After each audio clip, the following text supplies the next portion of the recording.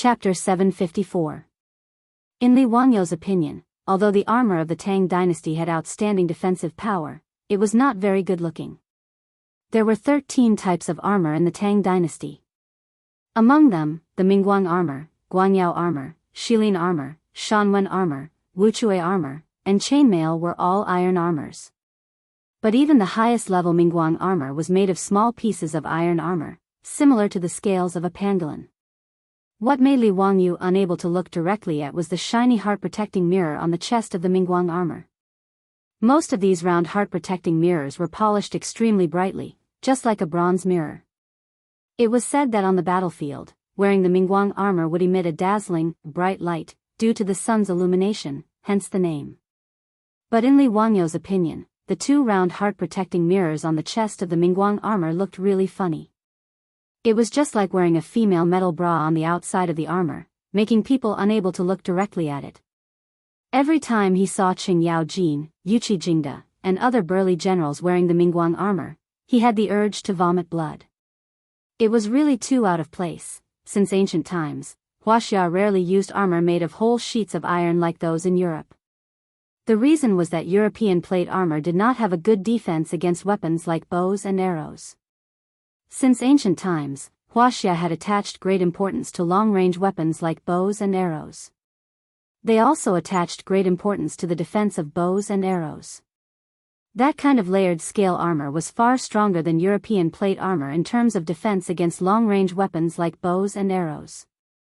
Moreover, before Li Wangyou came up with the hydraulic forging machine, the cost of manually making plate armor was too high.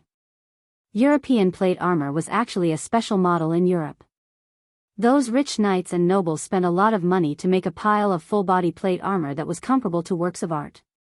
It was impossible to popularize it on a large-scale battlefield. Of course, there were no large-scale wars in ancient Europe. The so-called wars between nobles were usually just a few hundred people or at most a few thousand people fighting. As for the knights who could wear full-body plate armor, there were only a few of them. Li Wangyou naturally did not know anything about armor design, but he knew how to plagiarize. Anyway, the armor he made was not for fighting on the battlefield. It was purely for showing off and acting cool. Although he didn't like Japan very much, he liked Japanese manga and action movies. In Li Wangyou's opinion, the most handsome armors were naturally the holy garments in the cartoon, Saint Seiya, that had left a deep impression on him when he was young. Especially Xing Shi's set of Pegasus constellation sacred clothes, it was definitely an existence that was off the charts. Now that he had the hydraulic forging hammer, it shouldn't be difficult to use it to forge armors. He should also be able to forge the Saint Seiya's saint clothes. Of course, the so-called holy garment Li Wangyou was preparing to create could not even be considered armor. He was only going to use thin iron sheets to make something that looked good. To put it bluntly, it was just a cosplay prop. There was no such thing as defense. It was just to show off. Li Wangyou couldn't help but smirk at the thought of the Saint Seiya's saint cloth. He suddenly thought of something that he should get the playboys to do. Hee, it just so happens that I'm bored. It should be interesting to let these playboys play cosplay with me, right? There were exactly 10 playboys. When the time came, he could add Niu Yong and Niu Wu to form a gold Saint Seiya of the 12 zodiac temples. It would be very interesting. Thinking of this, Li Wangyou was instantly interested. He immediately started to draw the blueprint of the Saint Seiya's saint cloth. Luckily, he loved to read the Saint Seiya comic book the most when he was young. He roughly remembered the style of the saint cloth, so it wasn't a problem to draw it out. After drawing the Saint Seiya's saint cloth and the gold saint cloth of the 12 zodiac temples in one go, Li Wangyou sent someone to find Yen Liben. Liben, help me find a few craftsmen to forge the armor on this blueprint. Yen Liben reached out to take the blueprint. After taking a look, his eyeballs almost popped out of their sockets. Moss. Teacher, you're drawing armor? Li Wangyou nodded as if it was a matter of course. Of course it's armor. How is it? Isn't it cool? Yen Liben swallowed his saliva with difficulty. Teacher, these armors can be forged. Now, with the help of the hydraulic forging machine designed by teacher, This kind of plate armor is naturally very easy to forge. But are these armors really useful? This kind of full-body armor, ordinary people probably can't wear it, right? How are they going to march and fight? Most of the armor of the Tang dynasty wasn't full-body armor. Even so, it was made of thousands of pieces of armor that were connected together with ropes in an extremely complicated way. The total weight of the armor reached more than 25 kilograms. Moreover, the thickness of the pieces of armor was only 1 to 2 millimeters. Based on Yan Liben's experience, if he were to forge the armor on Li Wanyo's blueprint, the weight would probably reach more than 50 kilograms. How could such heavy armor be practical? Even famous generals like Qing Yaojin and Yuqi Jingda would find it difficult to fight while wearing armor that weighed more than 50 kilograms. Li Wangyu smiled and shook his head. Liben, you're wrong. This armor is only made of thin iron sheets. It's light and portable. Then how does it defend against arrows and weapons? Yan Liben asked, puzzled. Li Wang smiled and rubbed his nose. You can just treat it as a costume. It's not for battle. Oh right, remember to plate this set of armor with silver. As for the other 12 sets, let me plate them with gold. You must make them look beautiful. Costume. You still need to plate them with gold? Yan Liben felt that his worldview was about to collapse today. Was Teacher Li messing with him? He looked at the stack of blueprints in his hand again. Every set of armor on it was of a style that Yan Liben had never seen before. Moreover, they looked rather awkward. Although in the future, the saints' holy clothes had countless fans, in the eyes of the Tang people, these holy clothes could be considered strange. One must know that since ancient times, the design and decorations of armor were not randomly done. There was a meaning behind them. For example, the top of the copper helmet was often inserted with the feathers of a colorful bird. Because the bird was ferocious and aggressive, it was used to symbolize bravery even in death. The ferocious copper shoulder guards and buckles in the shape of a beast's head were not only for decoration, but also to deter the enemy. However, it was not as if the Tang dynasty did not have armor that was purely for decoration. For example, the shining armor worn by the imperial guards of Taiji Palace was basically just for aesthetic appearance and to show off the majesty of the imperial family. However, it had no practical meaning for defense. Yan Li originally thought that Li Wangyu wanted to forge a suit of armor for the same reason. He nodded helplessly. All right, I understand. It's not difficult to make these armors, but it will cost a lot to plate them with gold and silver. Li Wangyu spoke like a nouveau riche. Don't worry, I'll ask Niao Wu to send the gold over later. Don't be stingy about the expenses, wages, and rewards for the craftsmen. I only have one request, and that is to be fast. Help me make them within 10 days. With his current wealth, spending a few hundred taels of gold just to be happy was not a big deal. Being rich was just that willful. Yes, I understand. Yan Liben only felt that his head was hurting. Chapter 755. After Li Wangyu returned to his mansion in Dingzhou village, he couldn't wait to tell his beautiful boss about the bet he made with the playboys today. Only his beautiful boss could understand the fun in such a fun thing. Sure enough, after hearing Li Wangyu say that he had ordered people to make the Saint Seiya 12 Golden Palaces Saint Seiya and was going to let Qing Chumo and the others cosplay as Saint Seiya, the beautiful boss couldn't help laughing. She gently hammered Li Wanyu's chest with her pink fist, covered her mouth and laughed. You can tease Qing Chumo and the others, but it's still very interesting when you think about it. Hee, speaking of which, I also liked to read comics when I was a child. I also read Saint Seiya Starshot. Li Wangyu laughed and said, ha ha ha, since I have nothing to do anyway, I'll tease them a bit. Whenever I think of Qing Chumo and the others wearing the dazzling and flashy Saint Seiya Golden Palaces, I want to laugh. When the time comes, I'll make these bastards walk back and forth on Vermilion Bird Avenue several times and let all the people in Chang and City have a good look. The beautiful boss blinked and suddenly said, it doesn't seem interesting to just let them wear the Saint Seiya Golden Palace's Saint Seiya Starshot. Since it's cosplay, why don't you let them cosplay as Saint Seiya Starshot? Wouldn't that be more interesting? Li Wangyu was stunned. Why did it seem that his beautiful boss was more two-faced than he was?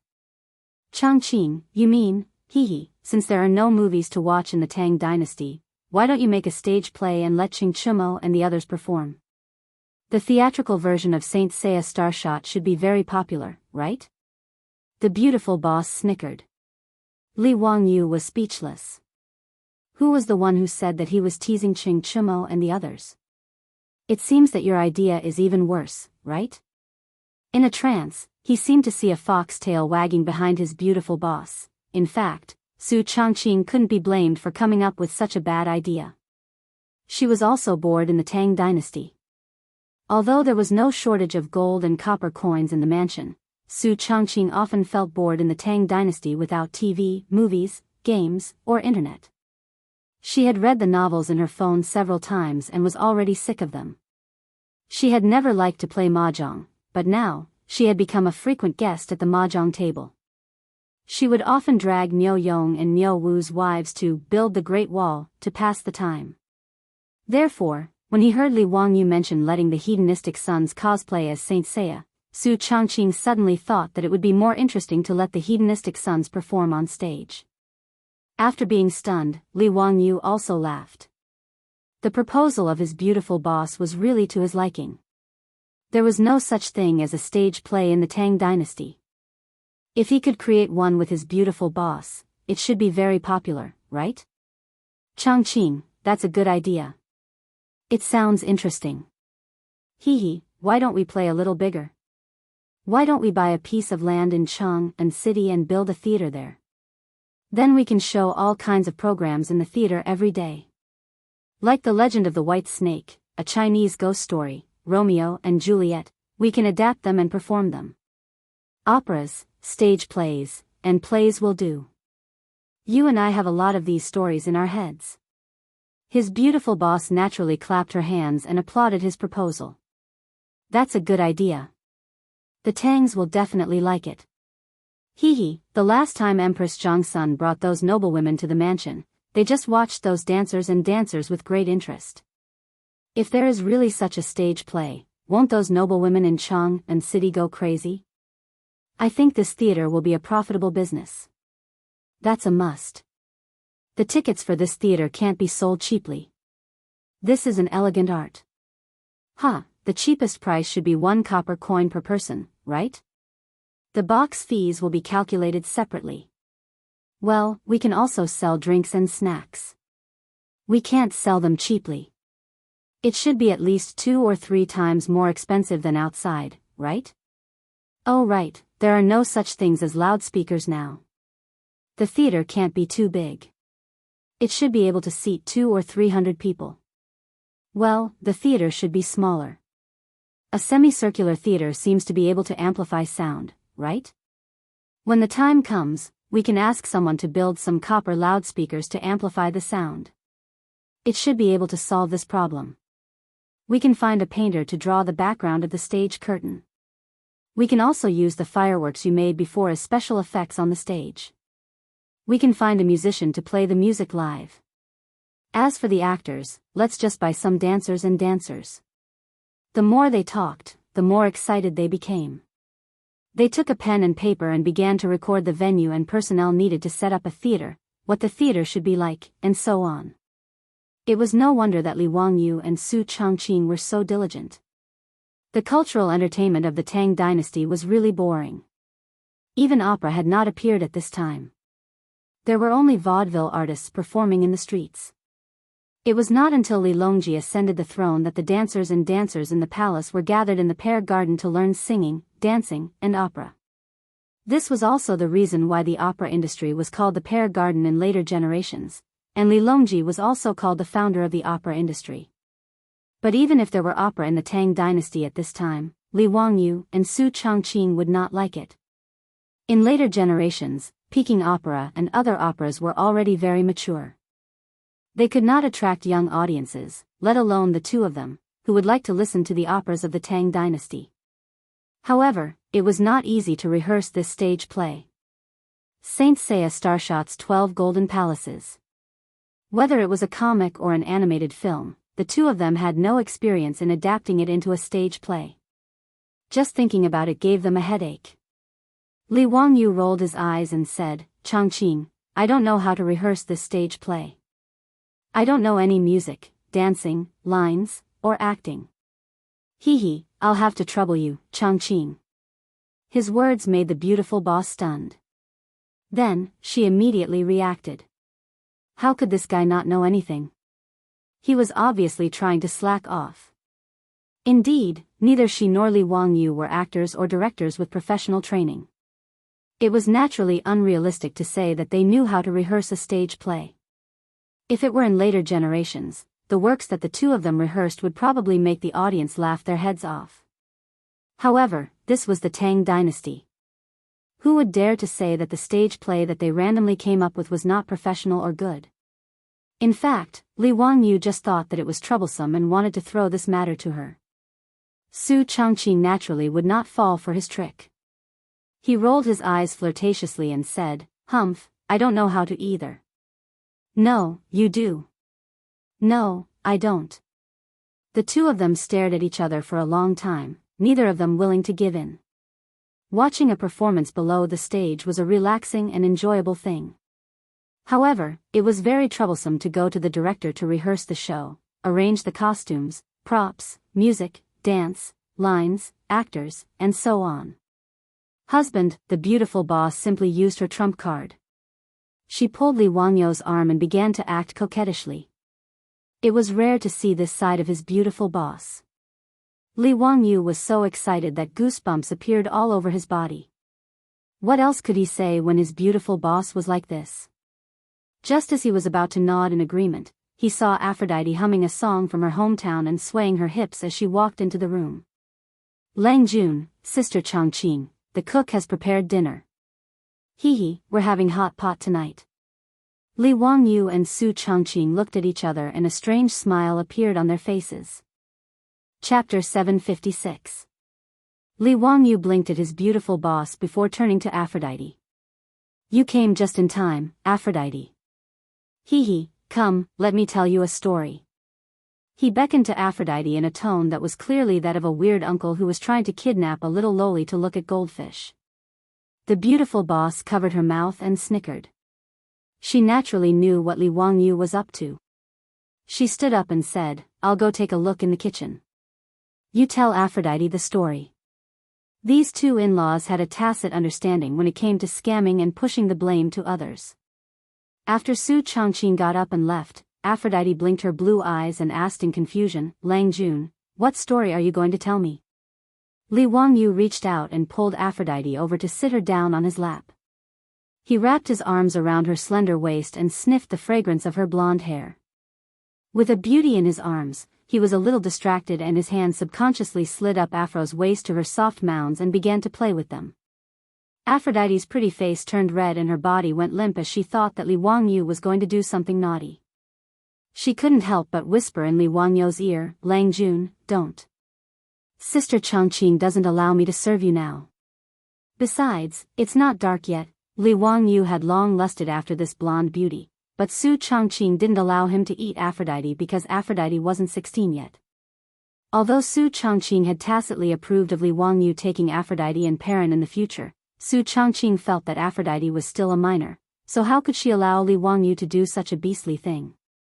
Li Wangyu was also full of complaints about this, but he didn't dare to object and could only take advantage of her occasionally when his beautiful boss wasn't around. He even secretly cursed in his heart. His beautiful boss was probably jealous, wasn't she? Avro was only 15 years old, but she was already developing better than her. This feeling, TSK, it was impossible to control it with one hand. Li Wangyu finally managed to control his urge. He coughed and said, cough, cough. What are you thinking, Aphrodite? I'm only telling you a story about the goddess Athena. Do you want to hear it? Aphrodite's full name was Aphrodite. Like Athena, she was a goddess in ancient Greek mythology. Hearing that Li Wangyu was going to tell her a story about ancient Greek mythology, Aphrodite forgot about her shyness and hurriedly urged Li Wangyu to hurry up. Lang Jun, you know the story of Athena? Tell me about it. The story goes like this. A long, long time ago, there was a group of warriors who protected justice and peace. They protected the goddess of wisdom and war, Athena. Their fists could cut through the sky and their feet could crack the earth. They were the Saint Seiyas. The Saint Seiya has the saint garments corresponding to the constellations in the sky. There are a total of 88 Saint Seiyas that have been passed down since the mythological era. Saint Seiyas? Why have I never heard of the existence of the Saint Seiyas in ancient Greek mythology? Aphrodite was puzzled as she interrupted Li Wangyu's narration. Li Wangyu thought to himself, of course you haven't heard of it. It's just a story made up by Akita Masami. It's just based on ancient Greek mythology, mixed with Egyptian mythology, Indian mythology, ancient China legends, and so on. It can be said to be a hodgepodge of everything you want. Are you going to listen or not?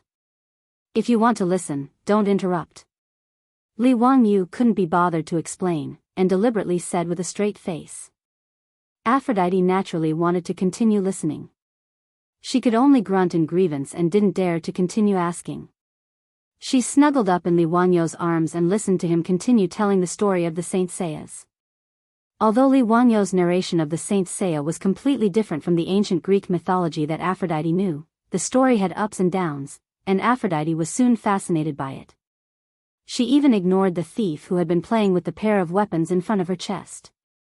13 years ago, the Saint Seiya of Gemini, who had both good and evil sides, was instigated by others. After struggling in his heart, his evil side finally won over his good nature, and he killed Pope Xian and pretended to be the Pope. 13 years later, Seiya and the others returned from their respective training grounds and became Saint Seiyas. Athena issued a challenge to the Holy Realm in the name of the goddess to prove her identity as the goddess and expose Saga's lies. Unexpectedly, the goddess was injured by the golden arrow as soon as she arrived in the Holy Realm. Seiya and the others had to pass through the 12 zodiacs to reach the goddess shrine and use the statue of the goddess to save the goddess' life.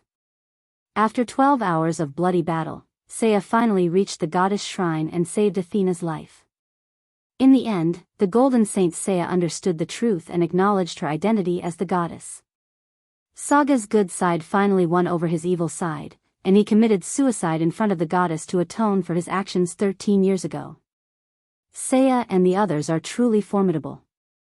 They were only bronze saints, but they were able to defeat gold saints. Lang Jun, is there more to this story? I want to hear more. Aphrodite was still unsatisfied after listening to the simplified version of the story of the Saint Seiya. Of course there's more to the story, but Aphrodite, do you want to let more people know about this story? This is the story of the goddess Athena, from your distant homeland. Wouldn't it be interesting to let the Tangs know about this story? Li Wangyu asked. Aphrodite nodded and asked, Lang Jun, are you planning to write these stories and print them into books? Li Wangyu smiled mischievously. Books are boring. I was thinking that it would be more fun if I could put these stories on a stage and perform them. Stage? Perform? Aphrodite couldn't keep up with Li Wangyu's thoughts at all, and didn't understand what he meant by stage and performance. It's a stage in a house. I'll present these stories in the same way as Zaju and Nuo operas, Li Wangyu explained. Although there were no operas in the Tang dynasty, there were Zaju and Nuo operas. Zaju included all kinds of operas, mixed music, singing and dancing operas, and puppet operas. Most of them were Zaju performances to worship gods and Buddhas. Moreover, the Zaju performances in the Tang dynasty weren't sung like operas, but recited in reciting. They were mainly recited in prose and had a bit of a stage play feel to them. Aphrodite still didn't fully understand his explanation and still didn't understand how Li Wangyu's story could be performed on a stage. Seeing that Aphrodite was looking at him in confusion, Li Wangyu felt a headache coming on. How was he supposed to explain to this blonde girl what a stage play was? If he didn't let Aphrodite understand what he and his beautiful boss were thinking, how was she going to take the blame? As soon as Aphrodite entered the room, Li Wangyu and Su Chongqing, who were trying to push the blame to each other, both thought of the person who would take their place and manage the theater. That was Aphrodite, the blonde girl from Europe. Aphrodite was good at singing and dancing, and it would be too much of a waste if she was just kept as a canary in the residence. Since he and his beautiful boss wanted to slack off, they naturally had to groom Aphrodite and let her take over the theater. But how to make Aphrodite, who had never seen stage plays in the future, understand what he and his beautiful boss were thinking was a big problem. Li Wangyu frowned and pondered for a while before coming up with a solution that wasn't really a solution. Since he couldn't explain it clearly to Aphrodite after so much effort, he might as well let her experience it firsthand. Chapter 757. Since there were no entertainment facilities such as televisions in the Tang dynasty, people usually had to go to bed early after lighting up. Work at sunrise and rest at sunset was the daily routine of the Tangs. Sleeping, daydreaming, drinking, playing chess, visiting friends, weaving, admiring the moon, and stealing, these were probably the daily routines of the Tangs at night. People like Li Wangyu and his beautiful boss, who were used to the nightlife of the future, were also very helpless about this. However, ever since he pushed down his beautiful boss on New Year's Eve, Li Wangyu no longer had the mood to sleep at night. At least, it was still very exciting to sneak into his beautiful boss's room every night and clap for love. Of course, the so-called clapping was actually just a cover-up. Unless the maids in the county magistrate's residence were all blind and deaf, how could they not notice such a thing? However, they also knew what to say and what not to say, so they all cooperated with their Langjun and Mrs. Su to put on an act. That night, Li Wangyu sneaked into his beautiful boss's room again. After a round of passion, Li Wangyu turned on his sage mode and hugged his beautiful woman. Stroking Su Changqing's smooth back, he talked about the theater. "Changqing, I don't think there'll be a problem if you leave the theater to Aphrodite. It's just that this girl doesn't understand what a stage play is. I'm thinking, why don't you show her your phone?" This was the solution that Li Wangyu had come up with after thinking for a long time. There were still some short videos saved in his beautiful boss's phone. Li Wangyu had seen that his beautiful boss, the white-bone spirit, actually had a very artistic side. The videos in her phone actually included operas like Turandot and Romeo and Juliet. Although they were only clips of the climax, it was enough for Aphrodite to understand what a stage performance was. He was just a little hesitant about whether or not he should show Aphrodite the videos on his phone. After all, this was the secret between him and his beautiful boss. Even though Aphrodite would never guess that they were transmigrators even if she saw the video, it was still a problem. Lying on Li Wangyu's body, Su Changqing casually drew circles on his chest with her slender fingers as she casually replied, "It's not like you can't show it to Avro. She won't reveal anything anyway. At most, she'll just think that you're a god. But I can't show it to her now. I have to wait until..." Halfway through her sentence, she suddenly stopped. "Wait for what?" Li Wangyu asked, puzzled. Su Changqing didn't answer directly. Instead, he suddenly stretched out his finger and pinched Li Wangyu's arm. "You're lucky. Humph. Pig trotter." Li Wangyu groaned in pain. He didn't understand what was wrong with the beauty in his arms. Why was she pulling his hair? "What did I say wrong?" "Changqing, why are you pulling me?" "What do you mean I'm lucky?" Li Wangyu rubbed his arm and cried out in grievance. This woman was really ruthless. Even his skin had turned red. "Humph. Forget it if you don't understand." Su Changqing snorted coldly. Seemingly in a bad mood, she turned her back to Li Wangyu and didn't explain her actions just now. Li Wangyu was stunned. What was going on? Why was she angry all of a sudden? A woman's heart was indeed like a needle at the bottom of the sea. Why was it so hard to guess? Li Wangyu looked at his beautiful boss's smooth back and beautiful curves, and a bolt of lightning flashed through his mind. Damn it, he really was a pig. Wasn't his beautiful boss's words very obvious? She naturally meant that he should show the video to her after he had taken Aphrodite as his concubine. This was actually also to keep the secret. In any case, a high-tech product like a mobile phone shouldn't be revealed to the Tangs of this era. If it wasn't a family member whom he could completely trust, such a secret should never be revealed. Since he had to show the video to Aphrodite, he naturally had to take her into his concubine first and make her his woman. At the thought of his beautiful boss actually nodding her head in acquiescence, and Aphrodite's looks that resembled Angelina Jolie's, as well as her voluptuous figure, Li Wangyu, who had just entered sage mode, felt his lower abdomen heat up. He hurriedly stopped his wild thoughts and secretly cursed himself for being a scumbag. It was really too much of a hooligan to fantasize about Aphrodite when his beautiful boss was lying next to him. At this thought, Li Wangyu finally understood why his beautiful boss suddenly threw a tantrum. She was obviously jealous. Li Wangyu hurriedly reached out and hugged his beautiful boss. "Changqing, it's been hard on you." "Humph, go tell Aphrodite." "I don't want to hear it."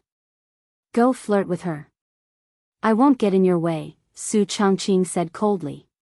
She was indeed feeling very uncomfortable. Although she was mentally prepared for this to happen sooner or later, as a modern woman, she still felt very stifled. Of course, Li Wangyu knew that he had to put on a good performance now and coax his beautiful boss.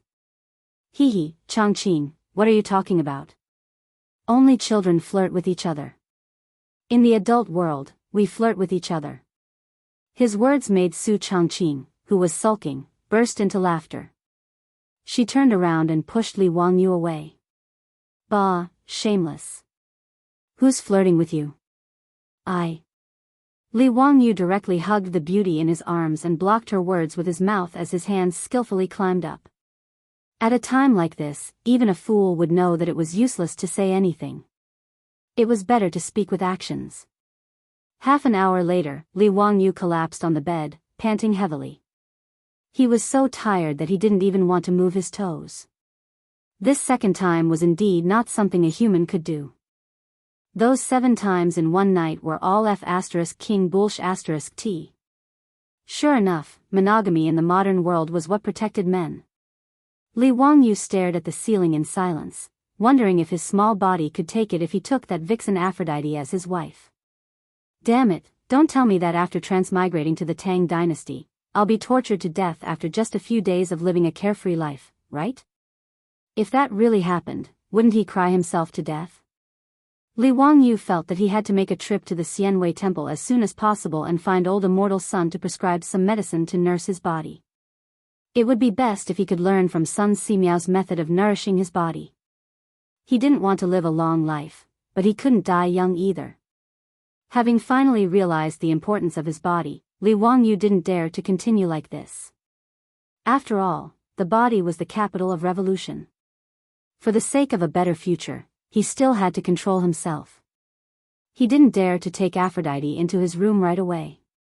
Instead, he obediently ran to the valley where the Jade Star Palace was located every day to study the crafting of crossbows and holy armor. 10 days passed in the blink of an eye.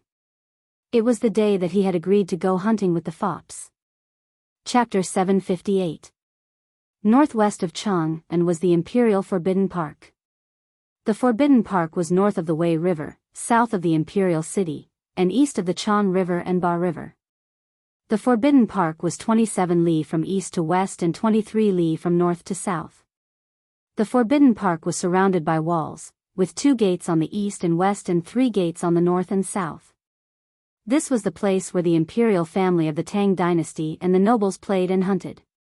Li Wangyu made a bet with the Silk Pants and decided to meet in the Imperial Forbidden Park. When Li Wangyu rushed to the Forbidden Park in his hunting attire, the playboys were already waiting there. "Ziyu, we've been waiting for you for a while. Let's make it clear first, if you lose the bet today, you can't go back on your word. Hee, you're just a nurse from the Union Medical Hospital, so we won't be polite." Cheng Chimo laughed when he saw Li Wangyu. This guy's injury was completely healed. With his physical fitness, that little injury was nothing. Fang Yai also laughed and said, "Brother Chimo's words are reasonable. If Ziyu can't hunt with your own hands today, then don't blame us for not being polite." Li Wangyu's face darkened. F***ck, this group of hooligans, I curse them to die early. He was too lazy to pay attention to this group of shameless people. After all, he would definitely not lose today's hunt. Li Wangyu was secretly happy when he thought of winning the bet and seeing Qing Chumo and Fang Yai's dumbfounded faces. Let these bastards laugh. The happier they laugh now, the more they will cry later. Chai Lingwu looked at Li Wangyu and Niu Wu behind him and asked curiously, Ziyu, where is your hunting crossbow? Why don't I see it? Hearing his words, the foppish lords noticed that Li Wangyu didn't have a crossbow on his back, only a strange-looking wooden stick. It looked like a crossbow, but it didn't have a crossbow arm or a bowstring. As for Niu Wu and the dozen or so troops, except for the shi at their waist, each of them carried a large wooden box, but there was no crossbow. Looking at the size of the wooden box, there was no way it could fit a crossbow. How could he hunt without a crossbow? Fang Yai was stunned for a moment before he clapped his hands and laughed. Zio, you admit defeat so easily. Knowing that you can't win, you didn't even bring your crossbow. Don't worry, Big Brother will hunt a few more game today and send them to your residence later. As for the nurses in the hospital, I will gladly accept them. Zio is indeed smart and knows your place. That way, you won't show any signs of cowardice and be mocked by us. Seeing that you're so tactful, we won't laugh at you today. Ziyu, what are your troops carrying? Is it cooking utensils? It must be the cooking utensils. Zio, you're so thoughtful. Now that we've caught some prey, we can immediately slaughter it and have a picnic in the Forbidden Garden. That's quite interesting. Li Wangyu couldn't help but smirk as the foppish young masters talked. The large wooden box on the backs of Niu Wu and the others was naturally not the cooking utensils, but the 13 sets of armor that Yan Liben had ordered the supervising craftsman to make. Li Wangyu was also very playful in his cosplay. Not only did he make the holy garment, he even found the craftsman to make the box to hold the holy garment out of wood. The reason why he had Niu Wu and the others bring it here today was naturally because he planned to force the foppish young masters to wear the holy garment and swagger back to Chang'an City after the hunt. As for the composite crossbow that he had ordered Yan Liben to make, it was also successfully made. The wooden stick on his back that looked strange to the foppish young masters was the body of the composite crossbow. As for the crossbow arm and string, because they were made of fine steel, they were easy to disassemble. At the moment, they were still in the wooden box on Niu Wu's back and had not been taken out for assembly. It was normal that the foppish young masters couldn't recognize the crossbow on his back. After all, he had copied the design of the composite crossbow in the future. The crossbow looked more like a sniper rifle in the future. Of course, Qing Chumo and the others couldn't recognize what it was. Li Wangyu chuckled. Just as he was about to show off his divine weapon, he heard the sound of hooves coming from not far away. Looking up, he saw a large group of knights galloping in their direction. Because of the distance, Li Wangyu couldn't see clearly who was coming. He couldn't help but frown and ask, brothers, who else wants to come to the Forbidden Garden to hunt today? The Forbidden Garden of the imperial family of the Tang dynasty was not only accessible to the royal family, but it had to be at least a duke or a first or second-class big shot in the imperial court. Even the aristocratic families, including the 5 surnames and 7 nobles, couldn't enter to hunt without the permission of Pai Lupi. If they were serious, Li Wangyu and the foppish young masters were also not qualified to enter the Forbidden Garden to hunt. But how could the imperial guards guarding the Forbidden Garden be so blind? Naturally, they didn't dare to make things difficult for them. Letting them enter the Forbidden Garden to hunt was not a big deal. Qing Chumo and the others looked at each other and shook their heads. Today is not a holiday. Why would anyone come to the Forbidden Garden to hunt? And at this time, the imperial court hasn't ended yet.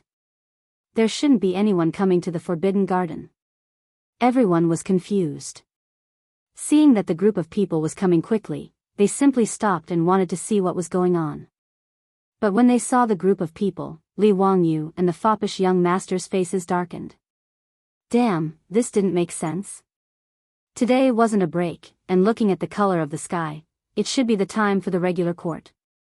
Why would Li Er lead Qing Yao Jin, Qin Xiong, Yuqi Jingda, these big shots to appear in the Forbidden Garden?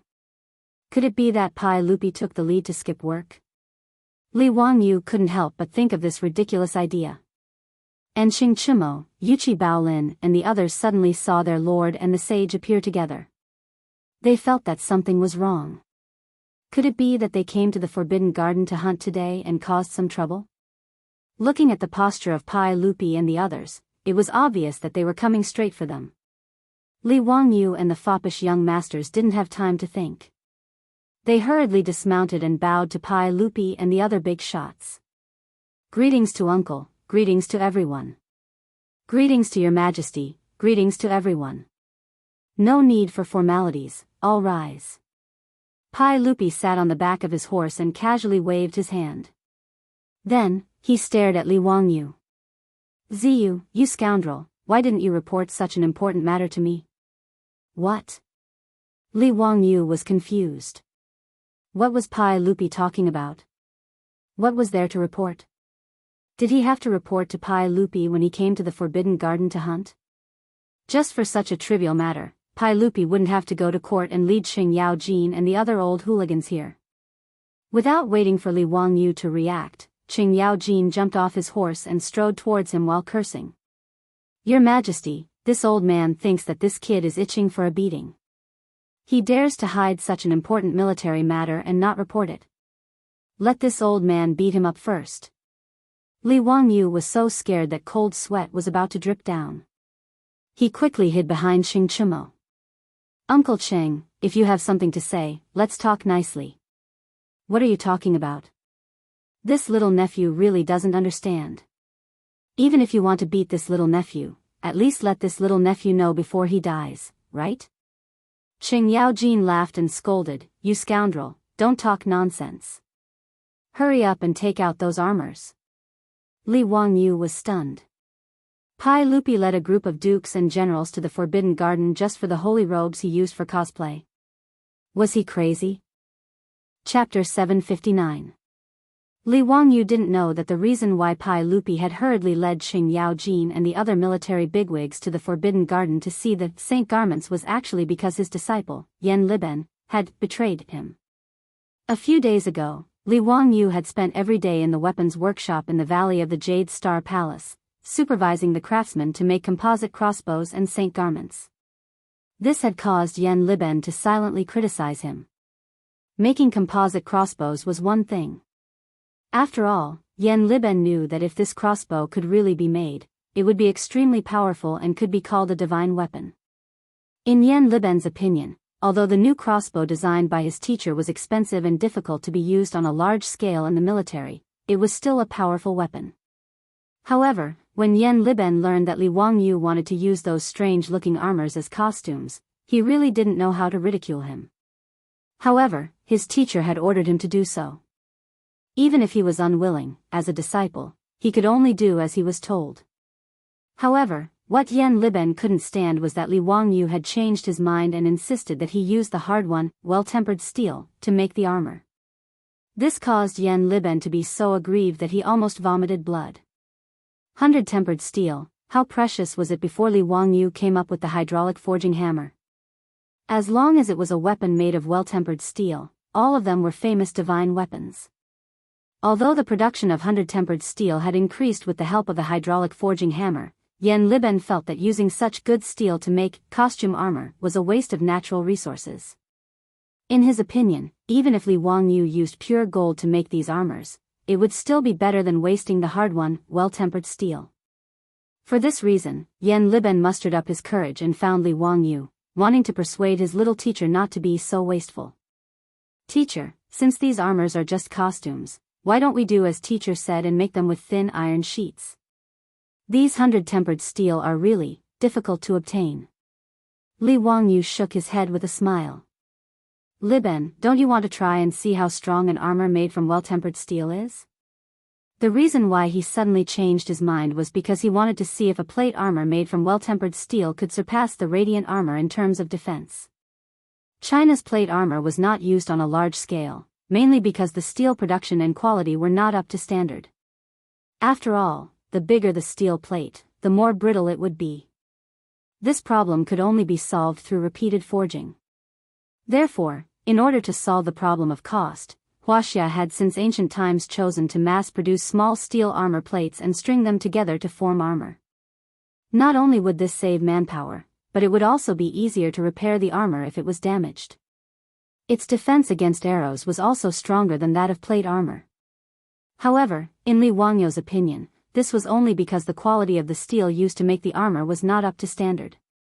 He remembered that some military enthusiasts in the future had done experiments. The plate armor of the Middle Ages was almost pierced by arrows.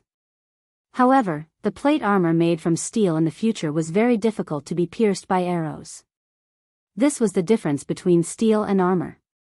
When Li Wangyou asked the blacksmith to make the saint garment, he thought of this point and began to ponder.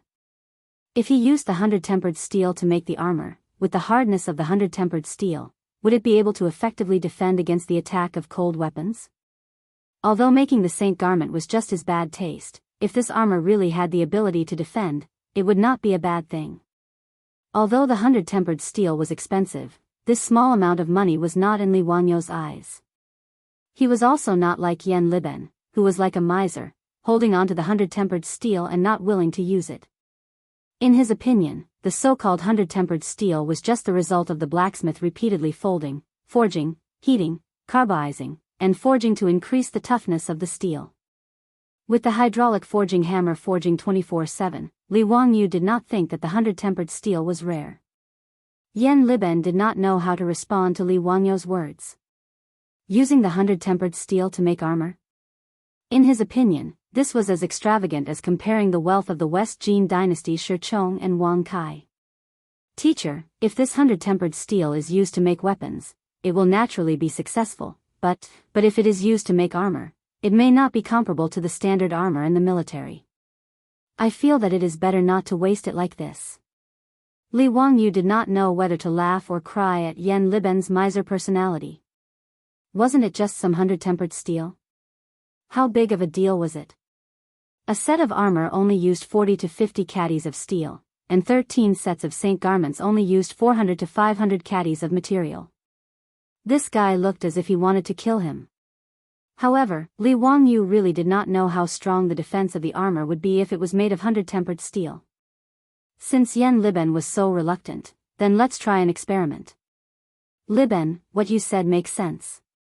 In that case, let's do an experiment and see how strong the defense of this 100-tempered steel is. Experiment? Yan Liben was puzzled. Li Wangyou nodded matter-of-factly, let the craftsman use the 100-tempered steel to make an armor. We will know once we try it. This. Yes, I understand. I will do it now. Yan Liben wanted to persuade him, but seeing Li Wangyou's insistence, he could only nod and agree helplessly. With the help of the hydraulic forging hammer, an armor the size of a breastplate was quickly made. Li Wangyou looked at the armor. It was only about 1 millimeter thick and did not feel heavy when he held it in his hand. When he watched TV shows in his past life, he always had the misconception that ancient armor was very heavy. In fact, this was not the case. Most of the armor unearthed in his past life were between 1 to 3 millimeters thick. If it was any thicker, the armor would be too heavy to wear in battle. The heavy armor of the European knights looked like tin cans, but it was only 40 to 50 caddies. Most of them were between 1.5 to 2 millimeters thick. However, it was obvious that the quality of the steel used in the armor of the European knights could not be compared to the 100-tempered steel in front of him. Because of the repeated folding and hammering, the breastplate made of 100-tempered steel had fine lines formed by the hammering. The lines on the famous Damascus knife in his past life were also like this. They were all formed by the repeated hammering of steel. Yan Liben stroked the newly forged armor with a reluctant look on his face. Li Wangyou felt as if his teeth were about to fall off. All right, don't be so stingy. Hurry up and find an archery target to fix the armor plate. I'll let Niu Wu shoot a few arrows to see the effect. Li Wangyou shouted in annoyance. Lang Jun, this breastplate will definitely not be able to block my arrows. Niu Wu walked forward and knocked on the armor with his knuckles and said disdainfully. Niu Wu's bow was a two-pickle bow. Against the standard armor of the Great Tang, even the highest quality Mingguang armor, within 100 paces, it would be pierced through by an arrow. There was no doubt about this. Li Wangyu was also a little uncertain. Could this 100-tempered steel plate really be able to block an arrow? Many people in his past life had a misconception that the penetrative power of a bullet was definitely stronger than that of a bow. After all, with the advent of firearms had eliminated cold weapons such as bows and arrows. However, Li Wangyu knew that this was not the case. He had seen a video on a military forum. The video was about a test conducted by the U.S. military in 1961. The target of the test was a 30-centimeter thick wooden box filled with sand. In order to test the penetration depth of the bullet, 2 partitions were used to divide the sand into 3 layers. After that, the military used M1 Garand rifles, M1 carbines, and M1911 pistols to shoot at the wooden box. The result of the test was that the M1 Garand rifle, which had the strongest penetrative power, only pierced through 2 partitions. It did not penetrate the entire sandbox. The M1 carbine rifle only pierced through 1 partition. As for the pistols, they did not even penetrate the first partition. They were blocked by the sand. After that, the bow and arrow, which had a pull force of about 50 pounds, directly penetrated the entire sandbox. It should be known that a bow and arrow of about 50 pounds was only equivalent to a 1-pickle-strong bow in the Tang dynasty. Chapter 760. Li Wangyu also knew that it was not that the power of a bow and arrow was greater than that of a bullet, but the penetrative power of a bow and arrow. Especially for targets like sand, the resistance of an arrow was much lower than that of a bullet. However, when facing a hard target, the penetrative power of a bow and arrow was far inferior to that of a bullet. At the very least, when facing a target like a brick wall, a bullet could easily penetrate it. For a bow and arrow to be able to penetrate it was already very powerful. As for a steel plate, if it was thick enough, a bow and arrow would not be able to penetrate it. However, due to the limitations of the human body's ability to carry weight, the armor could only be made as light as possible. Otherwise, if a set of armor that weighed 100 or 200 jin was made, although a bow and arrow could defend against it, no one had the ability to wear such heavy armor in battle. Li Wangyu now only hoped that the armor made of well-tempered steel would be tough enough. After all, compared to ordinary steel, well-tempered steel that was repeatedly forged was far stronger. As for the specific effects, he would only know after trying it out. However, Li Wangyu could at least be sure that the armor in front of him was not like the standard armor of the Tang dynasty, which could be easily penetrated by arrows. In response to Niu Wu's words, Li Wangyu only smiled and said, "Niu Wu, this is an armor made of well-tempered steel. It is not certain whether your bow and arrow can penetrate it." Niu Wu did not believe him. He took down the bow on his back and pulled the bowstring. The sound of the bow tearing through the air could be heard. Lang Jun, in the past at Yanmen Pass, the arrows in my hand pierced through the armor of many Turkic cavalry. I am not bragging, but with this thickness of armor, my Tushur bow can definitely penetrate it within 100 steps. Yan Liben also nodded and said, "Teacher, Niu Wu is right. With a Tushur bow and an armor-piercing arrow, I estimate that the armor will not be able to block it within 100 steps. Then let's give it a try." Li Wangyu shrugged and was too lazy to say more. After the armor was fixed on the target, everyone retreated. 100 steps, 150 meters. In Li Wangyu's sight, the armor fixed on the target was only the size of a fingernail. Without another word, Niu Wu knocked an arrow on his bow. With a whoosh, the arrow flew towards the target. In order to test the defensive power of the armor, Yan Liben had someone send Niu Wu an armor-piercing arrow specially used by the army. This type of arrow was specially made to break through the enemy's armor, and its penetrative power was extremely strong. The arrowhead of an armor-piercing arrow was more slender than an ordinary cone-shaped arrow. It was in the shape of a cross blade, so it had very little resistance when piercing through armor. Coupled with a powerful crossbow, it could easily pierce through armor. In a battle formation, if it was used against infantrymen who were not wearing thick armor, it could even pierce through 3 people with 1 arrow. In the next moment, a crisp sound was heard. It was the sound of the armor-piercing arrow hitting the iron armor. In Niu Wu's imagination, his arrows should be able to pierce through the armor and even the target behind it. However, something that surprised him happened.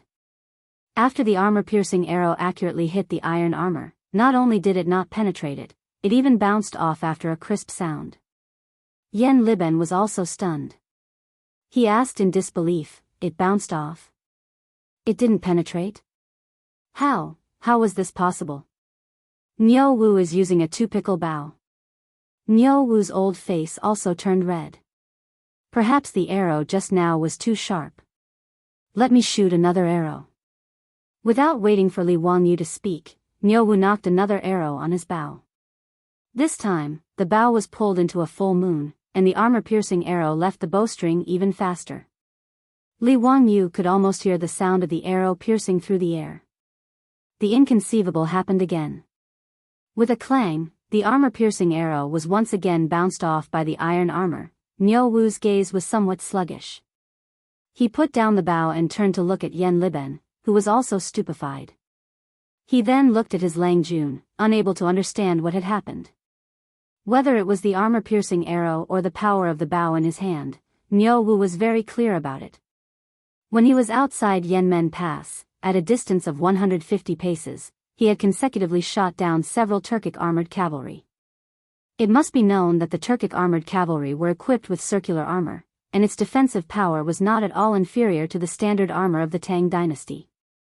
But even so, at a distance of 150 paces, the most elite armored cavalry of the Turkic people still could not block Niu Wu's two-pickle bow and armor-piercing arrow. But today, he had really seen a ghost. At a distance of only 100 paces, two arrows in a row were unable to penetrate the iron armor. Seeing that he really could not penetrate the iron armor at a distance of 100 paces, Niu Wu did not believe in heresy. He walked a few steps toward the target and knocked another arrow on his bow. With a clang, the armor-piercing arrow was once again bounced off. Niu Wu continued to shorten the distance between him and the iron armor. 90 paces, 80 paces, 70 paces, until he was 50 paces away. Finally, the armor-piercing arrow was no longer bounced off the iron armor. Instead, it pierced into the iron armor, causing the arrow feathers to tremble. Niu Wu put down the bow and wiped the sweat off his forehead. Even for someone as strong as him, shooting the two-pickle bow 7 or 8 times in a row still caused his arms to feel somewhat sore. Li Wangyu also did not expect that the iron armor forged with well-tempered steel would have such great defensive power. At a distance of 50 paces, or more than 70 meters, the armor-piercing arrow had only pierced into the iron armor. Yen Liben was even more shocked. The defensive power of this iron armor was completely beyond his imagination. Everyone quickly walked to the target and saw that there were only 7 or 8 dents on the iron armor. It was obvious that these were the marks left behind by the armor-piercing arrow just now. As for the arrow that was hanging on the iron armor, Li Wangyu lightly touched it and it fell to the ground. Upon closer inspection, the arrowhead of the armor-piercing arrow only made a small hole in the iron armor. It did not penetrate it at all. Niu Wu was now speechless. At a distance of 50 paces, the two-pickle bow and the armor-piercing arrow could not penetrate this iron armor. If this kind of steel was forged into armor, wouldn't it be equivalent to being invulnerable? Lang Jun, this iron armor is very hard. I estimate that it would take at least 20 to 30 paces to penetrate this iron armor. TSK, if I had this kind of armor when I went to the battlefield with my elder brother, he would not have lost an arm. Li Wangyu nodded. In the era of cold weapons, if there was a good set of armor, it could indeed effectively reduce the probability of injury. He pondered for a moment and then said to Yen Liben, let the craftsman line the back of this iron armor with a few more layers of silk, and then line it with tanned cowhide. In this way, I estimate that even at a distance of 20 to 30 paces, Niu Wu would not be able to penetrate this iron armor. Li Wangyu's method was naturally the compound defense of the bulletproof vests of the later generations. The iron armor absorbed and reduced the kinetic energy of the arrowhead, and the silk was made of raw silk. It had good elasticity and tensile strength, which could further reduce the kinetic energy of the bow and arrow. The innermost layer of cowhide itself had very strong tenacity and could defend against the arrowhead. With 3 layers of compound defense, Li Wangyu did not believe that any bow and arrow could penetrate this kind of armor. However, Niu Wu did not believe his words. This iron armor made of well-tempered steel was indeed incomparably strong. At a distance of 50 paces, he could only make a small hole. But to say that this iron armor could not be penetrated by a few layers of thin silk and a layer of cowhide, no matter how one looked at it, this sounded like a fantasy story. Lang Jun, I don't believe your words.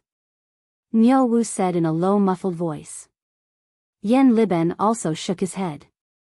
He naturally did not believe Li Wangyu's words. Seeing that the two did not believe his words, Li Wangyu was happy. Liben, how about you make a bet with your master?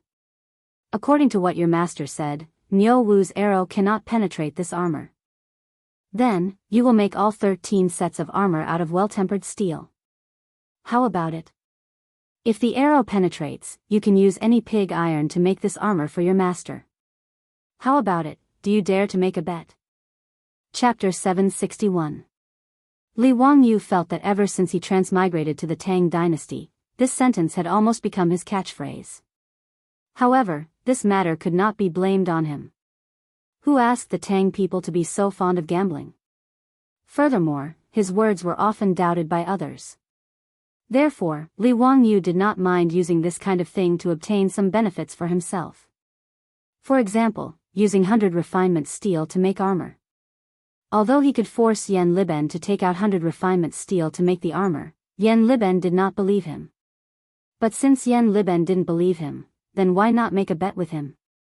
If he could make Yan Liben willingly take out the 100 tempered steel to forge these 13 sets of armor for him, why not? For Li Wangyu to propose such a bet, he was naturally confident. Firstly, the toughness of the armor made from 100 refinement steel exceeded his expectations. The armor, which was only 1 millimeter thick, was actually able to cause Niu Wu's bow to fail at 50 steps. This was enough to show the toughness of the armor. Secondly, Li Wangyu was confident in the concept of composite protection for bulletproof vests in the future.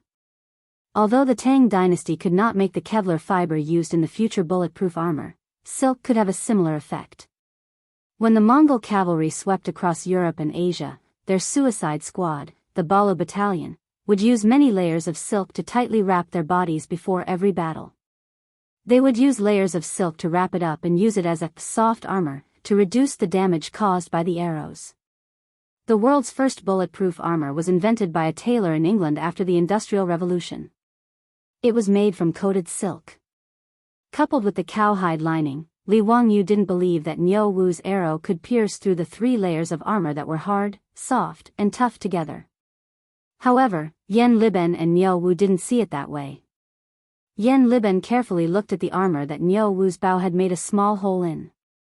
Niu Wu was able to make a hole in the armor when he was 50 steps away. If he was 20 to 30 steps away, how could the armor not be pierced? So what if he added leather to the lining? The Tang army's 13 sets of armor included leather armor. The leather armor of the Tang dynasty was made of many layers of leather, mostly made of rhinoceros, shark, and other leather. The advantage of leather armor over metal armor was that it was lighter and cheaper. However, it wasn't very effective against archers.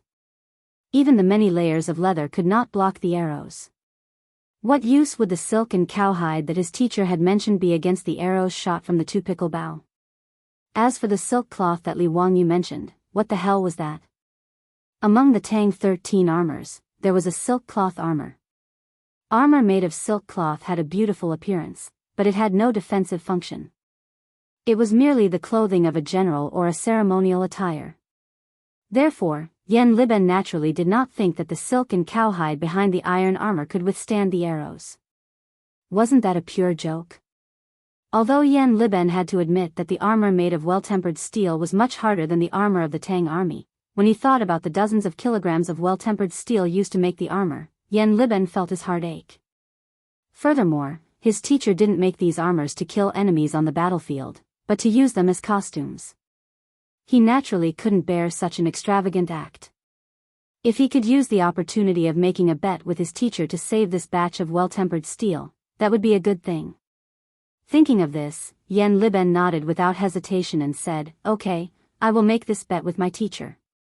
"Teacher, you have to keep your word." Niu Wu shook his head at the side. He felt that his Lang Jun was too confident and would probably lose the bet with Yen Liben. Li Wangyu chuckled and said, "Liben, you will lose for sure. Prepare the well-tempered steel to make my armor." Yen Liben didn't reply and immediately ordered people to call the craftsmen over. They began to modify the armor according to Li Wangyu's instructions. The craftsmen tightly layered layers of silk cloth on the back of the armor. Between each layer of silk cloth, they painted a layer of tung oil paint according to Li Wangyu's instructions. After that, they found a hard cowhide and wrapped it in silk cloth and used rivets to tightly weld the cowhide and the armor together. After the modification, the thickness of the armor increased by a lot. However, neither Niu Wu nor Yen Liben felt that this would cause any trouble. "Teacher, the armor is done according to your instructions. Shall we try it now?" Yen Liben was already a little impatient. He was very happy to see his teacher suffer a setback. Li Wangyu rolled his eyes and decided to add insurance to his bet. "Okay, Liben, get someone to find a pig." "Pig?" Yen Liben didn't understand Li Wangyu's meaning. Li Wangyu nodded as if it was a matter of course. "Tie this armor to the pig. If Niu Wu's arrow can penetrate the armor and kill the pig, then it will be considered my loss. If it can't kill the pig, Liben, you can obediently go and make me an armor." His idea was to use the pig's skin and thick layer of fat on the pig's body to add a little more trouble to the arrow. Li Wangyu believed that even if Niu Wu's arrows could penetrate through iron armor, silk, and cowhide, it would be impossible for them to have a greater penetrative power, passing through the obstruction of pig skin and fat. Yen Liben heard this and opened his mouth.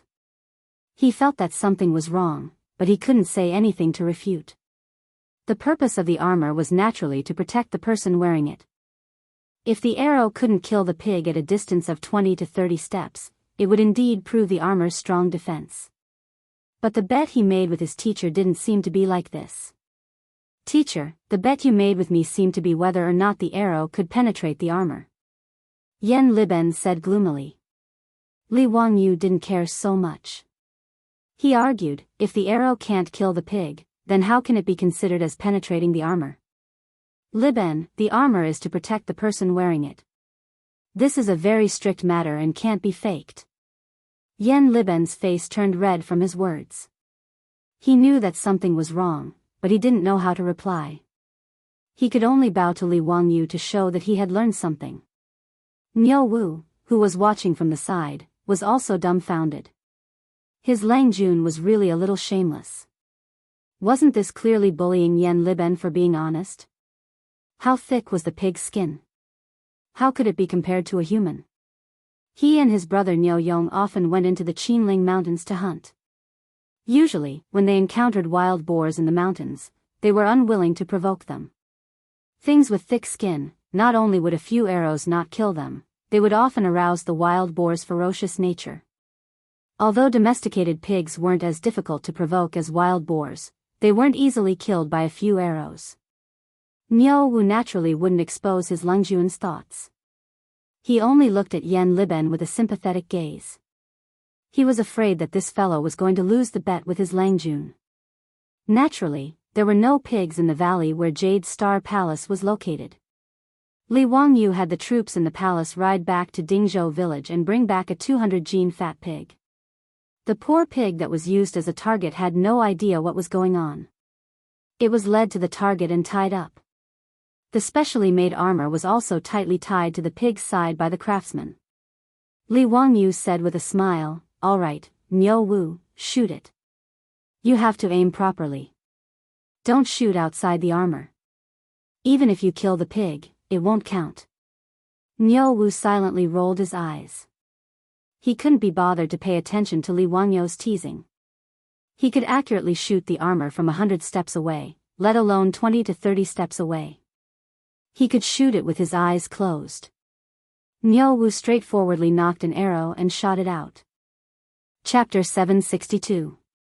The armor-piercing arrow pierced through the armor the moment it left the bowstring. In the next moment, the pig, which had been used as a test subject, let out a blood-curdling scream.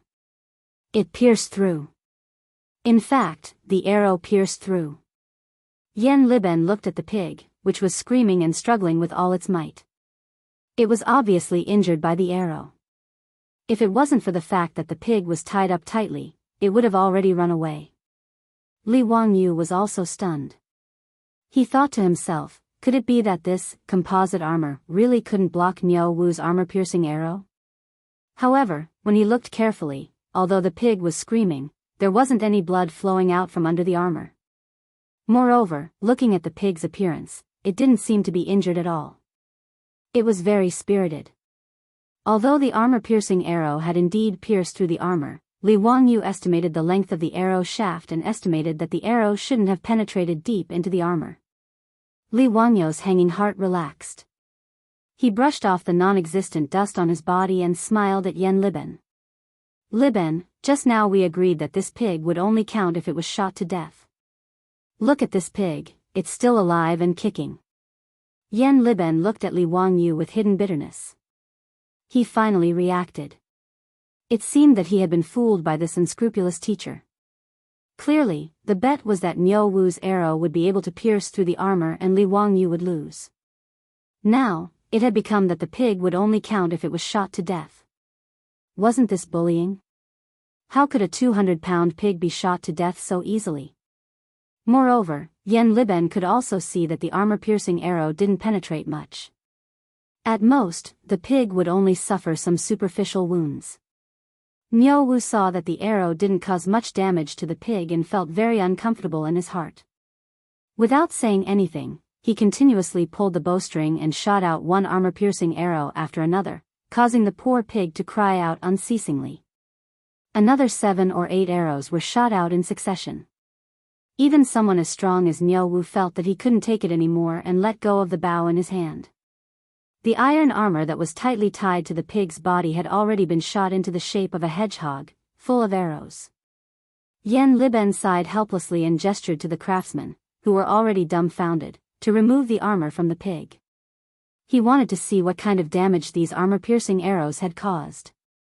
Yen Li originally thought that even if the armor-piercing arrow didn't cause any fatal damage to the pig, the arrowhead would still be deeply embedded in the pig's body and difficult to pull out. After all, even if the armor-piercing arrow was specially made to penetrate armor, the arrowhead also had barbs. Once it was embedded in the body, it was very difficult to pull it out. However, he did not expect that after the armor was removed, the 7 or 8 armor-piercing arrows were removed along with the armor. They did not pierce into the pig's body at all. He took a few steps forward, and after taking a closer look, he could not help but suck in a breath of cold air. On the back of the armor, one could clearly see that the sharp and slender armor-piercing arrow had only pierced through the arrowhead. What he could not understand was that after piercing through the armor, the arrowhead was wrapped in silk. After piercing through the inner lining of the cowhide, only the tip of the arrowhead could be seen, shining coldly under the sunlight. Looking at the fat pig again, even though it was making loud noises, there were only 7 or 8 small wounds on its body. There was almost no blood flowing out of them. Niu Wu could not help but cry out, "What a strong armor! Even a 2-pickle strong bow could not penetrate it. My mother, if I wore this armor and went into battle, wouldn't I be like Zhao Zilong in Langjuan's book?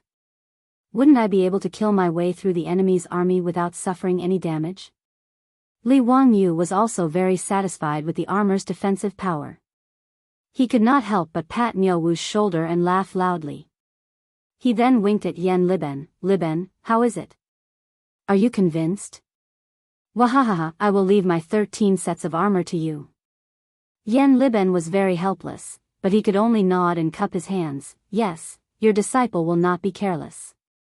Spending a few £100 of well-tempered steel to make the armor made Yen Liben's heart bleed, but he could only lower his head and admit defeat.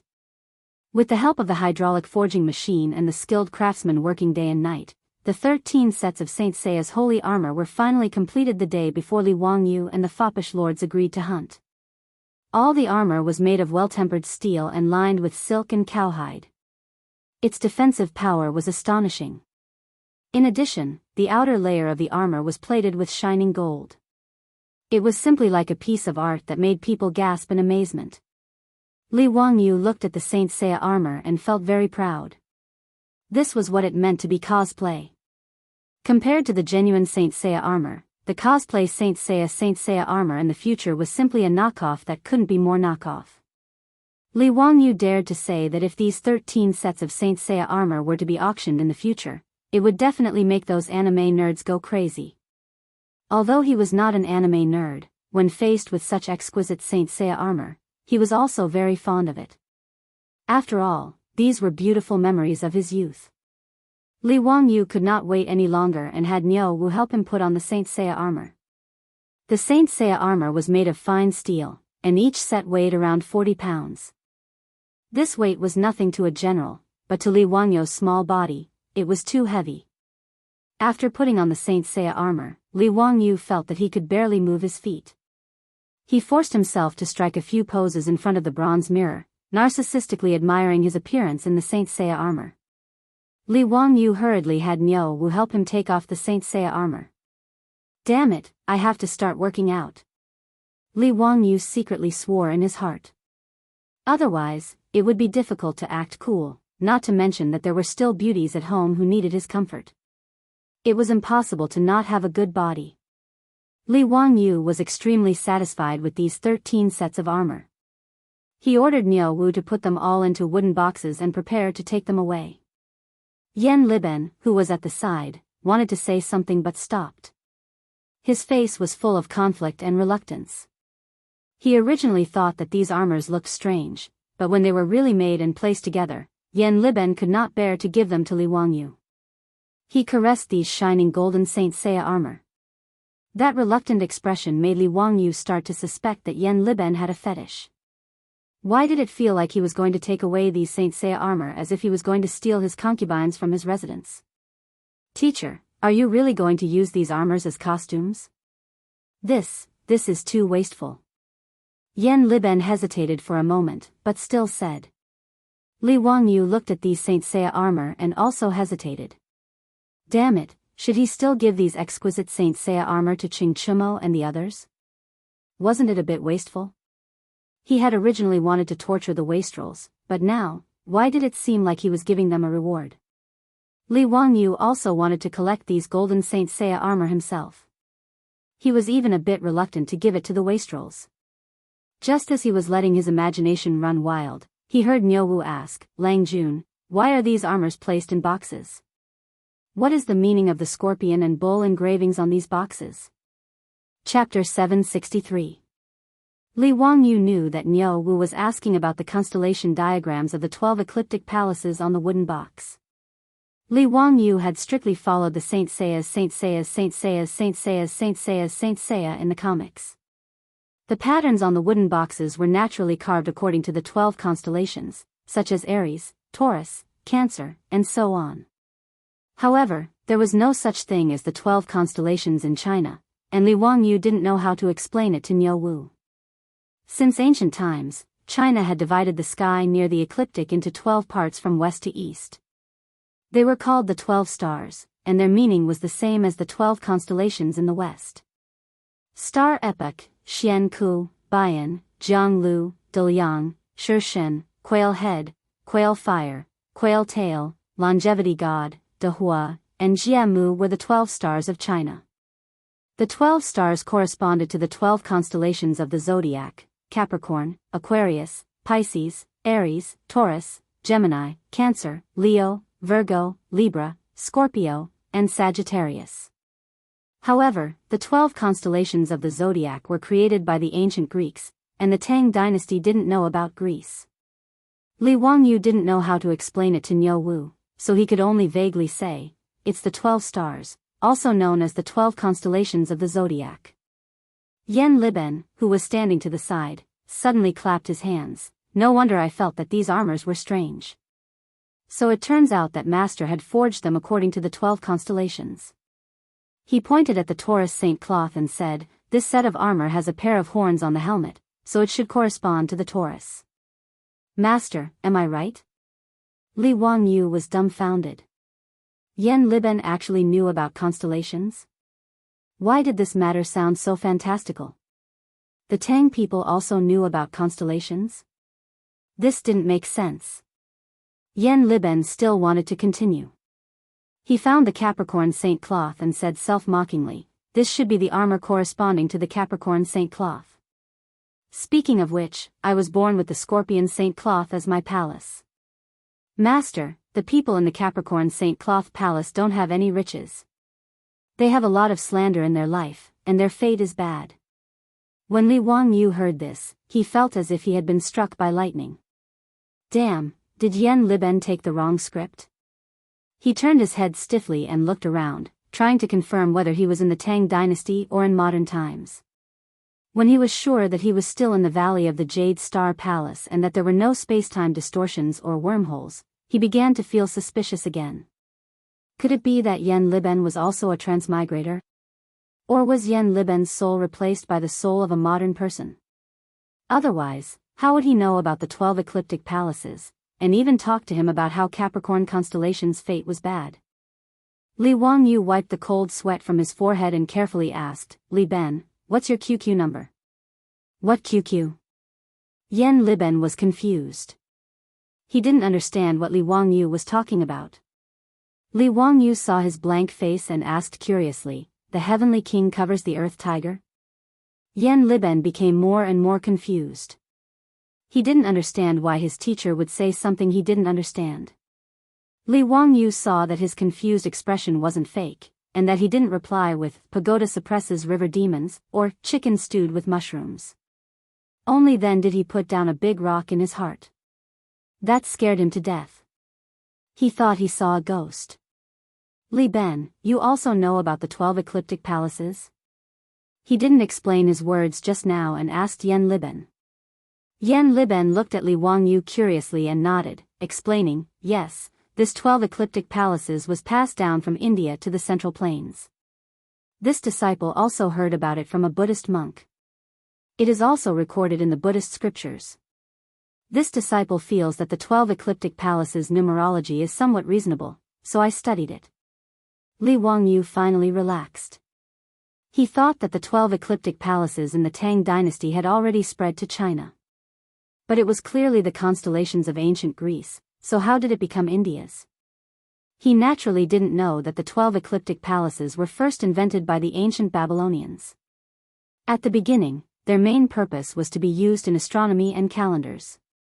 Later on, it spread to Greece, and through Greece, it spread to India.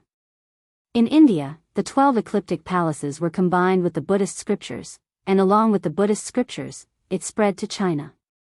Han Yu of the Tang dynasty once said, "On the day of my birth, the moon sleeps in the southern dipper, a unique spirit in the southern dipper. No good name to hear, no evil name to be feared. Reputation multiplies and divides, gain little and lose more. It means that my palace is in Capricorn, and none of the stars that preside over fate are good. The southern dipper doesn't bring good wine, the southern dipper doesn't bring good carriages." And in the Song dynasty, Su Dongpa also once said, "Those who know how to retreat grind scorpions for their palace, and servants grind scorpions for their lives. Their lives are full of slander, and they suffer from the same disease." This sentence, in summary, can be summed up in 6 words: Capricorn, bad fate. This is probably the time in history when Capricorn was badly offended, and was comparable to the Virgo constellation of the future generations. Li Wangyu didn't know about this, so when he suddenly heard Yan Liben's words, he was scared half to death. After understanding the whole story, Li Wangyu smiled and said to Yan Liben, "Liben, why do you believe in ecliptic palaces? Moreover, Capricorn is the most patient constellation among the 12 ecliptic palaces, don't belittle yourself." Hearing this, Yan Liben's eyes lit up. Teacher actually knows about ecliptic palaces? Can you tell this disciple in detail? Li Wangyu was speechless. He didn't know anything about ecliptic palaces, he only occasionally heard about them from rumors. But his beautiful boss really did research on ecliptic palaces. Women mostly like to talk about ecliptic palaces. In the future, when they were resting in the office, his beautiful boss would often talk about ecliptic palaces with the female colleagues in the office. Although Li Wangyu didn't understand, he felt that their words were very professional, even though he didn't understand. It was only after he transmigrated to the Tang dynasty that his beautiful boss didn't talk about ecliptic palaces. After all, no one around them knew about ecliptic palaces, so it was like playing the lute to a cow. Hearing Yan Liben's question, Li Wangyu thought that the ancient people mostly believed in ecliptic palaces. His beautiful boss's knowledge of ecliptic palaces might really be able to find a soulmate in the Tang dynasty. Hee, how would I know anything about ecliptic palaces? I only know a little. Liben, if you are interested, you can ask Lady Su for advice. She is very good in this aspect. Oh. Lady Su also knows about ecliptic palaces? If there is a chance, this disciple would like to ask for advice. Yan Liben smiled. He didn't really believe Li Wangyu's words, he was just being polite. After all, in the eyes of the Tang people, a woman who could read was already considered talented. Although Su Chongqing was capable and was his teacher's woman, Yan Liben didn't think much of her. He didn't believe that she really knew anything about ecliptic palaces. Li Wangyu also didn't take Yan Liben's insincere and perfunctory words to heart. He just habitually started to daydream, his mind randomly thinking about how much benefit his beautiful boss could bring to them if she was proficient in ecliptic palaces. Chapter 764. When Yan Liben suddenly talked about the 12 constellations, Li Wangyu felt that he had grasped some inspiration. There were two things that he was most annoyed about. One was that Pai Lupi was going to force him to become an official next year, and the other was how he was going to successfully marry his beautiful superior. The matter of becoming an official was easy to deal with. He could think of many ways. At worst, he could just pretend to be sick. Pai Lupi would not be so inhumane as to force a sick person to become an official. But the matter of marrying a wife was very troublesome. Even if he said it himself, it did not count. Ever since he was conferred the title of nobility by Pai Lupi, although it was a good thing, many things became out of his control. Empress Zhongsun had already wanted to give him a marriage several times, but he used the excuse of mourning to cut off his decline. As for directly telling Pai Lupi and Empress Zhongsun that he wanted to marry Su Chongqing as his wife, he did not even need to think about it. He would be rejected by the two in-laws, and might even be reprimanded. Even if Su Chongqing and Empress Zhongsun were familiar with each other and had a harmonious relationship, from Empress Zhongsun's point of view, Li Wangyu could take Su Chongqing as a concubine, but definitely not as a wife. No matter if it was Pai Lupi or Empress Zhongsun, they both naturally believed that this talented nephew of theirs had to marry a woman of equal status with a prominent background as his wife. Li Wangyu deeply hated this, but he was also helpless. Every time he thought of this, he felt his head swell. But the conversation with Yan Liben just now made Li Wangyu suddenly realize that he and his beautiful superior could borrow the fate of the constellations and work together. But this matter was not urgent. He had to go back and plan it with his beautiful superior. Li Wangyu was thinking about something and did not pay attention to what Yan Liben was saying. Teacher? N? Li Wangyu heard this and came back to his senses, looking at Yan Liben. Teacher, this disciple is asking, what do you plan to do with these armors? Yan Liben brought up this topic again. He really couldn't stand Li Wangyu preparing to use these armors as costumes. Wouldn't that be a waste of God's gifts? Give it to someone, Li Wangyu answered matter-of-factly. Yan Liben was stunned. He didn't expect that Li Wangyu would spend so much money to make these armors for someone else. Teacher, are you going to offer these armors to the saints or Lu Guogong? Yan Liben asked again. Li Wangyu shook his head. No, I am preparing to give it to Qing Chimo, Fang Yai, and the others. Tomorrow, I have an appointment with them to hunt in the Forbidden Garden, so I can give them these armors. These saint garments were meant to be given to the rich. Li Wangyu wasn't a stingy person. Now that he had something good, he naturally wanted to share it with the other rich kids. Yan Liben was speechless. He opened his mouth, wanting to persuade his teacher, but he didn't know what to say. The armors were paid for by his teacher. Naturally, he could do whatever he wanted with them.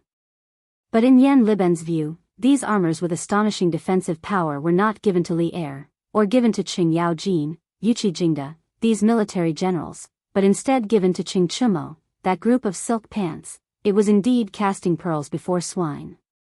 As a junior supervisor, Yan Liben also had some craftsmanship. Originally, he was unwilling to use the well-tempered steel to make armors.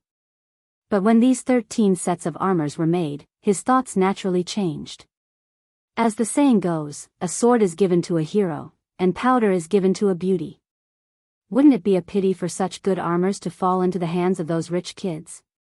Li Wangyu didn't know what Yan Liben was thinking. He ordered Niu Wu to arrange for the servants to pack the 13 sets of saint garments into boxes. After bidding farewell to Yan Liben, he left. Yan Liben looked at the backs of Li Wangyu and the others as they left. Thinking of the armors, he couldn't help but shake his head and sigh. He ordered his servants to take the iron armor that had been shot full of holes by Niu Wu's bow and arrows and return to Chang'an.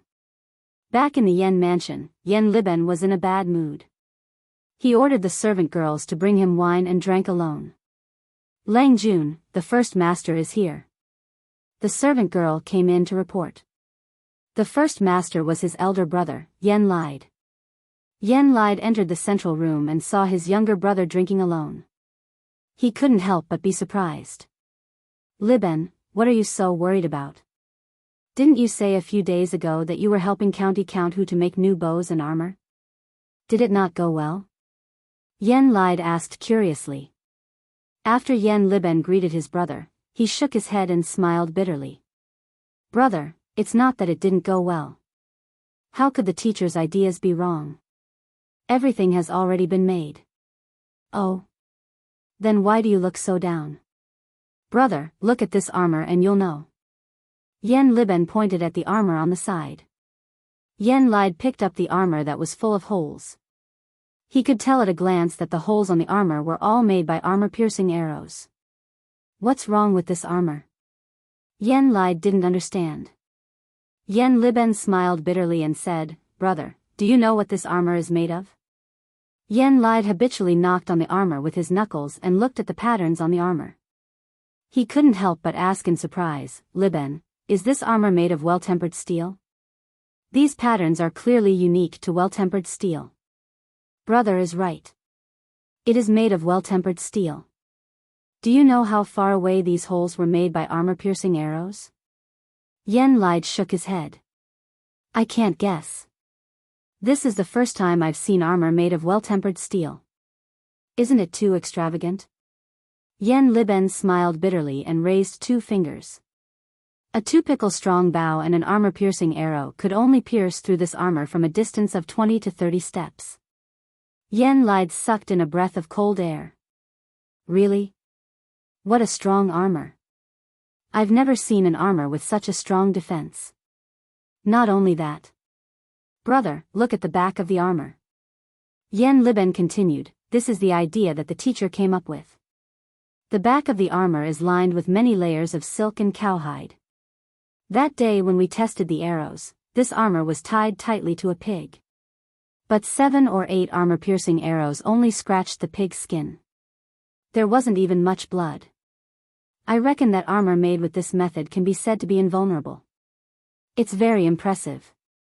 As a supervisor of craftsmen, Yan Lide naturally knew how impressive this armor was.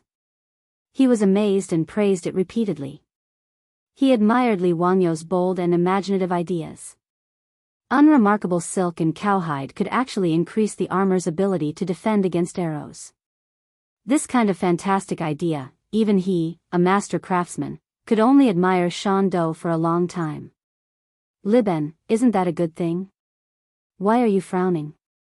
Yan Lide didn't understand. Yan Liben bitterly smiled and shook his head. He told Yan Lide about how his teacher wanted to gift this batch of armor to Qing Chumo and the other rich kids. Hearing this, Yan Lide also shook his head, understanding why his younger brother was so depressed. Yan Lide looked at the armor in his hand and smiled. Liben, this is very simple. Oh. Brother, what brilliant plan do you have? Can you persuade your teacher to change his mind? Yan Liben didn't understand. Yan Lide leaned close to his ear and whispered a few words. Hearing this, Yen Liben's expression changed greatly. How can I do this? Brother, aren't you asking me to be ungrateful? I can't. Yen Liben waved his hand. How can this be considered ungrateful? Aren't you asking for credit for your teacher? How can County Count who blame you? Yen Lide twirled his beard and smiled. Yen Liben hesitated. Can this really work? Won't the teacher blame me? Of course. Why would I lie to you? Let me think about it. Chapter 765. The next day, Yen Liben sat among the officials in a daze. He touched the hard object in his bosom, not knowing if he should listen to his brother or not. Yen Lide was not far away from him. Seeing Yen Liben remain silent, he could not help but turn around to look at him. Naturally, he was urging Yen Liben not to waste any more time. Yen Liben's gaze was unfocused. He still could not make up his mind. His gaze unconsciously landed on the two sides of Taiji Palace, on the armored palace guards. The armor that these guards wore looked majestic, like the majesty of the royal family. However, Yen Liben knew that this armor was just for show. Not to mention armor-piercing arrows, even ordinary arrows would be able to pierce through it from a distance of 1 to 200 steps. Compared to the armor in his bosom, it was like the difference between heaven and earth. At this moment, in Taiji Palace, the matter of sending troops to the Eastern Turks was being discussed. In the winter of the second year of Jingguan, internal strife broke out in the Eastern Turks. Shui Yentua, Hueha, Bei, and the other tribes betrayed them. The plains were also hit by a snowstorm, causing many sheep and horses to die. As a result, there was a famine, and the Eastern Turks all left. The second Khan of the Eastern Turks, Tuli Kaghan, had been suppressed by Shili Kaghan for a long time.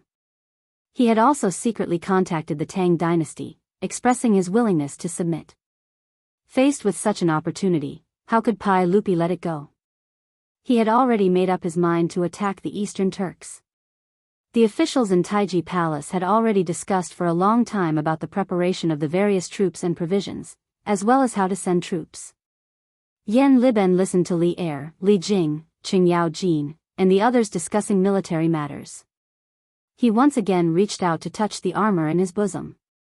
Finally, he gritted his teeth and made up his mind to listen to his elder brother's suggestion and betray his teacher. He had already made up his mind. After the court ended, he would go to his teacher's residence to ask for forgiveness. He was willing to accept any blame from his teacher. Yen Liben suddenly stood up and interrupted the court meeting. Your Majesty, I have something to report. Pai Lupi was listening to Dai Ren's report on the provisions of the various provinces. Suddenly interrupted by Yen Liben, he could not help but frown. Official Yen, what's the matter? Pai Lupi knew that Yen Li had always been a steady person. If there wasn't anything important, he wouldn't be so rash. Therefore, even though he was displeased, he still asked. Yen Liben took out the piece of armor from his bosom and raised it above his head. He bowed and said, Your Majesty, my teacher, Li Zio, the county count of Huxian, has recently created a new type of armor. It is indestructible and is truly a divine weapon. This subject requests Your Majesty to request for a reward for my teacher. This was his elder brother Yen Lide's idea. Under the pretext of claiming credit for Li Wangyu, he would let Pai Lupi know about this matter. Pai Lupi was an emperor on horseback who had been on the battlefield for a long time. How could he tolerate such a precious armor falling into the hands of others? He would definitely order Li Wangyu to hand over the armor. In this way, even if Li Wangyu knew, he wouldn't be able to blame Yen Liben. Of course, this was just an excuse. Yen Liben knew that by doing this, he would be betraying his teacher. However, he really couldn't bear to see such a precious armor fall into the hands of a few wastrels. Therefore, he decided to listen to his elder brother and speak to Pai Lupi. Pai Lupi, who had been somewhat displeased a moment ago, immediately raised his eyebrows when he heard Yen Liben's words. In the great hall, the eyes of Qing Yao Jin, Yuqi Jingda, Qin Xiong, and the other generals and dukes all lit up. Official Yen, what kind of armor is this? Quickly present it to me. Pai Lupi stood up from his throne and said impatiently. Yen Liben raised his hands high and handed the armor to Tuo. He continued, Your Majesty, please look at this armor. The holes on it were all created by a two-pickle bow using standard armor-piercing arrows from the military. They were only able to penetrate it at a distance of 20 paces. In addition, the arrowheads of the arrowheads were all stuck in the armor and couldn't completely penetrate it. His words immediately caused an uproar in the Great Hall. Qing Yao Jin, Yuchi Jingda, Qin Xiong, and the other dukes couldn't care less about their lack of manners in front of the hall. They all rushed to Tuo's side and snatched the armor, looking it over left and right. Pai Lupi didn't mind the rudeness of Qing Yao Jin and the others at all. He quickly walked down the royal stairs and also looked at the armor. Your Majesty, this really was made by an armor-piercing arrow. Tisk tsk, if I'm not wrong, this armor is made from well-tempered steel.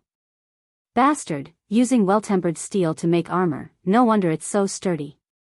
But a two-pickle bow can't penetrate it at 20 paces? Why don't I believe it? Qing Yao Jin shouted. The group of dukes discussed animatedly as they looked at the armor full of holes. Their eyes were filled with excitement. Yen Xiaojian, what's the lining behind this armor? Pai Lupi carefully looked at it and waved at Yen Liben, indicating that he should explain it to him. Yen Liben said, Your Majesty, the lining behind the armor is silk and cowhide. The teacher said that this can block the arrowheads. Originally, I didn't believe it, but after trying it, I realized that the teacher wasn't lying. After all the arrowheads penetrated the armor, they were all entangled by the silk and then blocked by the cowhide. In the end, they just pierced through the cowhide and were unable to go any further.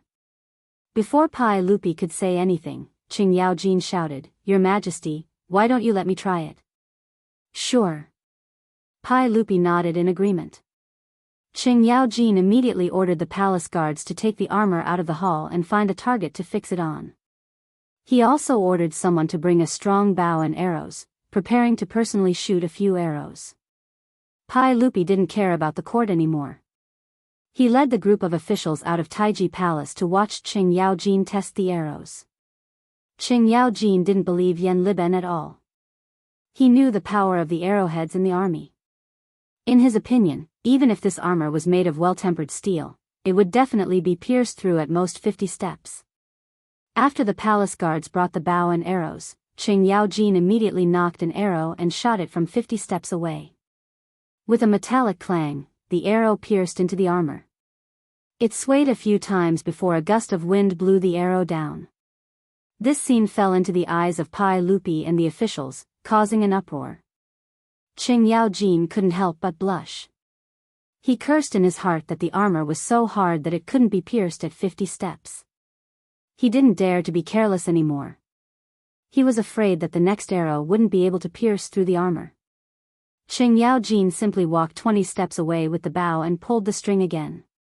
This time, the arrow pierced deeply into the armor, creating another hole in the armor that was already full of holes. Your Majesty, this armor is really F*King strong. It really can't be pierced at 20 steps. Qing Yao Jin put down the bow and indicated for the palace guards to take down the armor. After carefully examining the back of the armor, everyone was shocked to find that the arrowhead of the arrowhead only revealed a little bit of the arrow. Obviously, if this was on the battlefield, this kind of arrow was no different from being bitten by a mosquito. It couldn't hurt them at all.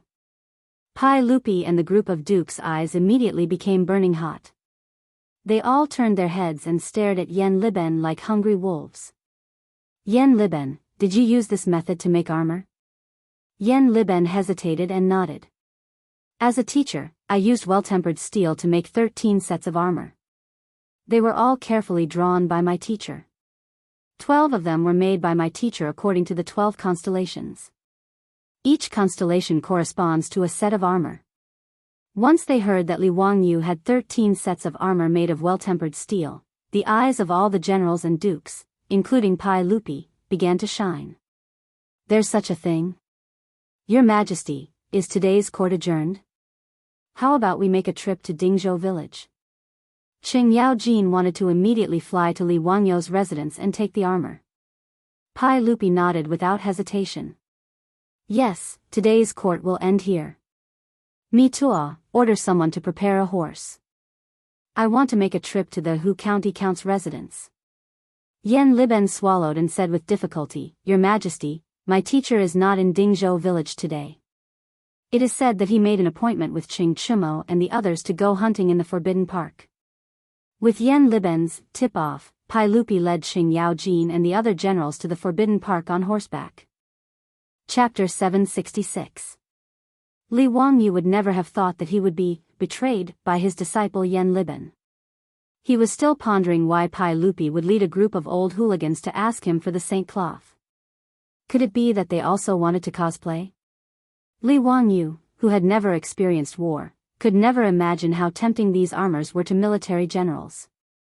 Uncle Cheng, I was going to give those armors to Brother Chumo and the others. Li Wangyu muttered as he looked at Qing Yaojin's expression that looked like he wanted to eat someone.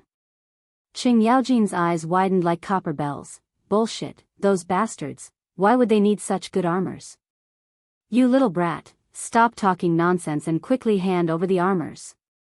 Oh right, my natal body is Aries, give me that Aries constellation armor. Li Wangyu's mouth was wide open. He felt as if he had seen a ghost. Not only did this old gangster want to snatch his saint garment, he even King mentioned that he wanted the Aries saint garment. Did he have any shame? Without waiting for Li Wangyu to speak, Pai Lupi also laughed loudly. I am Aquarius natal body. Ziyu, go and bring the Aquarius armor to me. Li Wangyu's mouth twitched, not knowing whether to laugh or cry. It felt like they had teamed up to rob him. But since Pai Lupi and Qing Yaojin, these old hooligans, had spoken, what else could he say? He could only wave his hands towards Niu Wu and the others, indicating for them to bring the wooden boxes over. Uncle, these are the boxes for the armors. Every box has a set of armor corresponding to the constellation. Li Wangyu helplessly explained as he pointed at the Saint Cloth boxes. Pai Lupi, Qing Yaojin, and the others ignored Li Wangyu and the other hooligans. They each looked for the constellation that their natal body belonged to in the wooden boxes. After Yen Liben revealed and personally witnessed the incomparably fierce defense of the armor, even a big shot like Li Jing could not resist the greed in his heart and followed Pai Lupi to the Imperial Garden, preparing to ask Li Wangyu for the armor. Since Yen Liben said that he had helped Li Wangyu make 13 sets of armor, then those who had the qualifications to follow Pai Lupi to the Imperial Garden and ask for a set of armor would have an explanation. Obviously, those who did not have enough status and were not close enough could only stand to the side. Qing Yaojin, Yuqi Jingda, Qin Xiong, Li Jing, Duan Jishuan, Lu Hongji, Chai Shao, Su Shiji, and Li Daozong were all Grand Dukes, and no one dared to compete with them. As for Ho Junji, although he was also a Grand Duke, he knew that his relationship with Li Wangyu was terrible. Even though he coveted the armor, he did not follow Pai Lupi to the Imperial Garden to join in the fun. Although there were 13 sets of armor, they did not push things too far. They were prepared to leave one set for their master, Li Wangyu. They were planning to divide the 12 sets among themselves, which could be considered quite benevolent. But with Pai Lupi included, there were only 10 spots. There were still 2 spots left, and that was enough for the prefectural dukes to fight over. After a battle of words, Niu Jinda relied on his son, Niu Jingping, and his good relationship with Li Wangyu to snatch one of the spots. Zhang Gongjin, as the prefectural duke of Dingyuan and one of the 24 meritorious officials of Lingshao Pavilion, was able to snatch the last spot. 11 of the most illustrious generals in the army, who had accumulated many achievements, followed Pai Lupi to the Imperial Garden as if they were going into battle to snatch the armor. Li Wangyu wanted to cry, but no tears came out. As he looked at these old hoodlums happily rummaging through the chest of armor, Li Wangyu wanted to call the police. Hello, is this Yaoling? Someone is robbing here. Is there still any law? As for the wastrels, they still had no idea what had happened. Fang Yai moved to Li Wangyu's side and whispered, Zio, His Majesty, Duke Lu, and the others, what armor did they ask you for? The wastrels were also confused. They did not understand why Pai Lupi and the others had excitedly rushed over to ask Li Wangyu for armor. Could it be that His Majesty, Duke Lu, and the others were lacking armor? Li Wangyu squeezed out a smile that was uglier than crying. Brother Yai, I had someone make a batch of armor. I was originally going to give them to my brothers. I don't know how the news got out, but Uncle and the others actually found out. Ching Chimo heard this and casually patted Li Wangyu's shoulder. He smiled. Zio, you are too considerate. We brothers appreciate your kindness. There are plenty of armors in the mansion. Zio, why don't you give your brothers some nurses from the hospital? That's the right thing to do. Brother Chimo's words are reasonable. Armors and whatnot are not important. Why don't you give us a few young ladies? Haha. Li Wangyu wanted to kick these lustful bastards to death. Damn it, thinking about the nurses in his hospital every day. He should grab them and flick them to death. He was too lazy to pay attention to these heartless bastards.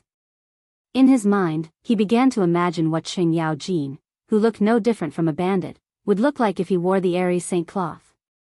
The calm, wise, and handsome Aries Saint Seiya, Mr. Mu, would look like that old bastard Qing Yao Jin. Li Wangyu suddenly felt a little nauseous. He quickly stopped his wild imagination. He was afraid that if he continued to imagine, he would vomit. The group of dukes quickly distributed the saint cloth boxes for their respective constellations. Qing Yao Jin was the most impatient. He could not wait to open the wooden box. The wooden chest opened up, revealing the Aries constellation gold saint robe. Coincidentally, the sun shone down and shone on the golden saint robe, blinding everyone's eyes. Including Pai Lupi, everyone sucked in a breath of cold air. What an exquisite armor. The silk pants were stupefied by the scene in front of them. They pointed at the saint cloth and muttered, Ziyu, could it be that this armor is made from gold? It is gilded. The armor is made from tempered steel. Li Wangyu replied. The silk pants naturally knew how difficult it was to make tempered steel. Hearing this, they were speechless. Qing Yao Jin suddenly regretted. If he knew that the armor was made from tempered steel, he would have snatched a set. But since Pai Lupi was here, along with his family's master and a group of elders, it was obvious that the armor was not fated with them. What made the silk pants even more regretful was that they were shocked to find that the armor Qing Yao Jin chose was not the standard armor of the Tang army. It was made from many pieces of plate armor. The design was very exaggerated. The appearance of the armor was really beautiful. The Aries Saint cloth extended from the shoulder blades to the top of the clavicle. It was especially eye-catching. When Chada Masami was drawing the Aries Saint cloth, she patiently sculpted every part of it. The result was naturally very good. Of course, when Li Wangyu ordered people to make the holy garment, this pair of huge goat horns was just an ornament made of hollow iron. If it was made of solid metal, no matter how brave old hooligan Qing Yao Jin was, he would not have the strength to carry such a big piece of metal into battle. This type of armor that was made entirely from plate armor was something that no one had ever seen before. Qing Yao Jin immediately ordered people to put on the armor for him. He could not wait to try it out. Pai Lupi and the rest were not in a hurry to check their own armor. They all gathered around to see the effect of the new armor on Qing Yao Jin. Chapter 767.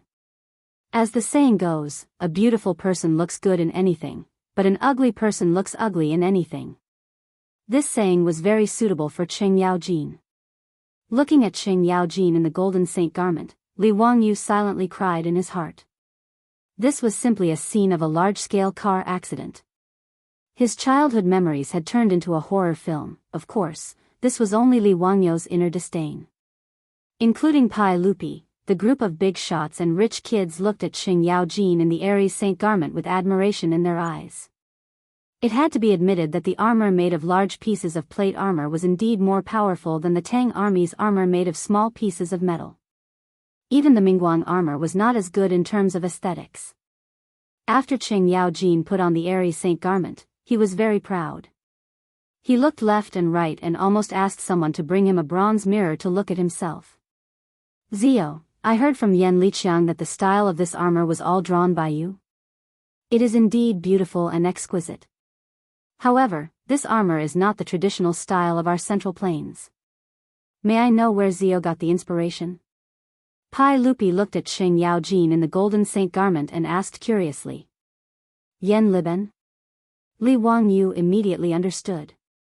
Yan Liben had sold him out? No wonder Pai Lupi and a group of old hooligans chased him to the Forbidden Garden today. This bastard disciple was simply deceiving his master and destroying his ancestors. Damn it, he had to teach him a good lesson when he returned. Naturally, he was not really angry at Yan Liben. He was just a little depressed that the props he wanted to cosplay with were snatched away by Pai Lupi and the others. In response to Pai Lupi's question, Li Wangyu only smiled and said, "Uncle, you know that I have a Hu Ji in my residence. Her hometown is in the distant Great Qin. The 12 constellations are the astronomical calendar of the Great Qin. Therefore, I drew this set of armor according to the legends of the 12 constellations and used the style of the Great Qin armor." Of course, what he said was nonsense, but he couldn't explain to Pai Lupi who was Takeda Masami and what was a Saint Seiya manga, right? As for Greece, the Tang people had never heard of it before, so they could only call it Great Qin. Great Qin was what China called the Roman Empire and the Near East since ancient times. Pai Lupi naturally knew about it. He didn't think too much about Li Wangyu's explanation. He nodded and continued to admire Qing Yaojin's armor. It could be seen that the Saint Seiya cloak, which was a combination of Greek and Roman styles, was unanimously appreciated and recognized by Pai Lupi and the big shots. After commenting on the airy saint garment, Pai Lupi and the others also began to call for people to help them put on the armor. Not long after, 12 tin cans that emitted a dazzling golden light under the sun appeared in front of Li Wangyu. Dazzling, it was simply too dazzling. Li Wangyu suspected that if Pai Lupi or Qing Yaojin really wore the golden saint garment on the battlefield, wouldn't it be too eye-catching? This was simply an excellent tool for luring monsters in online games. It was completely telling the opponent that the commander was here, come quickly. However, he thought about it again.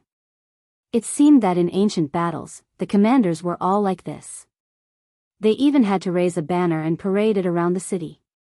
In any case, there were no snipers in ancient times. It seemed that there was nothing wrong with wearing such eye-catching clothes. On the contrary, because of the presence of the commander, it could boost the morale of the soldiers. Since Pai Lupi and the others liked it, Li Wangyu naturally didn't have anything to say. As for the group of wastrels, it was too late for regrets. They also coveted these armors.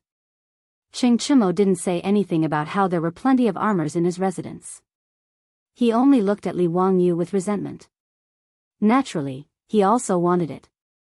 Li Wangyu turned his head and pretended that he didn't see Qing Chimo, and Qing Chubi's eyes filled with desire. Damn, did these bastards think that it was easy to get these armors? Didn't it cost money to make them? These 12 golden saint garments cost a lot of money. Basically, the cost of each golden saint garment was almost 100 taels of gold. Although the Lai Hot family had a large business now, the landlord didn't have any extra food, right? It was very obvious that Pai Lupi and the group of old hooligans had snatched his golden saint garments. They definitely weren't prepared to pay him. Of course, the most important reason was that almost half of Yan Liben's stockpile of well-tempered steel had been ruined by him. If he let Yan Liben use well-tempered steel to make another set of armor for him, that stingy granddette would probably directly kill himself in front of him. He couldn't bully honest people again and again, right? Li Wangyu ignoring the wastrels made Qing Chimo grit his teeth in anger, but there was nothing he could do. He simply opened his mouth and shouted, "Ziyu, don't forget our bet today. It's getting late, let's start hunting." When Pai Lupi heard this, his interest was piqued and he asked, "Qing Chimo, what bet did Ziyu make with you?" "Hee," replying to your majesty, Ziyu made a bet with us. He didn't need the help of the prefectural troops and could use his own bow to kill his prey. Naturally, we didn't believe him, so we made a bet with him. Qing Chimo rubbed his head and replied with a smile. Qing Yaojin laughed on the side, "Wahahaha, even I don't believe this. This kid is good at everything, but his archery skills are worse than that old man Xiao Yu's. Li Wangyu was so angry that his nose almost became crooked. This shameless old hooligan was still wearing his golden saint garment, but he still dared to speak so impolitely. Could it be that this old hooligan didn't know what it meant to take a gift and blind the eyes? Pai Lupi also couldn't help but laugh. He thought back to how Li Wangyu had deliberately recited the old oil cellar in front of Ho Junji to avoid being shot at by an arrow. The literary talent of that old oil cellar was naturally excellent, but it also showed that Li Wangyu didn't know how to shoot an arrow. Not even Pai Lupi believed that he would be able to hit his prey. But if he could see this kid make a fool of himself, that would also be excellent. With this thought, Pai Lupi turned to the other elders and said, "Sirs, since we've already come to the Imperial Garden and obtained this precious armor, why don't we also relax and hunt with these brats?" "Excellent. Your Majesty's words are exactly what this subject wishes for." Why don't we also have a competition today to see who can hunt the most prey?" Those who had come with Pai Lupi to rob Li Wangyu of his armor were all elders of the army with illustrious military achievements. Hunting was naturally their favorite pastime, so when they heard Pai Lupi's words, they immediately rubbed their palms together. Even someone as experienced and prudent as Li Jing had an excited look on his face. Pai Lupi smiled and looked at Li Wangyu.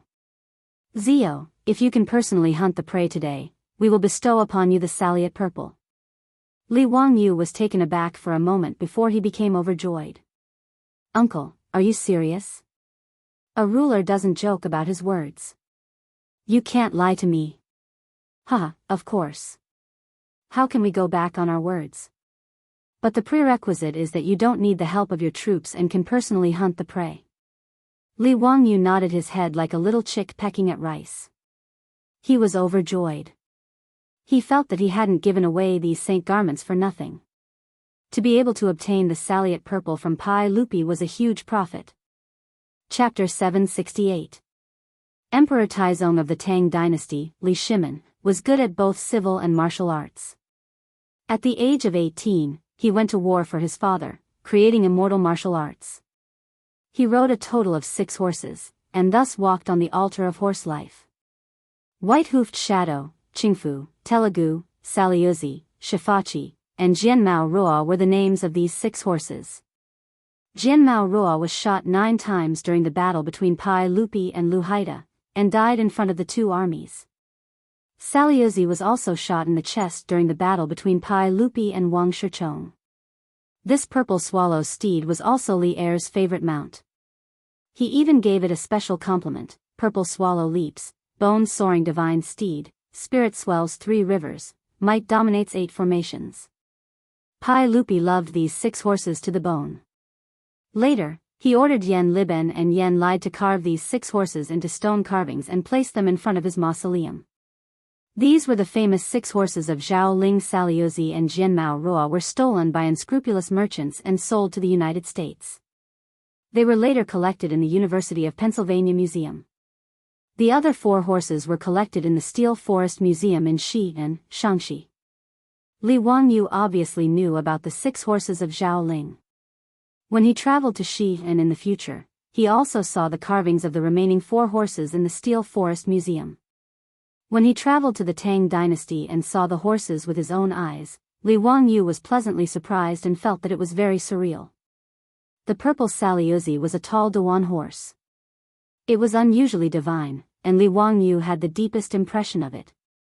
First, it was because the carvings of Saliuzi were lost overseas, which made Li Wangyu feel deeply regretful. Second, it was because Saliuzi's carvings were the most special of the 6 horses of Zhao Ling. It depicted Pai Lupi's general, Qiu Xinggong, pulling out an arrow and healing the horse Saliuzi.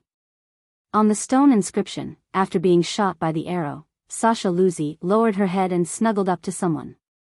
Her eyes were gloomy, and her buttocks were slightly backward.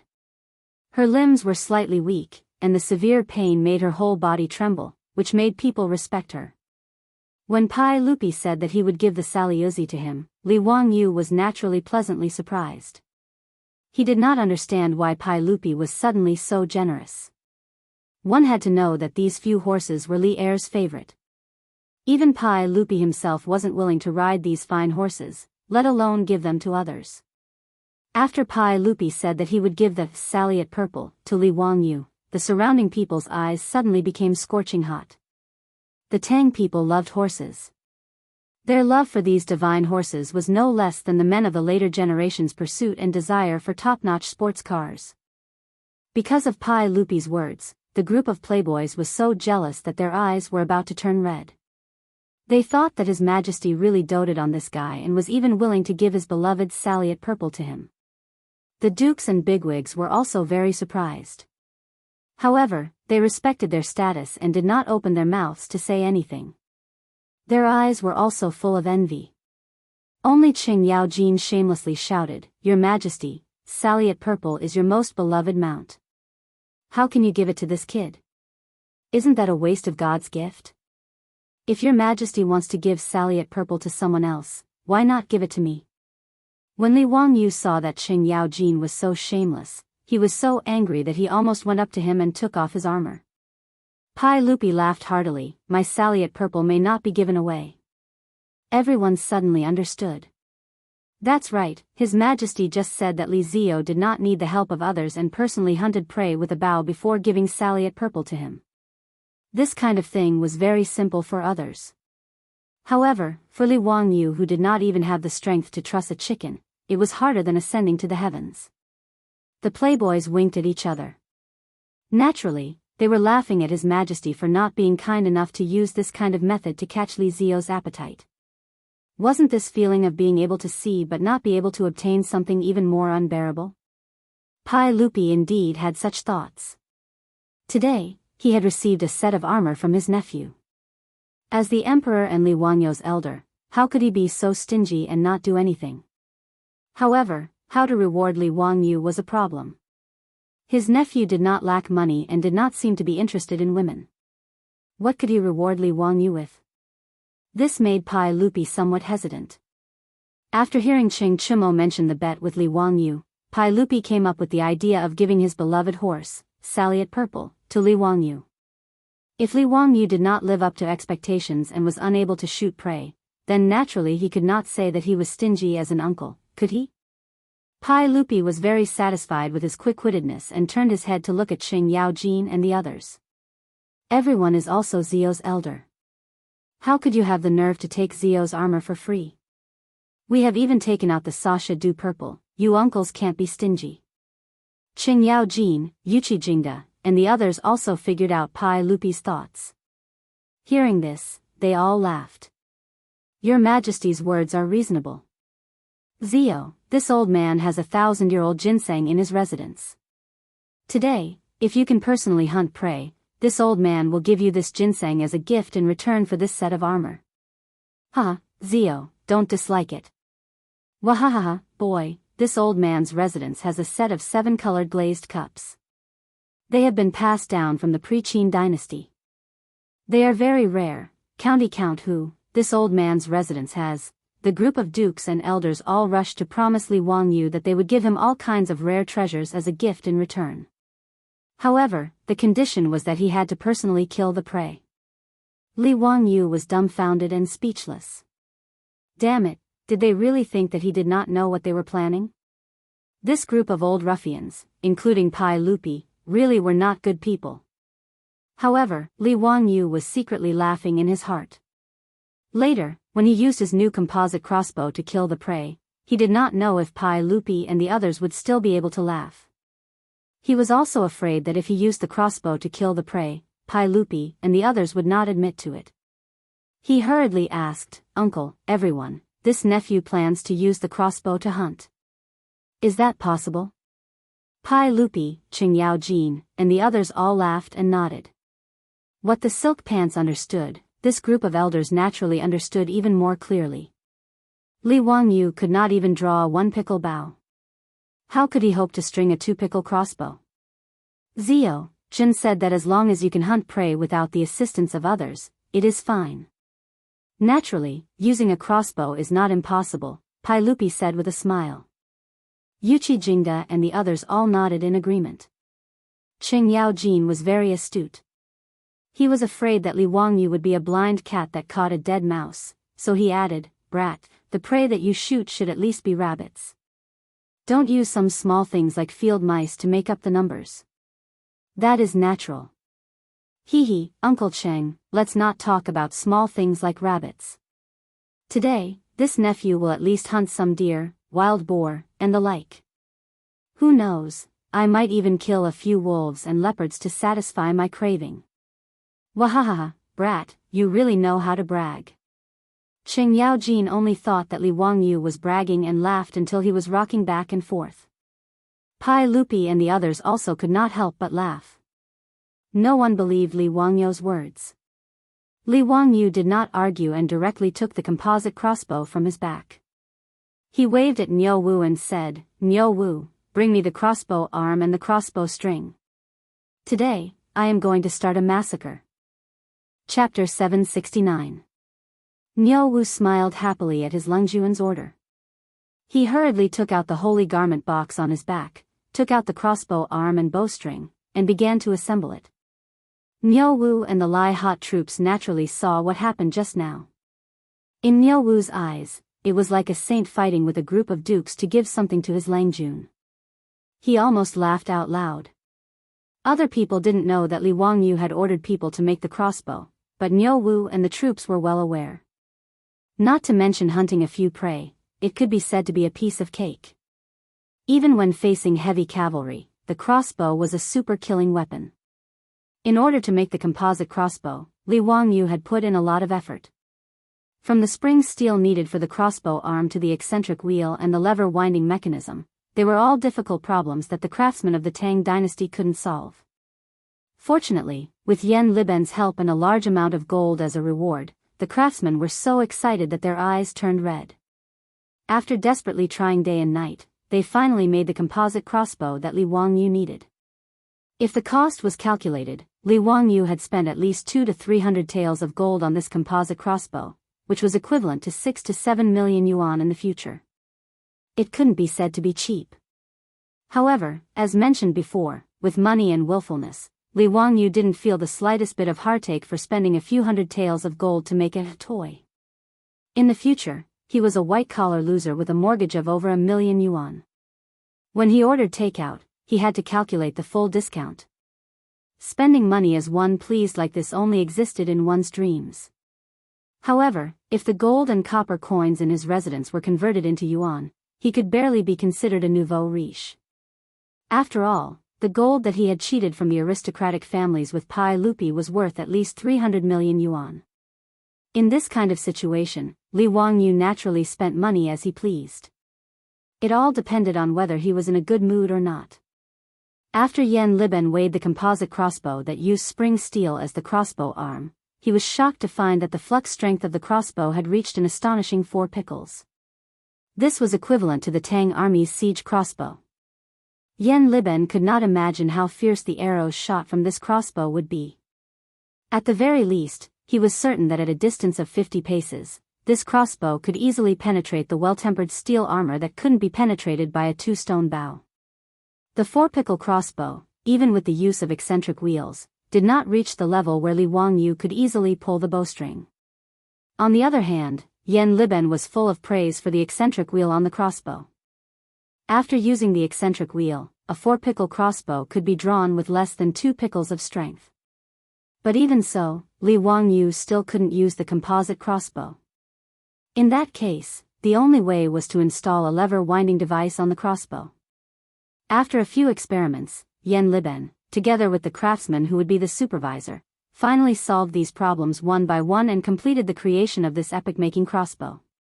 After receiving this composite crossbow, Li Wangyu had already practiced in his residence for 2 days. He was very satisfied with the power and accuracy of this crossbow. Originally, in Niu Wu's eyes, the crossbow that Li Wangyu had made was just a big toy. For a godly archer like him, crossbows were very disdainful. After all, compared to a strong bow, a crossbow's firing speed was too slow and its range was too short. But when Li Wangyu received this crossbow and tested it a few times, the power and accuracy of the crossbow arrow shocked Niu Wu and the Lai hot troops. The special crossbow arrow was made of fine steel and was only 1/3 the length of a normal arrow. After being shot by the composite crossbow, the arrow easily penetrated the Tang army's standard armor from 200 paces away. As for accuracy, with the help of the scope, Li Wangyu could easily hit the center of the target from 200 steps away with the crossbow. It was a very easy task. At this distance, even Niu Wu couldn't guarantee that he could hit the target. With such a godly weapon in hand, hunting a few prey was no different than playing with a toy. Niu Wu and the Lai Hot troops naturally snickered. They even sympathized with the saints and the dukes, as well as Qing Chumo and the other rich playboys. This time, they were miserably deceived by their Langjun. The assembled composite crossbow surprised Pai Lupi, Qing Yaojin, and the others. The crossbow arm and the crossbow string seemed to be made of metal. Niu Wu, bring this crossbow to me, Pai Lupi said. Niu Wu naturally didn't dare to be negligent. He respectfully presented the composite crossbow with both hands. Pai Lupi reached out and took it. After carefully examining it, he confirmed that he didn't see wrong. The crossbow in his hand looked strange, but the crossbow arm was really made of metal. Even the crossbow string was made of steel. Qing Yaojin, Qin Xiong, and the others also saw this composite crossbow clearly. They were all shocked. Hiss! Your Majesty, the crossbow arm of Zio's crossbow is made of fine steel? This fine steel can also be used to make a crossbow? This is the first time I've seen it. Li Jing, the Minister of War, also sucked in a breath of cold air. Pai Lupi's eyes flashed. He looked at Li Wangyu and asked, Zio, this crossbow of yours, are the crossbow arms made of fine steel? How much time did it take to make it? How much flux energy does this crossbow have? Li Wangyu nodded. Uncle's words are correct. This crossbow arm is made of spring steel. It was very troublesome. It took me 7 to 8 days to ask the craftsman to help me make it. As for the flux energy, I have measured it. It should be around 4 stones. His words immediately made Pai Lupi, Qing Yaojin, and the others' eyes almost pop out. They looked at him dumbstruck, not knowing what to say. 7 to 8 days? 4 stones of flux energy? This guy wasn't talking nonsense, right? Crossbows were projectile weapons, so they needed elastic crossbow arms to provide powerful kinetic energy. Generally speaking, regardless of whether it was a bow or a crossbow, it needed to be made of hard and elastic wood. Then, it needed to be supplemented by horns, tendons, and other composite materials to increase its elasticity. Making a bow was not a simple matter. Not only did it have strict requirements for the materials, but the process was also quite complicated. The Caogongji had detailed records. In winter, the bow would be dissected, in spring the horns would be fixed, in summer the tendons would be fixed, in autumn the materials would be fixed, in winter the crossbow arms would be fixed, and in severe winter the exterior would be fixed. Next spring, the bowstring would be fitted and hidden for a year before it could be used. The above complicated process required 2 to 3 years to make a good bow. The process of making a crossbow and a bow was basically the same, but the process was even more complicated. Because of this, Li Wangyu's words caused Pai Lupi and the others to be dumbstruck. They felt that he was simply joking. Bastard, you brat, don't talk nonsense. Answer me properly, what is the deal with this crossbow? Qing Yaojin roared. Li Wangyu innocently shrugged his shoulders. Why didn't anyone believe him when he spoke the truth? Pai Lupi tried to pull the string of the crossbow and found that the string was really strong. He used all his strength and barely managed to hook the string onto the crossbow. The flux energy of this crossbow was similar to that of the original crossbow, requiring at least 2 stones of flux energy. It wasn't as exaggerated as what Li Wangyu had said. Pai Lupi naturally thought that Li Wangyu was boasting, but even so, if the crossbow could be made from steel, it was still an extraordinary matter. Chapter 770. Li Wangyu didn't respond to Qing Yaojin's words. He only smiled and asked, Uncle, gentlemen, do you still keep your word? Pai Lupi and the others looked at each other. They couldn't figure out what Li Wangyu was planning. Pai Lupi already had a hard time pulling this crossbow, let alone Li Wangyu. Could it be that he had some trick up his sleeve? Pai Lupi lowered his head and looked at the crossbow in his hand. Although there were many mechanisms on the crossbow that he didn't understand, he still stubbornly believed that this crossbow was definitely not something that Li Wangyu could pull. Do you think that I will go back on my words? Today, I want to see how you will use this crossbow to hunt prey.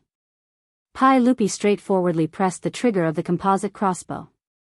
The crossbow string quickly rebounded and made a buzzing sound. Pai Lupi was slightly surprised. What a strong firing sound. It seemed to be much stronger than the crossbows in the army. Could it be that this crossbow really had the strength of 4 pickles? Immediately, Pai Lupi shook his head and denied his guess. If it was a 4 pickles crossbow, even he wouldn't be able to pull it. In the Tang army, 4 pickles crossbows all required the use of a capstan. Many people had to work together to pull the bowstring. Qing Yao Jin, Yuchi Jingda, and the others were also very curious about Li Wangyu's steel crossbow. They all gathered around and tried to pull the bowstring. They felt the strong pulling force from the steel crossbow. Your Majesty, this crossbow is indeed 2 pickles. It's comparable to the crossbows in the army. Zio calling it a 4 pickles crossbow is an exaggeration. The people present were all veterans in the army. They knew the pulling force of the crossbow as soon as they started. After everyone passed the crossbow around, Pai Lupi threw the composite crossbow back to Li Wangyu and said with a smile, Ziyu, don't let Niu Wu and the others help you draw the crossbow. If that's the case, don't even think about taking away Jin's Sasha Luzi. Of course.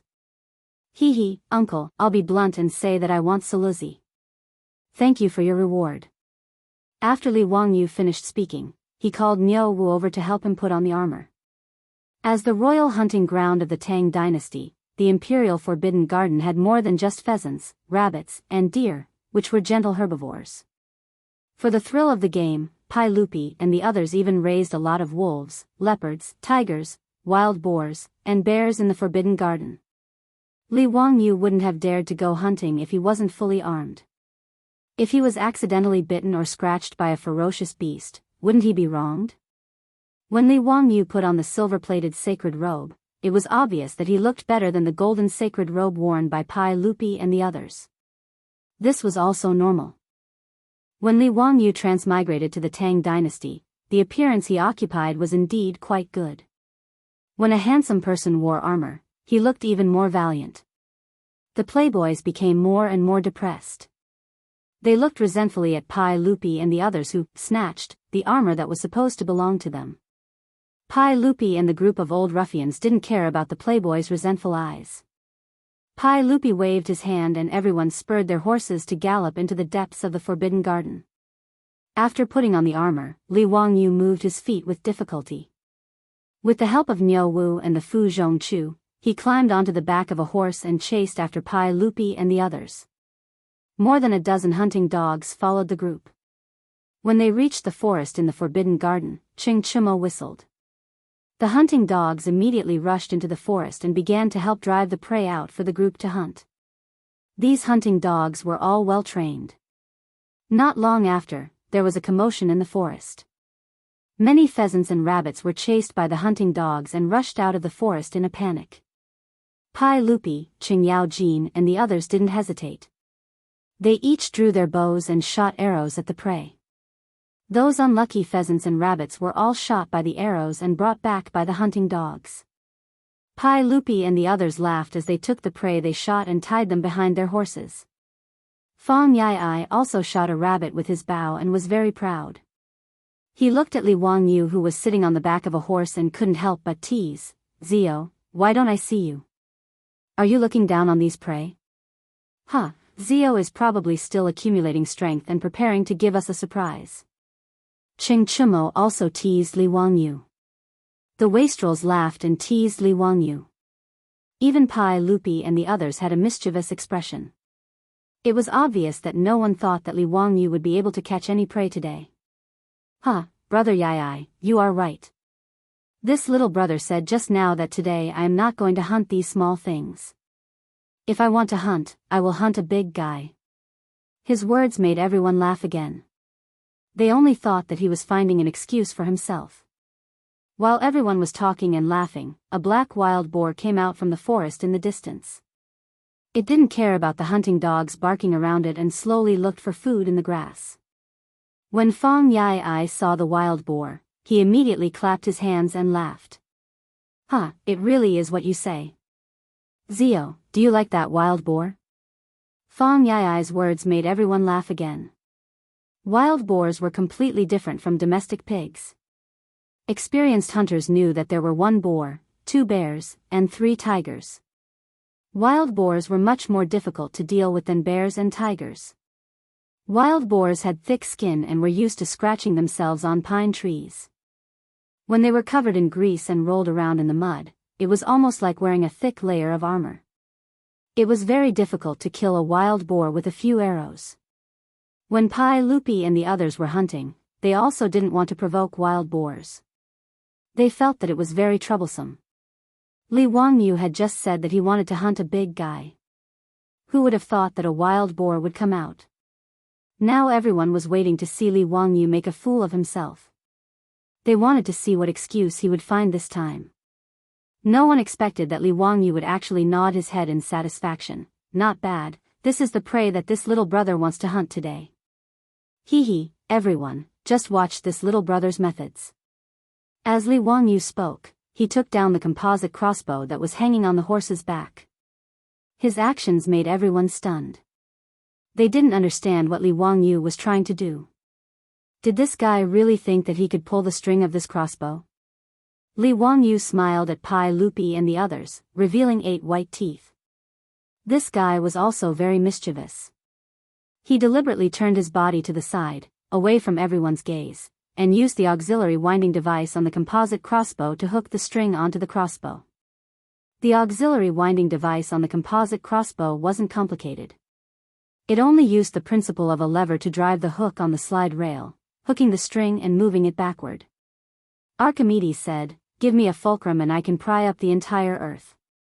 Compared to prying up the earth, prying up the string of a crossbow was much easier. Therefore, even if Li Wangyu didn't have the strength to truss a chicken, he could still use the auxiliary winding device to pull the 4-stone crossbow. When everyone saw that after Li Wangyu turned around, the composite crossbow in his hand was already pulled and ready to fire, they couldn't help but be dumbfounded.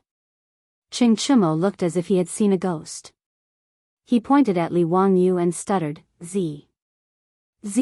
"You, what happened to your crossbow? How could you have the strength to pull the string?" Pai Lupi and the other dukes were also dumbfounded. Especially Pai Lupi, who had personally pulled the crossbow in Li Wangyu's hand.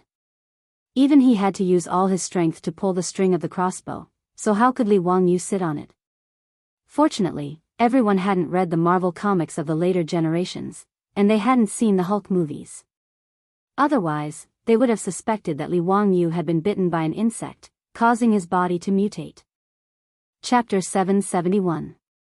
The debauches were all dumbfounded. They looked at the crossbow in Li Wangyu's hand that was ready to shoot. "Brother Chumo, I think my eyes are playing tricks on me. Why do I see that the crossbow in Ziyu's hand is already loaded?" Fong Yai muttered. Ching Chumo rubbed his eyes. He also had a look of disbelief on his face. "Brother Yai, I think I saw it too." Chai Lingwu suddenly slapped his thigh. "It's a smoke screen. It must be a smoke screen. This kid must have hidden a loaded crossbow on his horse. Just now, when we weren't paying attention, he switched the crossbow. Yes, Brother Lingwu is right. It must be like this. Let's go and search his horse." The debauches all shouted and rushed to Li Wangyu's horse. Li Wangyu didn't know whether to laugh or cry at the debauches' wild imagination. He could only let them search his horse. Ching Chumo even let him get off the horse. He even lifted the saddle to check it. Li Wangyu was so angry that he wanted to kick him. Damn it, he really doesn't have a brain. The crossbow in his hand was about 1 meter long and the crossbow arm was about 1 meter wide. Would he be able to hide such a large composite crossbow under the saddle? Did this guy think he was a robot cat? Pai Lupi, Qing Yao Jin, and the others also came over. They watched the debauches toss and turn, but naturally, they didn't find anything. Apart from the crossbow in Li Wanyo's hand, there was no other crossbow. Just now, everyone saw very clearly that Niu Wu and Lai Hat's troops were all obediently waiting a few steps behind Li Wangyu. No matter what, they couldn't do anything in front of everyone to help Li Wangyu load the crossbow in his hand. Pai Lupi and the others felt that this was too magical. Could it be that Li Wangyu really had some kind of magic? Pai Lupi, Qing Yao Jin, Li Jing, and the others looked at each other and saw a trace of unease in each other's eyes. If Li Wangyu, this brat, really had a way to draw the crossbow, perhaps they would all suffer a loss today. Pai Lupi suddenly felt a little heartache. How could he be so foolish and say that he would give the Sasha du Purple to this kid? Qing Yao Jin and the rest looked at each other in dismay. F***ck, they seemed to have promised a lot of good things just now. Could it be that they were really going to give them to Li Wangyu, this stinking brat? But if they wanted to pull their faces down and renege on the debt, it was likely that other than the shameless Qing Yao Jin, no one else would do such a thing. Li Wangyu also saw the gloomy expressions on Pai Lupi and the others' faces, and he couldn't help but feel pleased. It was a rare opportunity to make Pai Lupi and the other big shots suffer. Qing Yao Jin looked at the swaying wild boar 200 steps away and rolled his eyes. He shamelessly said, "Brat, since you said that you want to shoot that wild boar, then you have to keep your word. If you don't kill that wild boar today, don't blame me for not giving you anything." His words were very hooligan. The conditions that the others had proposed before were that Li Wangyu only needed to hunt the prey. Qing Yaojin's words directly increased the difficulty by several times. These shameless words made Pai Lupi feel his face burning. But thinking about his Sasha du Purple, he simply turned his head and pretended that he didn't hear Qing Yaojin's words, allowing him to negotiate with Li Wangyu. Li Wangyu also didn't expect this old man to be so shameless, but he also simply nodded his head. Since Uncle Cheng has said so, this nephew will naturally obey. When Qing Yaojin saw that Li Wangyu had agreed so easily, he actually took an inch and wanted a mile. He shouted, "Since you said that you have a 4-stone crossbow, then it must be very powerful. Since that's the case, then don't go near that wild boar. Just shoot that wild boar from this distance. If you can do it, then I will accept my loss and present you with the gift that I promised you with both hands." When Pai Lupi heard his words, his face couldn't help but twitch a few times. He had the urge to slap this shameless old man to death. Shameful, this was too shameful. But when he thought of his beloved Sasha du Purple, Pai Lupi decided to endure it again. Everyone thought that Qing Yaojin was purposely making things difficult for Li Wangyu, but who would have thought that Li Wangyu would simply nod his head again? Uncle Cheng's words are very true, so I will do as Uncle Cheng says. If this nephew doesn't kill that wild boar today, then I would be too embarrassed to ask for Uncle's Sasha du Purple. Pai Lupi and the others were once again speechless. They all raised their eyes to look at the wild boar in the distance. The distance of 200 steps was equivalent to 300 meters in the modern world. At such a distance, even Qing Yaojin and the others couldn't guarantee that they would be able to hit that wild boar. Looking at it from this distance, the black wild boar was only the size of a fingernail. It was still faintly discernible in the grass. Even if one was a godly archer, who would dare to say that they would be able to hit it accurately? Moreover, even if the arrow could hit the target, at such a distance, the arrow would be like the end of a crossbow. How could it kill that wild boar? If one wanted to kill a wild boar, they had to accurately hit its vital points. Otherwise, even if the arrow pierced through, it would only incite the wild boar's ferocity. Or it would be injured and run away with the arrow. Wanting to kill that wild boar from such a distance was as difficult as ascending to the heavens. Pai Lupi shook his head. Since Li Wangyu was so arrogant, he naturally wouldn't say anything. Being able to protect his beloved Sasha du Purple was the most important thing. Li Wangyu looked at the wild boar in the distance and waved at Niu Wu again. "Niu Wu, bring me the scope." Niu Wu had a silly smile on his face. He took out the scope and handed it to his Langjun. Li Wangyu pressed the scope on the crossbow and moved his eyes closer to it to aim at the target. It had to be said that the craftsmen of the Tang dynasty were quite skilled. The scope was completely made of hand-polished crystal lenses and could magnify up to 8 times. Telescopes and scopes didn't have the concept of how far you could see or how clear you could see. The so-called 8-time scope referred to magnifying the image of the target by 8 times. It made the target appear as if it was only 1/8 of the actual distance. For example, at this moment, Li Wangyu was looking at the wild boar 300 meters away through the scope. It was the same as looking at the wild boar 30 to 40 meters away with the naked eye. Although the handmade scope couldn't be as accurate as the precision optical scopes of the future, Li Wangyu confirmed that the error wasn't too big after testing it. At a distance of 100 meters, the error was only a few centimeters. At a distance of 300 meters, the error wouldn't be more than 10 centimeters.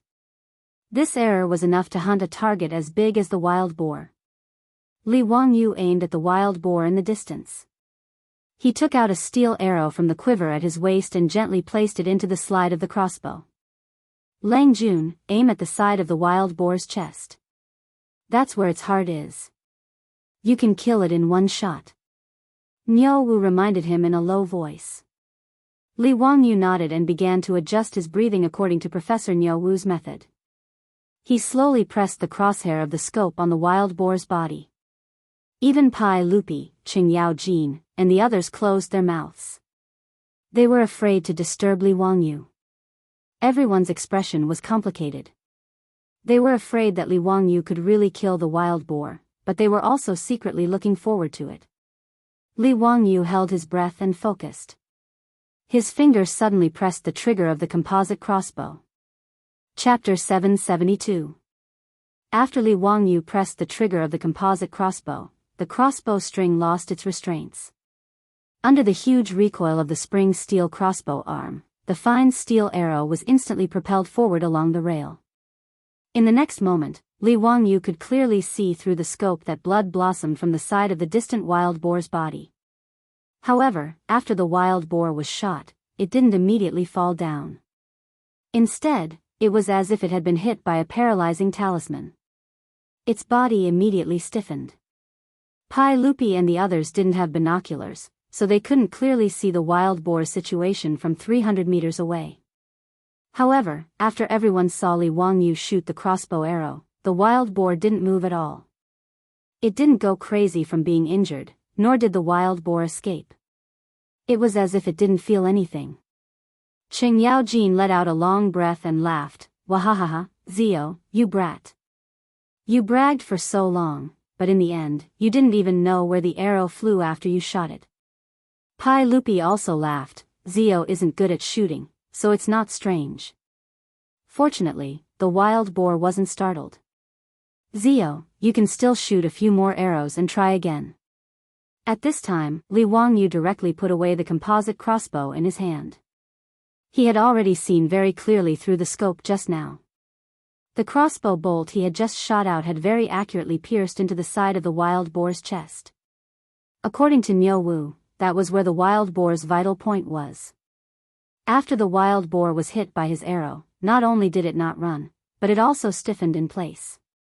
It was clear that the arrow had directly pierced through its heart. It was a fatal blow, so there was no need to shoot another arrow. Li Wangyu also didn't expect that the first real battle of his composite crossbow would be so perfect. A 200 to 300 pound wild boar was killed by his arrow from 300 meters away.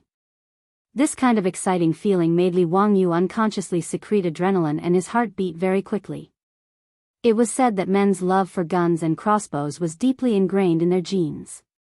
Li Wangyu hadn't touched a real gun many times in his previous life. Other than shooting a few bullets during military training in school, he really didn't have the chance to touch a gun, let alone use a gun or crossbow to hunt. Li Wangyu loved the composite crossbow in his hands to death. Being able to personally hunt a wild boar with a crossbow made Li Wangyu feel good to the bone. In response to Qing Yao Jin and Pai Lupi's words, Li Wangyu pretentiously blew at the composite crossbow. It was as if the crossbow was emitting smoke like a gun. Finishing arrows? A real man doesn't need to shoot another arrow. Killing with a single arrow is the true essence of life. Qing Yaojin curled his lips in disdain. You sure know how to say beautiful words, but that wild boar is still standing there.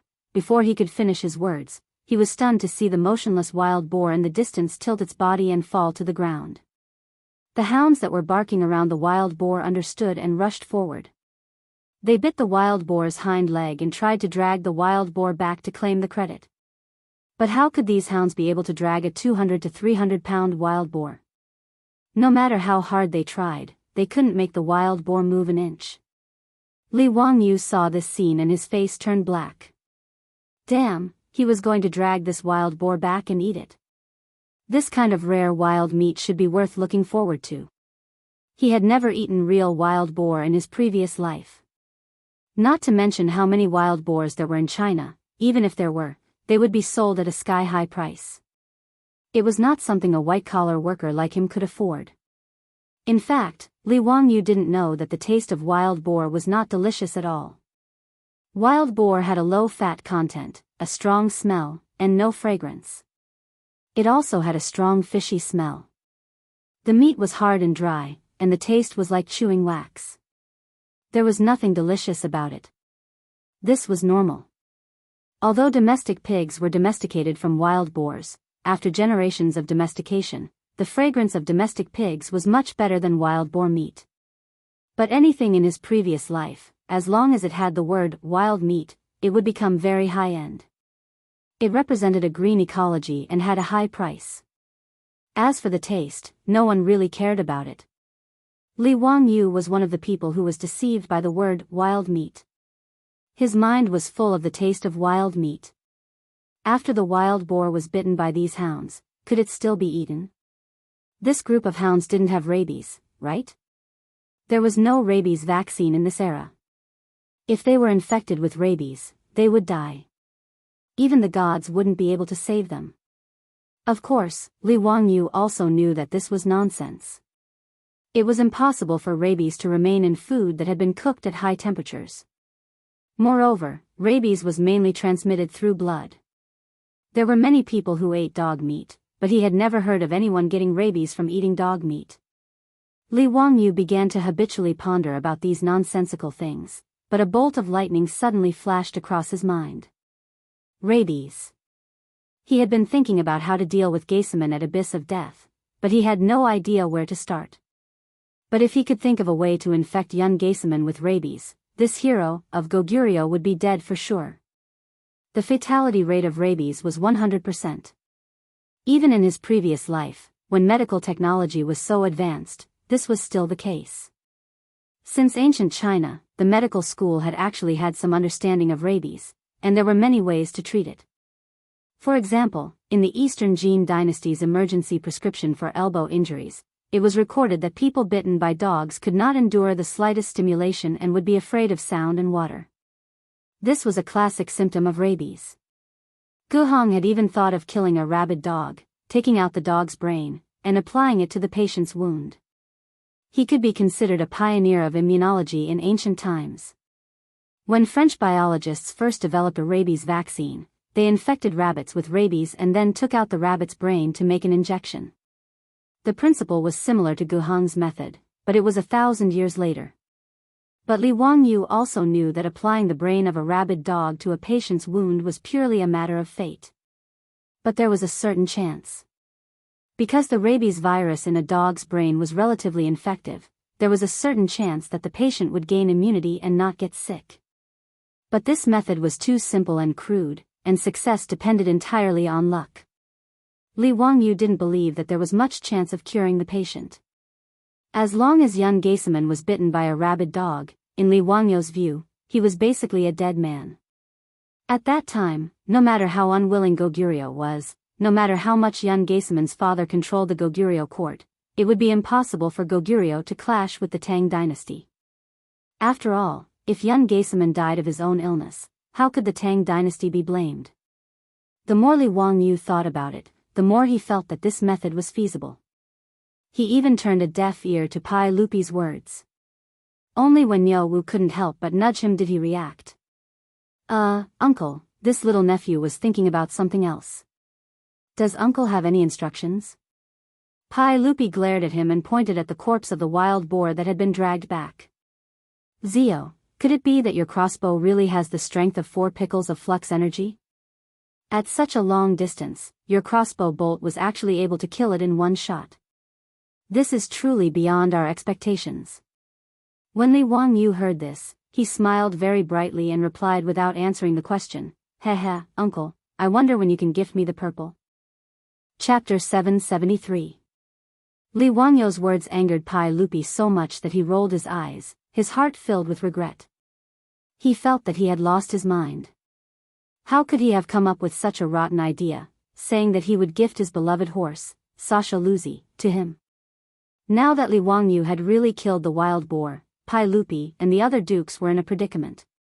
Pai Lupi wanted to go back on his words, but he couldn't bring himself to do so. He could only vaguely say, "Why are you panicking? Could it be that I don't keep my word?" Li Wangyu curled his lips and whispered, "Who can say for sure? Just now, I wanted to go back on my word. We agreed that I would only need to hunt prey, but now I have to hunt a wild boar. Isn't this bullying an honest person?" Although his words were whispered, Pai Lupi heard them clearly. He couldn't help but blush. He coughed dryly and quickly changed the topic. "Ahem, Ziyu, stop messing around. Hurry up and show me how you string this crossbow." Li Wangyu was helpless. He couldn't force Pai Lupi to ask for a horse. He could only reluctantly pick up the composite crossbow in his hand, open the folding mechanism below the crossbow, and hook the crossbow string. Then, Li Wangyu pressed down on the folding mechanism. Under the force of the lever, the crossbow string was pulled back until the crossbow mechanism was hooked up, completing the string drawing process. This action stunned Li Er, Qing Yao Jin, and the rest, as well as the group of silk pants. What is the meaning of this? How can you string the crossbow so easily?" Qing Chimo asked in confusion. Fang Ai even shouted exaggeratedly, "This small iron rod can string the crossbow with just a press? How is this possible? Ziyu, did you cast an immortal spell on the crossbow?" Li Wangyu rolled his eyes speechlessly. To explain the principle of leverage to this group of illiterates, wouldn't it be like a chicken trying to talk to a duck? On the other hand, Pai Lupi's eyes flashed. He pondered for a moment and asked, "Ziyu, the mechanism on your crossbow looks like a hanger. All of them can magnify a person's strength, am I right?" The boom was a lifting machine made using the principle of leverage in ancient China. Li Wangyu didn't think that Pai Lupi would be able to associate the composite crossbow with a hanger just by looking at it. Although Pai Lupi couldn't explain the principle of leverage, Li Wangyu still admired him. Uncle is indeed wise. That's right, I used the principle of the hanging rod to think of creating this mechanism to help draw the bowstring. Little nephew calls it an auxiliary winding tool. Pai Lupi nodded and once again took the crossbow from Li Wangyu's hands. After carefully examining it, he shook his head and sighed, "This mechanism is very exquisite. It's a pity that it's too delicate. Moreover, it's made of well-tempered steel. It will be very difficult to promote this item in the military." Li Wangyu had to admit that Pai Lupi's insight was indeed unique. Yan Liben had already lamented about this problem. Although the auxiliary winding tool was useful, it wasn't easy to make and the cost was extremely high. Even if the Tang dynasty was flourishing, they still couldn't afford to use it on a large scale in the military. Li Wangyu didn't have any solution to this problem. After all, the auxiliary winding tool had to pull the bowstring of a few hundred caddies of tension. Naturally, it had to be very strong. Only by forging it with well-tempered steel could the bowstring be pulled without being twisted out of shape. "Your Majesty, the bravery of the Tang dynasty's soldiers is unparalleled in the world.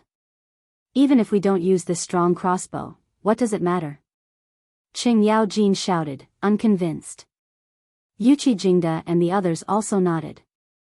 The strength of the Tang army lay in the powerful cavalry and the bows in their hands. These military leaders of the Tang dynasty didn't like crossbows.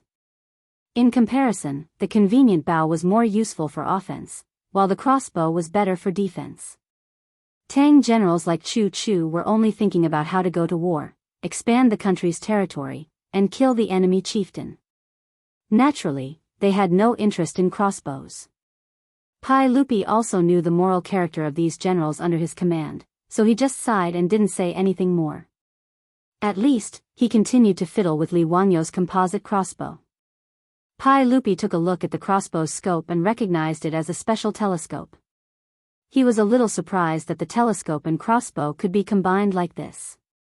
No wonder Li Wangyu could accurately kill the wild boar from 300 steps away.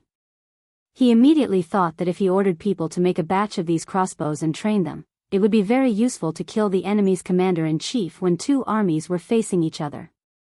Pai Lupi silently remembered this matter and planned to order Yen Liben to make a batch of crossbows to try. If Li Wangyu knew what Pai Lupi was thinking, he would probably be shocked. Weren't these the snipers of the future? If Pai Lupi really trained these snipers, the Tang army's vanguard would probably be even more invincible. However, this was all for later, so let's not talk about it for now. Everyone played with Li Wangyo's composite crossbow for a while before continuing to hunt in the Forbidden Garden. Li Wangyo's first hunting trip was quite fruitful. A wild boar weighing more than 200 jin, a few pheasants, a few rabbits, and a deer were dragged back by Niu Wu and his troops. After leaving the Forbidden Garden, Li Wangyu did not return to his mansion in Chang'an City. Instead, he went straight through the city and returned to Dingzhou village. His mind was filled with thoughts of how to use the rabies to kill Yun Geiseman. In fact, there were many ways to quietly kill Yun Geiseman, but Li Wangyu wasn't a killer in the future. He was just an ordinary white-collar worker. It was already very difficult for him to come up with the idea of using rabies to kill someone. Moreover, even if he had thought of using rabies, how to carry it out was still a problem. Sick dogs were easy to find, but how to make those sick dogs bite Yun Geiseman was not easy. Just from how this fellow had been able to use his saber to block that arrow from Chang'an City, one could tell that Yun Geiseman was extremely skilled in martial arts. Moreover, as the deputy envoy of Goguryeo, he always had guards accompanying him. How could those rabid dogs bite him so easily? Moreover, even if Yun Geiseman was bitten by a dog, he might not necessarily be infected with rabies. If this problem was not solved, how could he kill this fellow? Li Wangyu had no good solution to this problem, but he did not plan to discuss it with his beautiful boss. Even if Li Wangyu felt that he had not done anything wrong, he did not wish for his beautiful boss to know about this matter of attempting to kill someone else. After returning to the Dingzhou County Count estate, Li Wangyu was just about to soak in the hot spring to relieve his fatigue when the old steward, Li Heng, walked in and reported, "Lang Jun, the Dingyuan Prefectural Duke's estate has sent over 2 Kunlun slaves, saying that they are a gift to thank Lang Jun for the armor." Kunlun slaves? Li Wangyu was stunned, and then he recalled that when Pai Lupi and the other dukes were fighting to give him gifts in the Forbidden Park, the Dingyuan Prefectural Duke, Zhang Gongjin, seemed to have said that he wanted to give him 2 Kunlun slaves. Back then, there had been too many people who wanted to give gifts, so he had not paid much attention to it.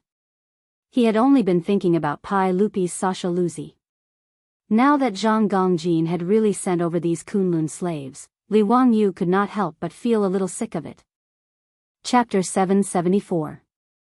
In later generations, men flaunted their wealth in luxury cars and watches. Of course, there were also pickled vegetables, tea eggs, and wulianye. In the Tang dynasty, the most awesome 3 treasures were the Kunlun slaves, the Bodhisattva barbarians, and the Xinlua maids. The Bodhisattva barbarians came from the small countries around the Tang dynasty. Their names were no longer known. Li Wangyu only knew that these barbarian women dressed strangely. Their hair was combed up high, and they wore small golden hats and jade bracelets. They looked a bit like the Bodhisattva in the temple murals. Therefore, these beautiful barbarian women were called the Bodhisattva barbarians. For the nobles and princes in Chang'an, marrying such a concubine and bringing her out was a very glorious thing. The Xinlua maids were women from the Xinlua kingdom on the Korean peninsula. They were docile, well-behaved, and very obedient. Therefore, all the officials and nobles in the Tang dynasty were willing to buy a few Xinlua maids to serve them.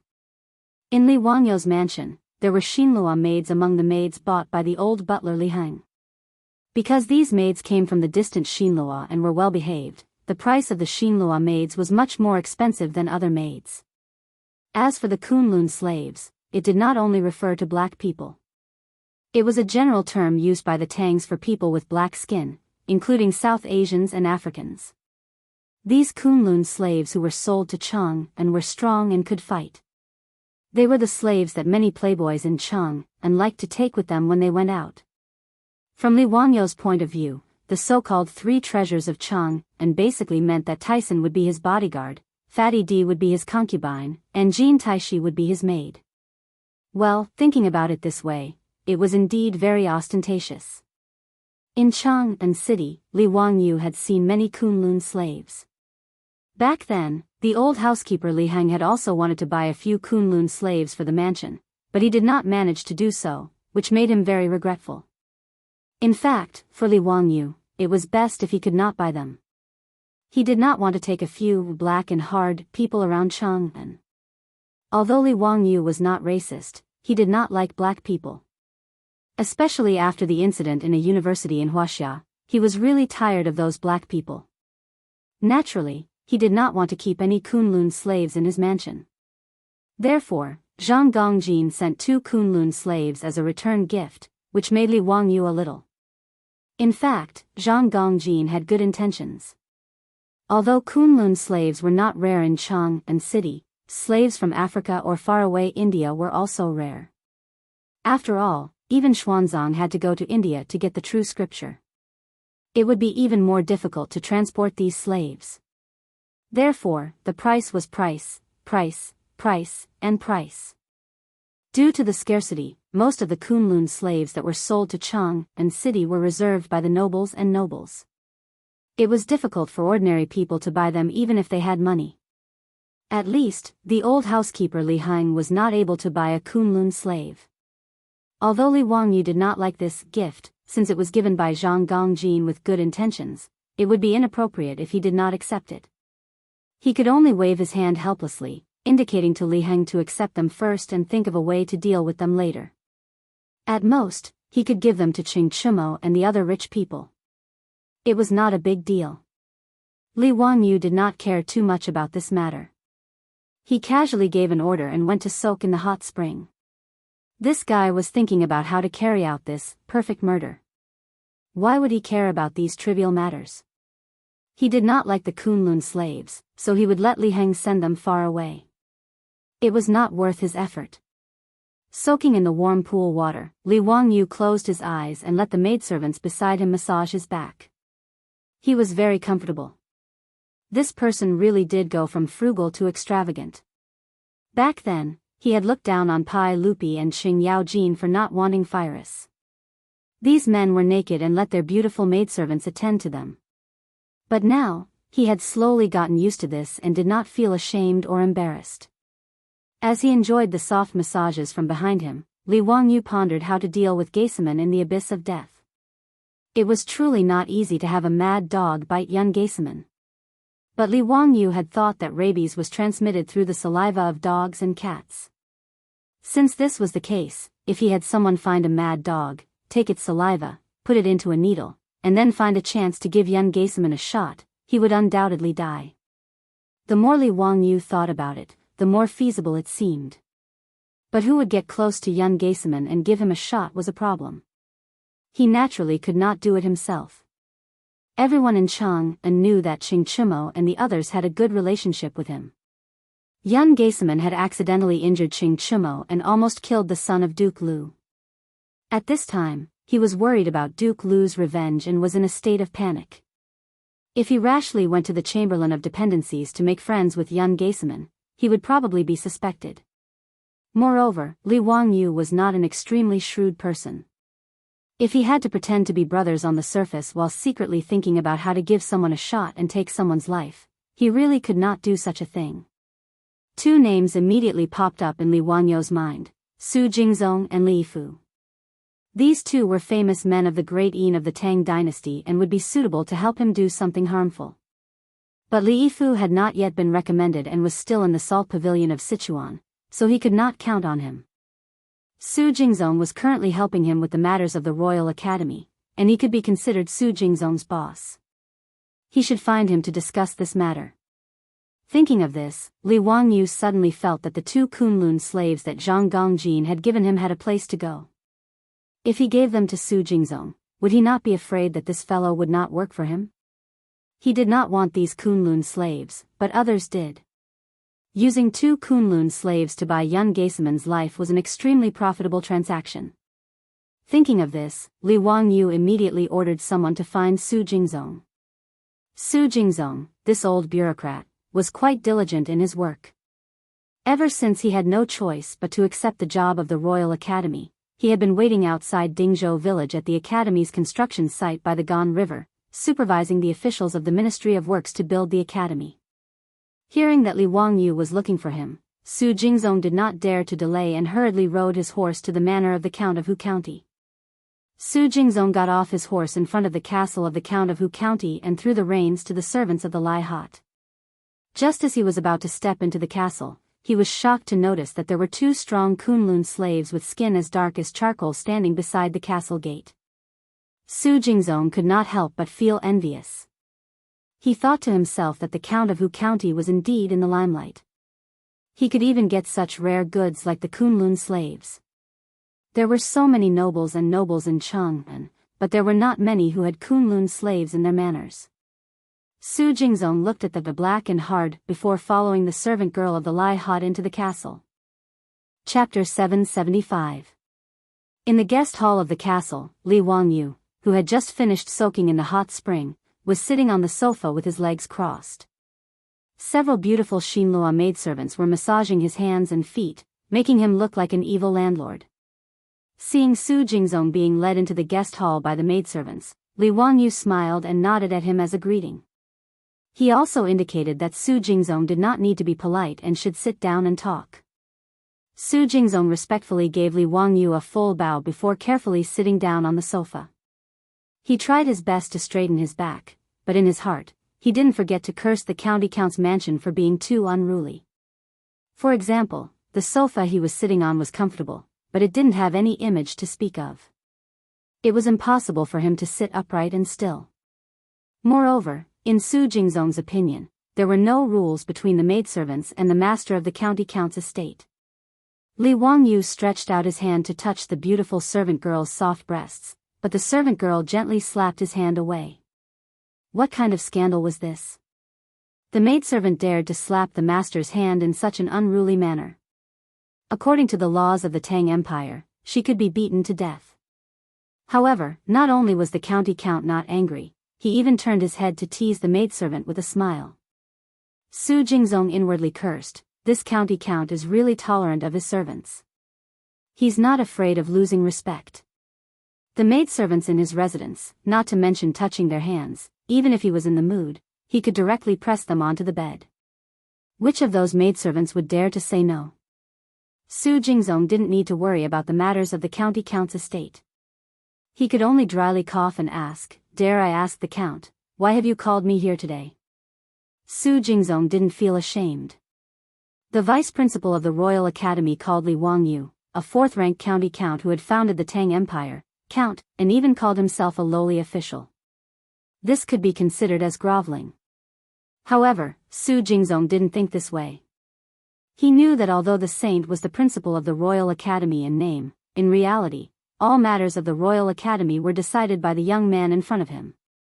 As for his official rank, was that important? In Su Jingzong's eyes, the young man in front of him was a very thick thigh. Since he had already boarded Li Wangyu's ship, he naturally had to hold on tight. Li Wangyu was already used to Su Jingzong's humility. He nodded carelessly. Just as he was about to instruct the maidservants in the reception room to leave, he saw his beautiful superior walk in. Su Jingzong didn't dare to be arrogant and quickly stood up to greet Su Chongqing. Su Jingzong was a rank 3 official in the imperial court. It was embarrassing for him to bow to the woman of the county count who founded the country, but Su Jingzong didn't care about that. After all, after becoming familiar with Li Wangyu, he could tell that the person with the most authority in Noda County count whose residence was not the county count who himself, but this beautiful woman. Although he was somewhat contemptuous of the county count whose henpecked attitude, it did not affect his respectful attitude towards Su Changqing. Su Changqing returned Su Jingzong's greeting and then asked with a smile as beautiful as a flower, "Principal Su, when is your birthday? Do you know what constellation you have? How about I calculate your horoscope for you?" Li Wangyu speechlessly placed a hand to his forehead and inwardly groaned. Ever since he learned from Yan Liben that the Tang also knew about the 12 constellations and informed his beautiful superior of this matter, this woman seemed to have been possessed. Whenever she saw someone, she would ask about their birthday and horoscope, and then she would analyze their temperament and calculate their recent fortune. Within the county count whose residence in Noda, the more than 100 maidservants and soldiers had almost all been calculated by their beautiful superior. In the Tang dynasty, only a very small number of high-level intellectuals knew about the 12 constellations. Ordinary people knew nothing about them. These maidservants and soldiers did not know anything about the 12 constellations, but they did not know anything about them. They treated their beautiful superior's words as if they were gods. In the future, even horoscope calculation websites were very popular, let alone the Tang people. They believed in these mysterious things without a doubt. His beautiful superior also did not seem to get tired of it, making Li Wangyu speechless. In reality, although Su Changqing liked to study the constellations in the future, it was only for entertainment after tea. He would not be so obsessed. Life in the Tang dynasty was simply too boring for modern people, which was why she was so excited when she learned that the 12 constellations had been introduced into the Tang dynasty. Li Wangyu originally did not understand why most women liked constellations.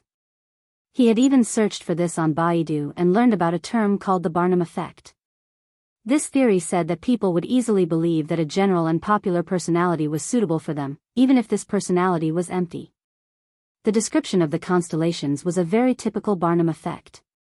And women were naturally prone to the Barnum effect. Li Wangyu did not know if this was true or not, so he could only believe it for now. Facing Su Changqing's question, Su Jingzong was also stunned. He did not understand what she meant. After a while, he replied, "I was born in the 11th month of the lunar calendar. I know the 12 constellations. If I'm not wrong, I have the Scorpio life body." Su Changqing immediately said, "The Scorpio life body's guardian star is Pluto, so Scorpio constellation has a mysterious characteristic. It is energetic, jealous, possessive, and holds grudges. Its actions are not bad, but its opinions are lacking. But this year, Scorpio career is developing like a fish in water." His beautiful superior talked endlessly about Scorpio constellation's fate and analysis, making Su Jingzong stunned. He nodded his head, feeling that Su Changqing's words were completely in line with his personality. He had never seen someone use such straightforward words to describe his fate and fate. Su Jingzong was naturally not one of the servant girls in the Hu County Count's household. He knew of the 12 constellations from Indian Buddhism and had even discussed the fate of the 12 constellations with the eminent monks. But in Su Jingzong's view, the eminent monk who had discussed the 12 constellations with him was far less knowledgeable about the constellations than Su Changqing, the wife of the Hu County Count. Su Jingzong's thoughts were not wrong, but in terms of knowledge about the constellations, the eminent monks were not as good as Su Changqing. Of course, this was very normal. In the future, the study of astrology in the West had even become a professional course in universities. Although his beautiful superior was not that professional, compared to the ancient people from 1,000 years ago, there was probably no one in the world who understood the fate of the constellations better than her. Of course, Li Wangyu did not believe in the constellations at all. But if he could use this to fool the Tang people, it would be a wonderful thing. At the very least, he could not think of a way to make the stubborn Pai Lupi and Empress Zhangsun agree to let him marry his beautiful superior as his wife.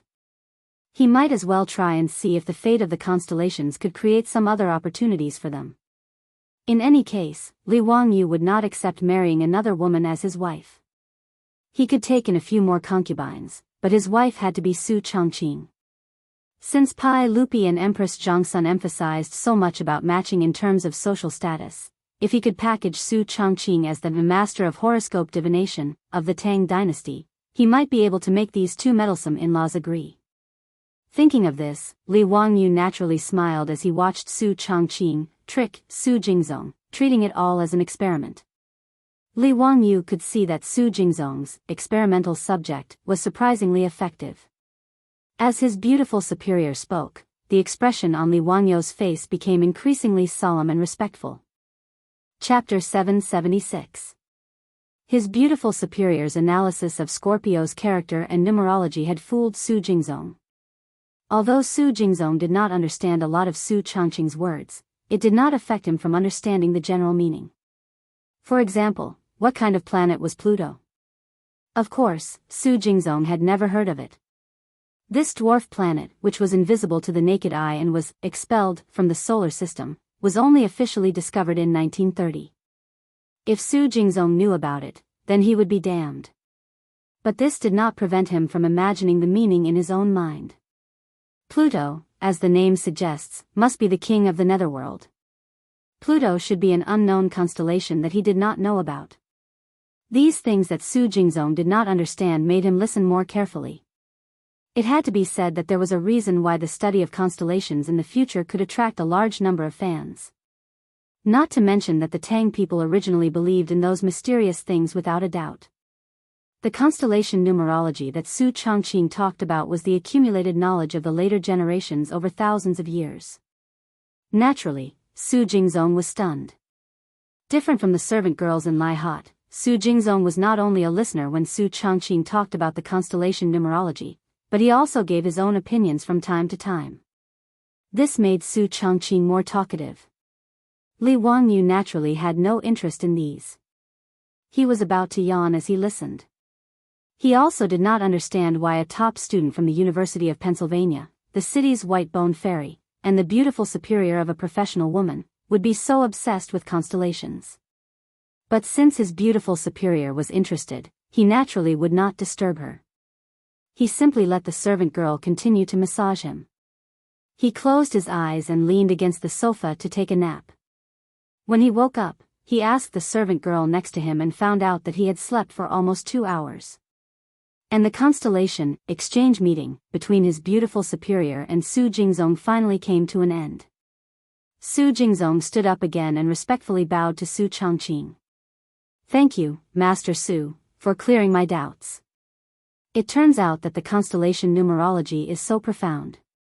In the future, this Su will have to consult Grand Master Su. I hope that Grand Master Su will not be stingy with his guidance." Originally, Su Jingzong's attitude toward Su Changqing was extremely respectful, but he only called her Lady Su because of Li Wangyu's face. At this moment, Su Jingzong changed his way of addressing Su Changqing as Master Su, which surprised Li Wangyu. In the Tang dynasty, the term Great Master was not only used by the close eunuchs of the emperor to address the emperor, but it was also used by daughters-in-law to address their mother-in-law respectfully. In addition, there was another way to address women who were knowledgeable and learned.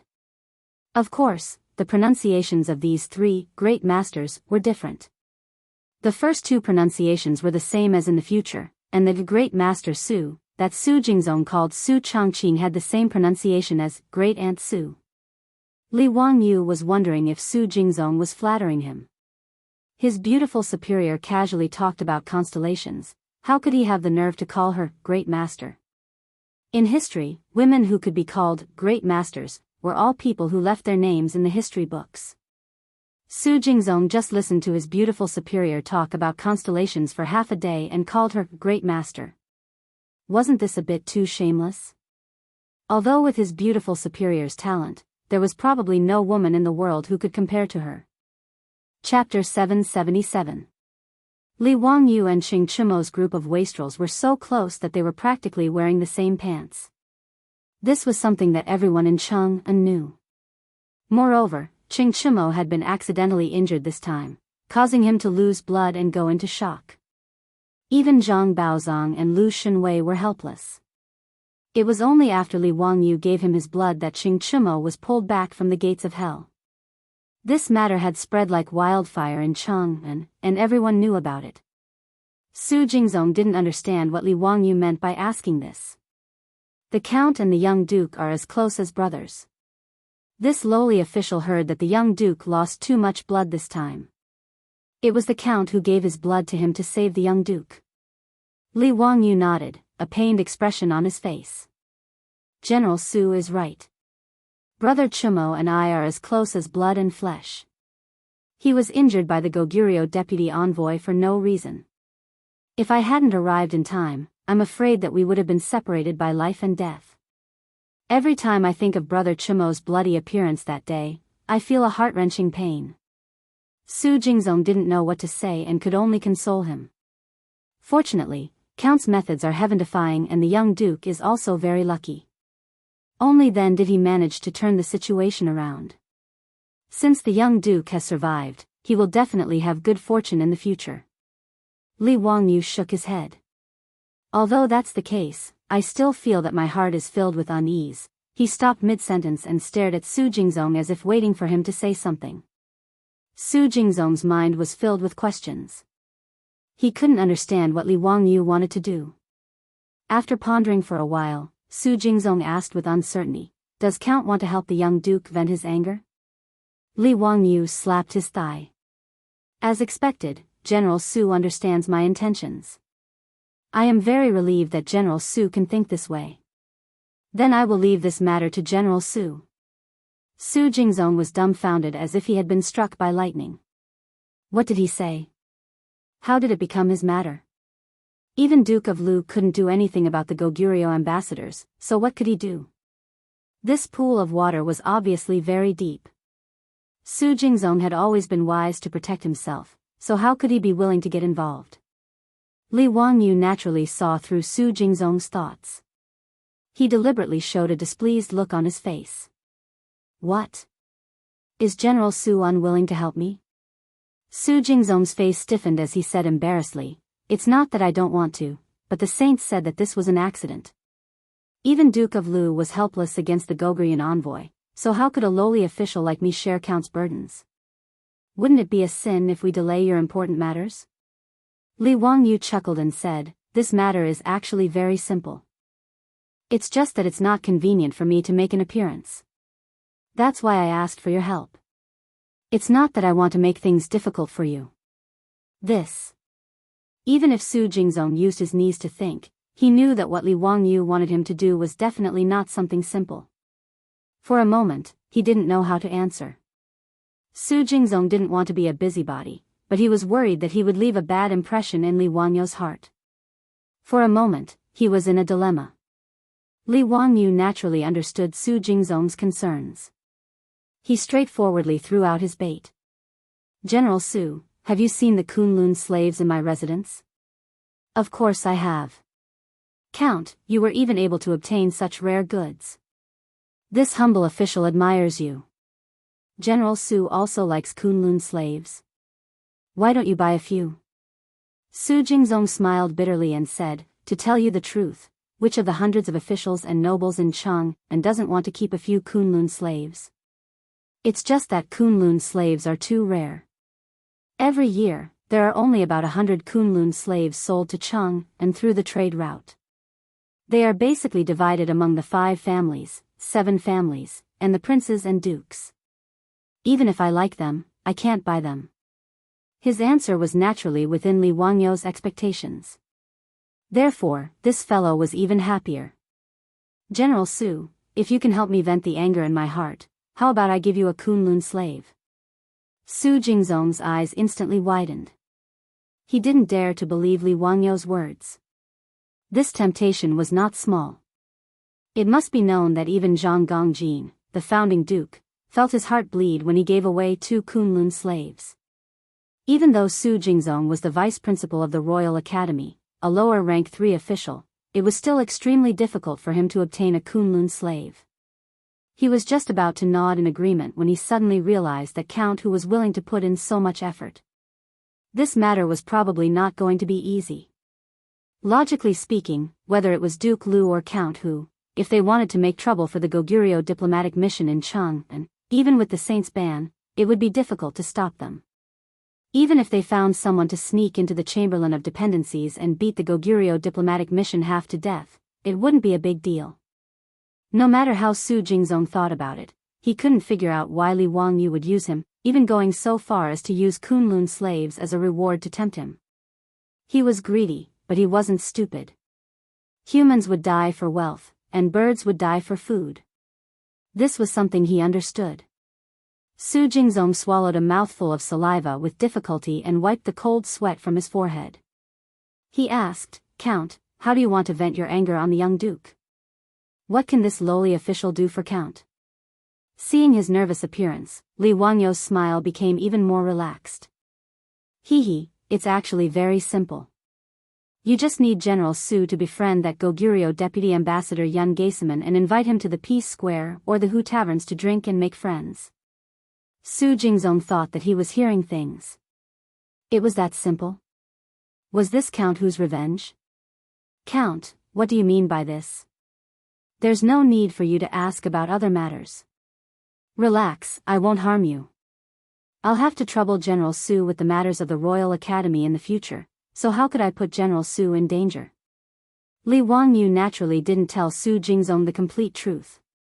While his beautiful superior was chatting with Su Jingzong about the horoscopes, he had closed his eyes and pretended to sleep, but he was thinking about Death Abyss and Gaesaman.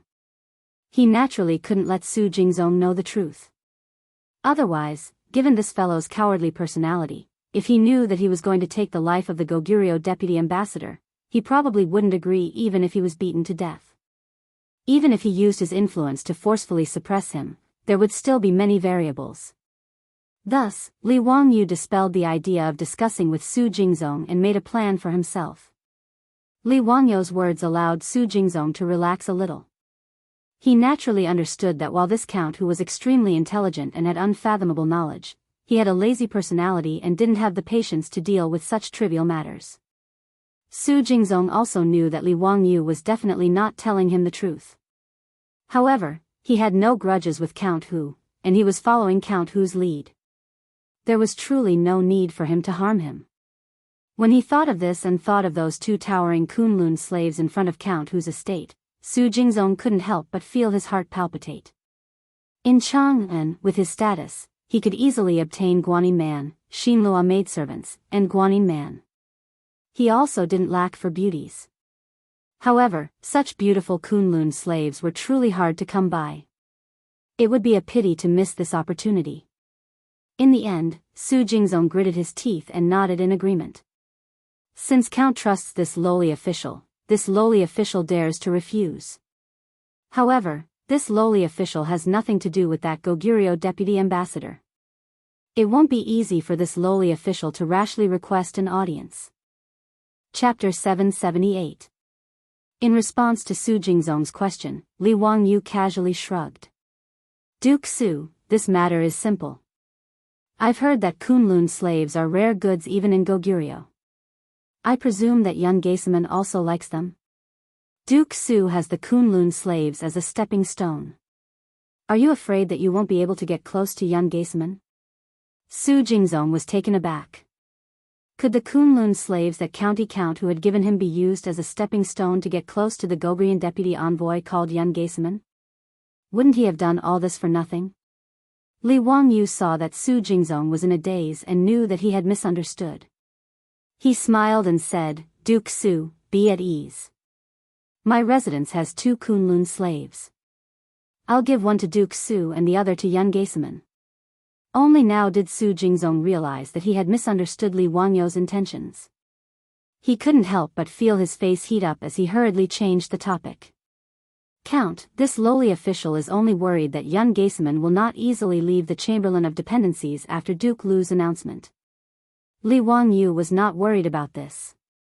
In a few days, it will be the Lunar Summit, and the Goguryeo diplomatic mission will be going to the Taiji Palace to meet the sage.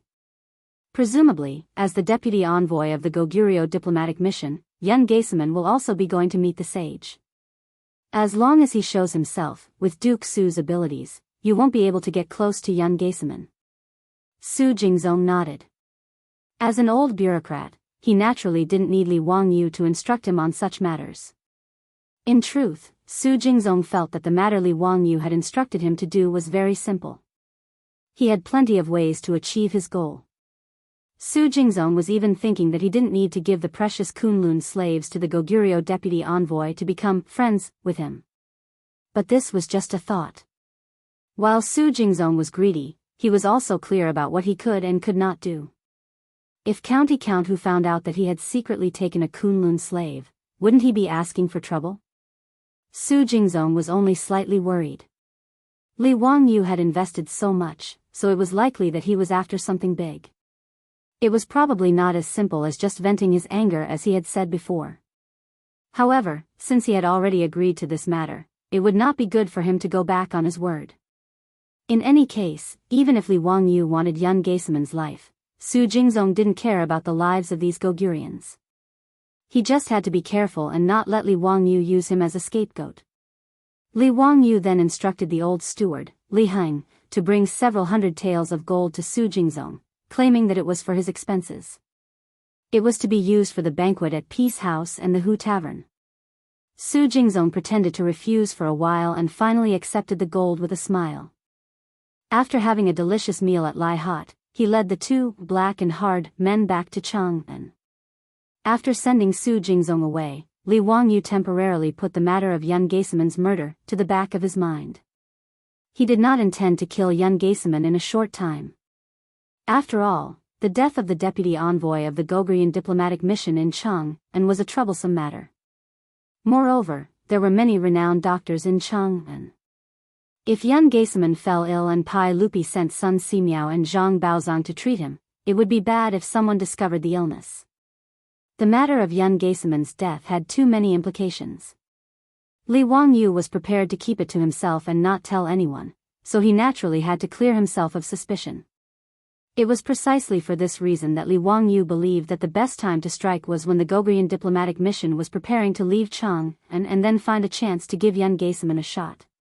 By the time Yun Geiseman's rabies broke out, the Gogurian diplomatic mission would have left Chang'an and would have nothing to do with the Tang dynasty or him. He had Su Jingzong get close to Yun Geiseman precisely so that he could strike quietly and without attracting attention. But this was just Li Wangyu's own plan. He had no idea if it could be realized, so he could only take it one step at a time. In any case, there were still several months before the Gogurian diplomatic mission left Chang'an, but there was no rush. During this period of time, Li Wangyu had become idle again. He had left the matters of the academy to Su Jingzong to manage. Back then, when he was recruiting new students from the Imperial College, he had used a set of psychological tests to filter out more than 100 pure and patient students. After a few months of training, these students would be able to join the academy and serve as teaching assistants to teach the children. But Li Wangyu, this lazy bum, didn't even want to do such a thing. He shamelessly threw this matter to his beautiful superior. In his words, his beautiful superior had often trained new employees in the company and was very experienced. In this regard, the beautiful boss just rolled her eyes at him, and then happily ran off to teach the group of rookies in the workplace. Li Wangyu couldn't help but secretly laugh at this. He naturally knew that his beautiful superior wouldn't refuse him. First of all, the beautiful boss was also bored. Although she was in charge of the Shun Feng Carriage Company, the underwear store, and other industries, the army of women she led had now grown up and managed those industries in an orderly manner. There was almost no need for her to personally go out and work every day. Recently, she had been spending more and more time at the county magistrate's estate in Dingzhou, and she had become more and more proficient at mahjong. Even Li Wangyu was no match for her. Moreover, to be able to train a bunch of rookies was an interesting matter for his beautiful superior. The Tang dynasty was a society where men reigned supreme. As a professional woman of the future, she was naturally very unhappy, but there was nothing she could do. Li Wangyu naturally understood the disappointment in his beautiful boss's heart, so he deliberately let her train that group of scholars. To be able to give instructions to more than 100 Tang dynasty scholars was naturally a form of mental pressure for his beautiful superior. Li Wangyu didn't care whether those Tang dynasty scholars would be unhappy to be taught by a woman or not. Ever since Pai Lupi was prepared to personally become the president of the Royal Academy, and even the vice president was a lower third-rank official in the imperial court, the Royal Academy was no longer a grassroots organization. Those students who had left in anger because they thought that Li Wangyu had deliberately humiliated them were now regretting it so much that their intestines turned green. There were also countless scholars who wanted to enter the Royal Academy to teach. If Li Wangyu was willing, he could easily recruit 10 times the number of scholars, let alone 100. It was hard to find a three-legged bastard, but there was no lack of two-legged scholars. Moreover, the Tang dynasty's academy treated them well. Under such circumstances, if anyone dared to cause trouble because his beautiful superior was going to train them, Li Wangyu wouldn't mind making an example out of them and kicking them out. As a wife-protecting maniac, Li Wangyu dared to make his beautiful superior unhappy for the rest of his life. After throwing these troublesome matters out of the way, Li Wangyu was free again. Looking at the blonde beauty who was swaying in front of him every day, Li Wangyu couldn't help but ponder over the words his beautiful superior had said that day. Taking Aphrodite, who wasn't even 16 years old, into his room, was he too much of a beast? But compared to being worse than a beast, wasn't it acceptable to be a little more beastly?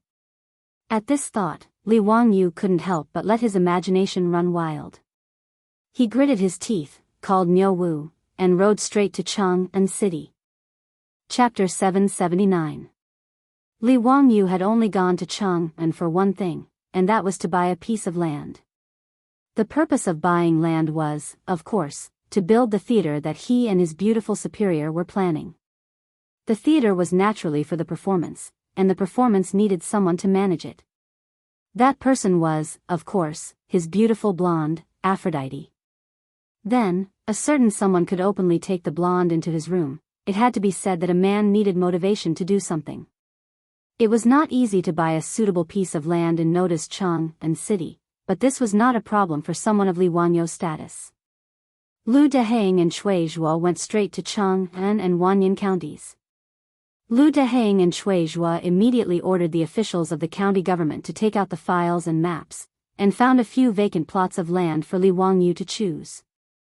Most of these were confiscated land by the county government. Li Wangyu could not help but laugh when he saw a house in Guangda Lane. He had an impression of this house. It seemed to be the house of the wealthy Luo Hui, who had been ordered by Ho Junji to arm wrestle with him and the other fops. After Luo Hui failed, he fled Chang'an City and his whereabouts were unknown. His house had been confiscated by Chang'an City and was ready to be sold. The location of this house was rather good. It was close to the bustling Shi city and was not small. Li Wangyu took a liking to this house at first glance. The backyard wall of Luo Hui's house was the wall adjacent to the Shi city. Li Wangyu pondered for a while and felt that he could open a door on this wall as the entrance to the theater in the future. Although the doors of houses could not be opened on the streets unless one was a third-rank official or above, Li Wangyu felt that it was not a big deal for him to go through the back door with Pai Lupi. Moreover, he wanted to build a theater and not a house, so it should not be a big problem. As an elegant art theater performance, the tickets were naturally not cheap. The target audience was of course the officials and aristocratic families of Chang'an City. The officials and aristocrats could not possibly go around Guangda Lane to watch the show, right? Guangdi Lane did not have enough space for everyone to park their horses and carriages. Cui Ming House, how much is this house in Guangda Lane? I'm quite interested in this house. Cui Zhuo smiled fawningly and said, County Count Hu, this house belongs to Luo Hui, who has no criminal record in the county. It's not worth much. If County Count Hu is interested, you can just give him a few tens of thousands. Li Wangyu naturally knew that Cui Zhuo was trying to curry favor with him, but with his current net worth, he disdained to take advantage of such a situation. Luo Hui's house in Guangda Lane was in an excellent location. According to the current market price in Chang'an, it would not be less than 1,000,000 yuan, or even more. If he really only gave a few tens of thousands of dollars, it would not be worth it if someone caught him and impeached him in the future. I appreciate Cui Ming House's good intentions, but this house will be sold at the market price, Li Wangyu said calmly. Cui Zhuo could only smile awkwardly. He stretched out his hand to summon an official from the Ministry of Civil Affairs and asked, How much is this house in Guangda Lane? According to the current market price in Ming House, it should be 2,000,000 yuan. 2,000,000 yuan was about 8,000,000 yuan in the future. It was actually quite cheap to buy a house that occupied a few acres of land. Li Wangyu could not help but curse the black-hearted developers in the future when he thought of the 100-square-meter house he bought with a loan of more than 2 million yuan. Okay, I'll buy this house at this price. I'll have someone send the gold later.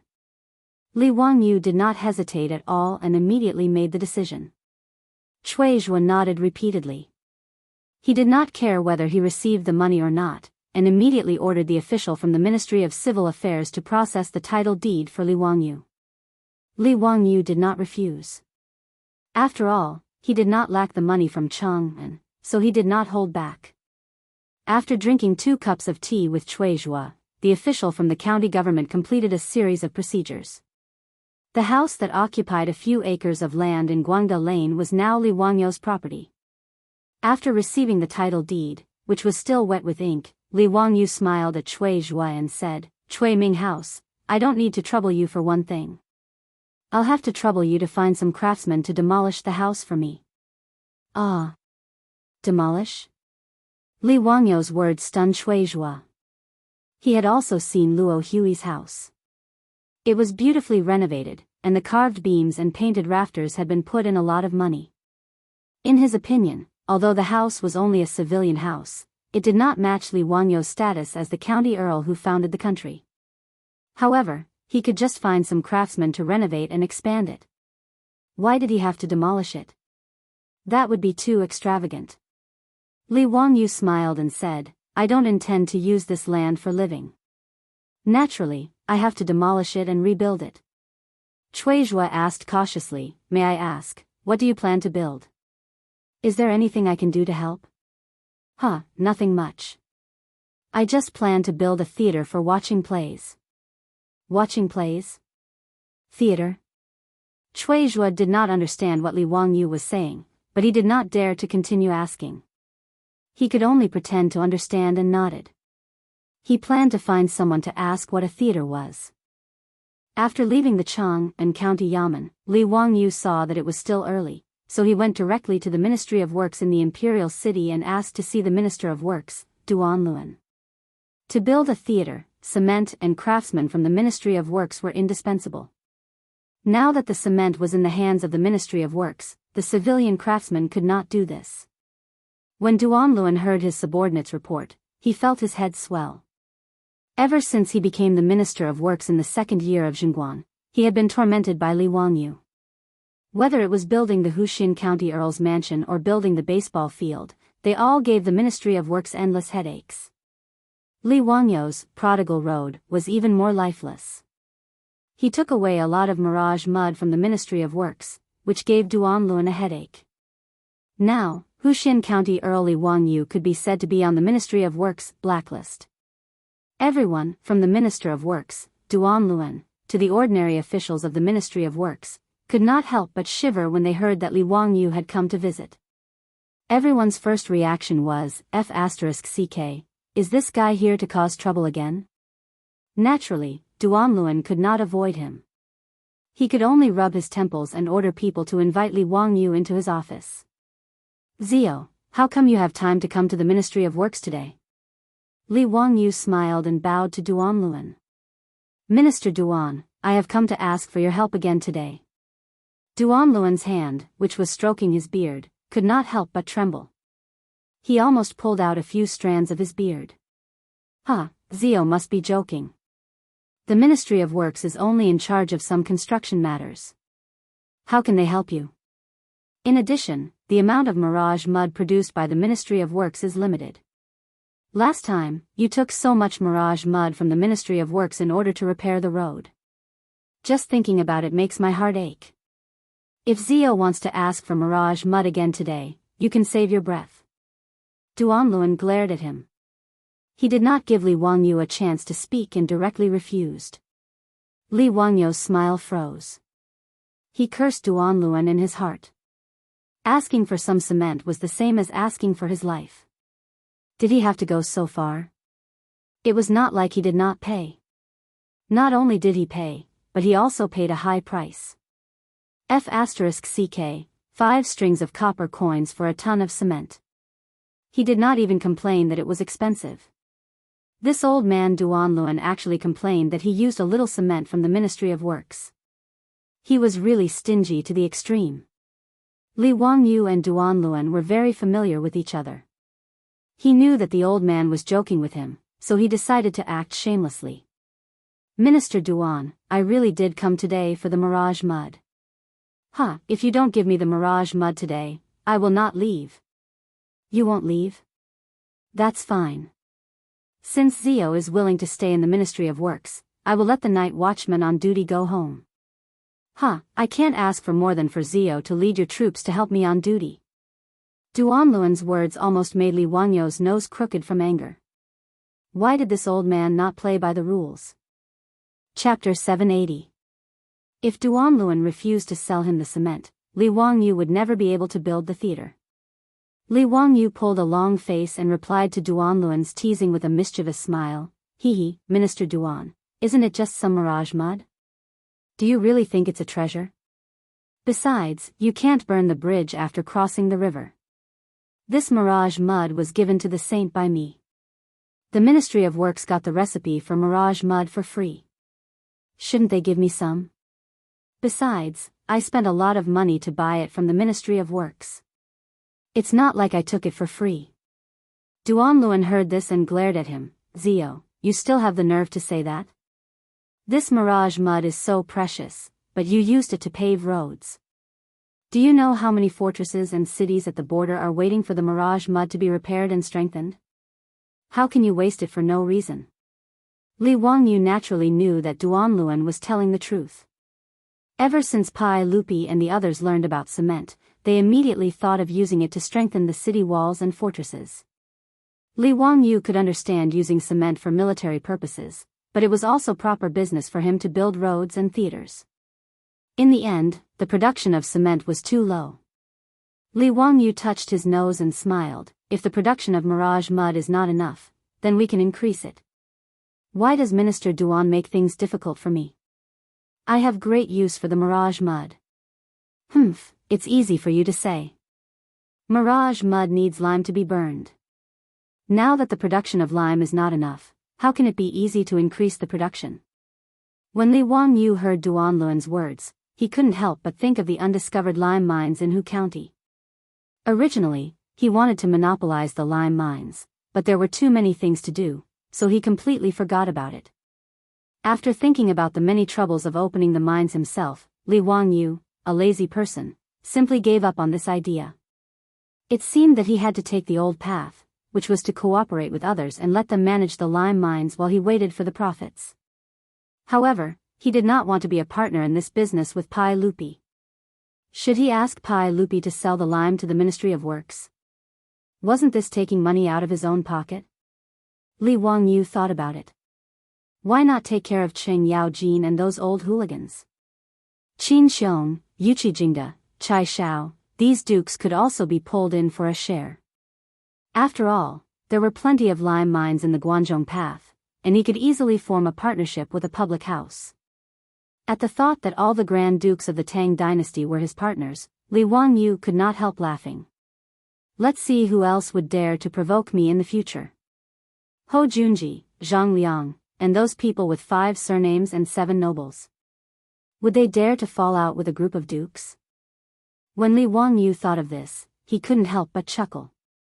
This made Duanluan extremely surprised. He couldn't figure out what was wrong with this kid. After Li Wangyu came to his senses, he said seriously, Minister Duan, if I can get you a large amount of lime, would you be willing to buy it? At that time, can you provide me with mirage mud? Hearing this, Duanluan couldn't help but raise his eyebrows.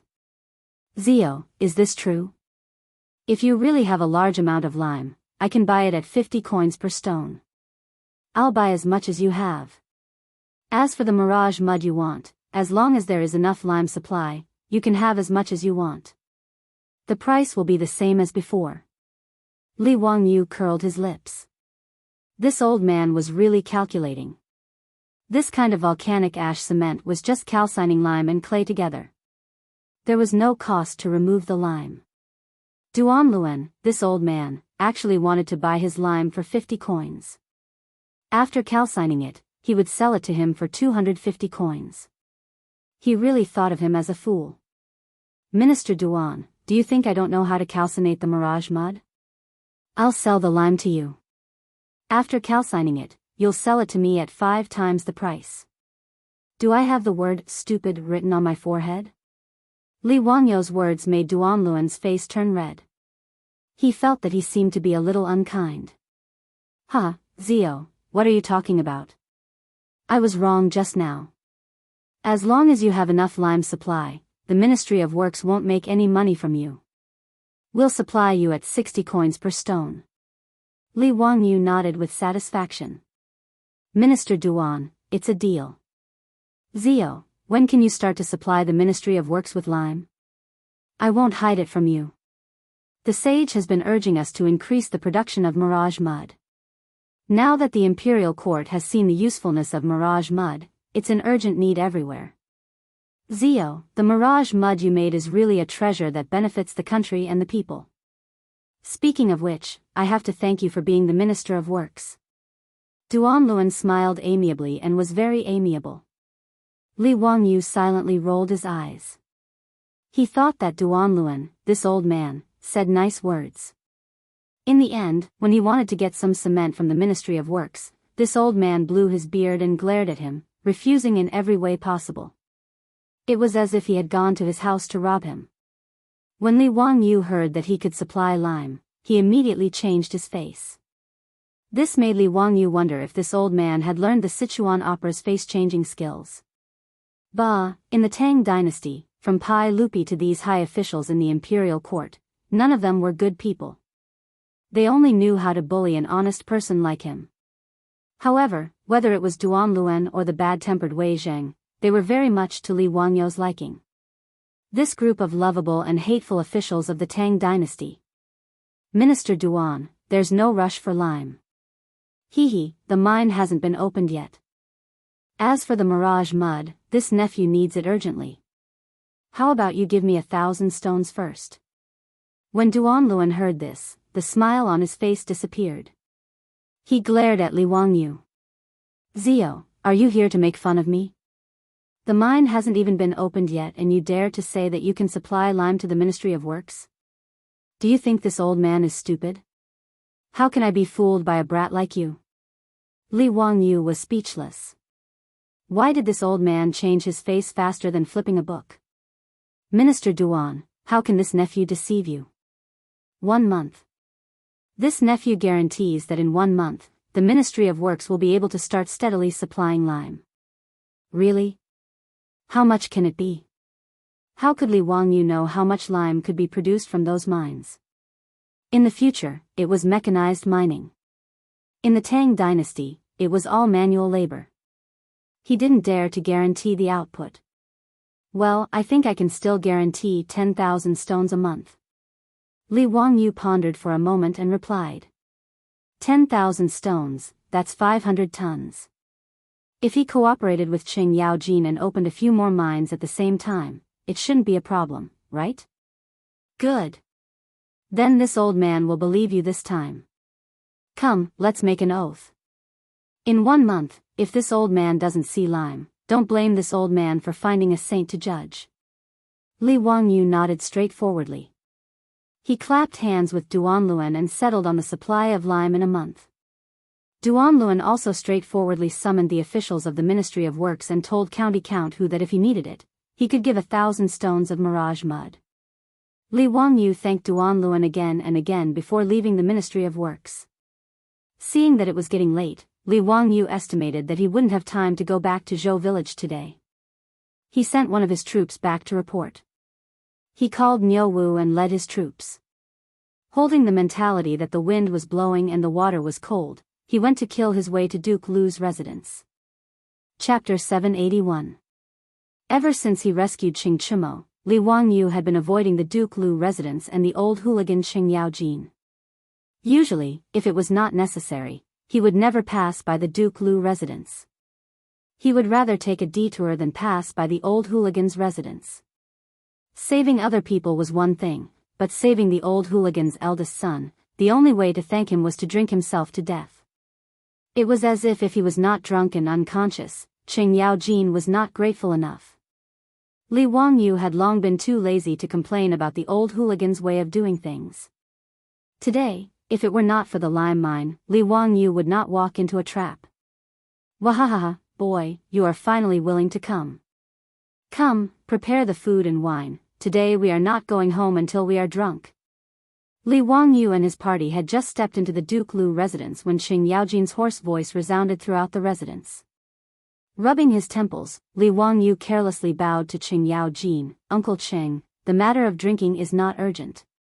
Today, this nephew has something good to discuss with Uncle Qing. Qing Yaojin's eyes lit up. Which gambling house do you want to bet with?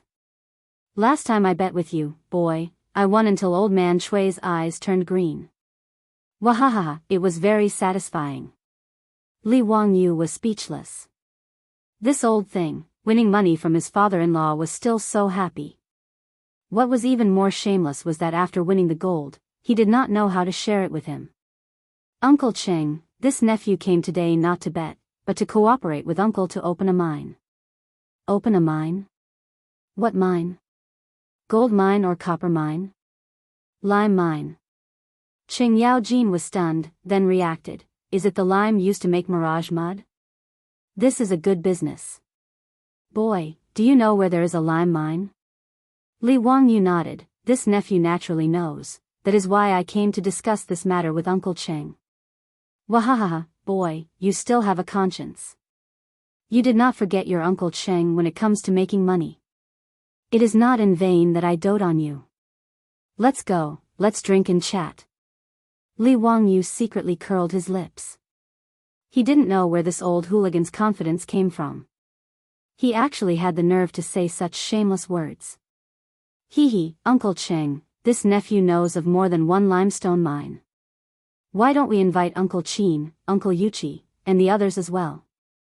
Li Wangyu remembered that there were about 5 or 6 limestone mines in Hu County. Qing Yaojin, Li Jing, Qin Xiong, Yuchi Jingda, Chai Shao and Niu Jinda were just enough. Qing Yaojin was stunned when he mentioned the names of the dukes. Then, he slapped Li Wangyu's shoulder heavily, causing him to grimace in pain again. Good boy, I didn't misjudge you. Men, take this daddy's greeting card and invite second brother, old man Yuchi, and the others. Li Wangyu did not personally visit each family to discuss this matter. Instead, he asked Qing Yaojin to invite Qin Xiong and the others. In Qing Yaojin's opinion, it was naturally to let him sell a favor to everyone. In the future, if these limestone mines made money, whether it was Qin Xiong or Yuchi Jingda, they would all owe Qing Yaojin a favor. Actually, to Li Wangyu, he was just being lazy. How much time would it take to go to each of the Duke's manors? How much time would it take? How much wine would it take? It was better to let the old hooligan invite everyone to Duke Lu's mansion. He only needed to waste a bit of time. Qing Yaojin invited everyone on behalf of County Count Li Ziyu.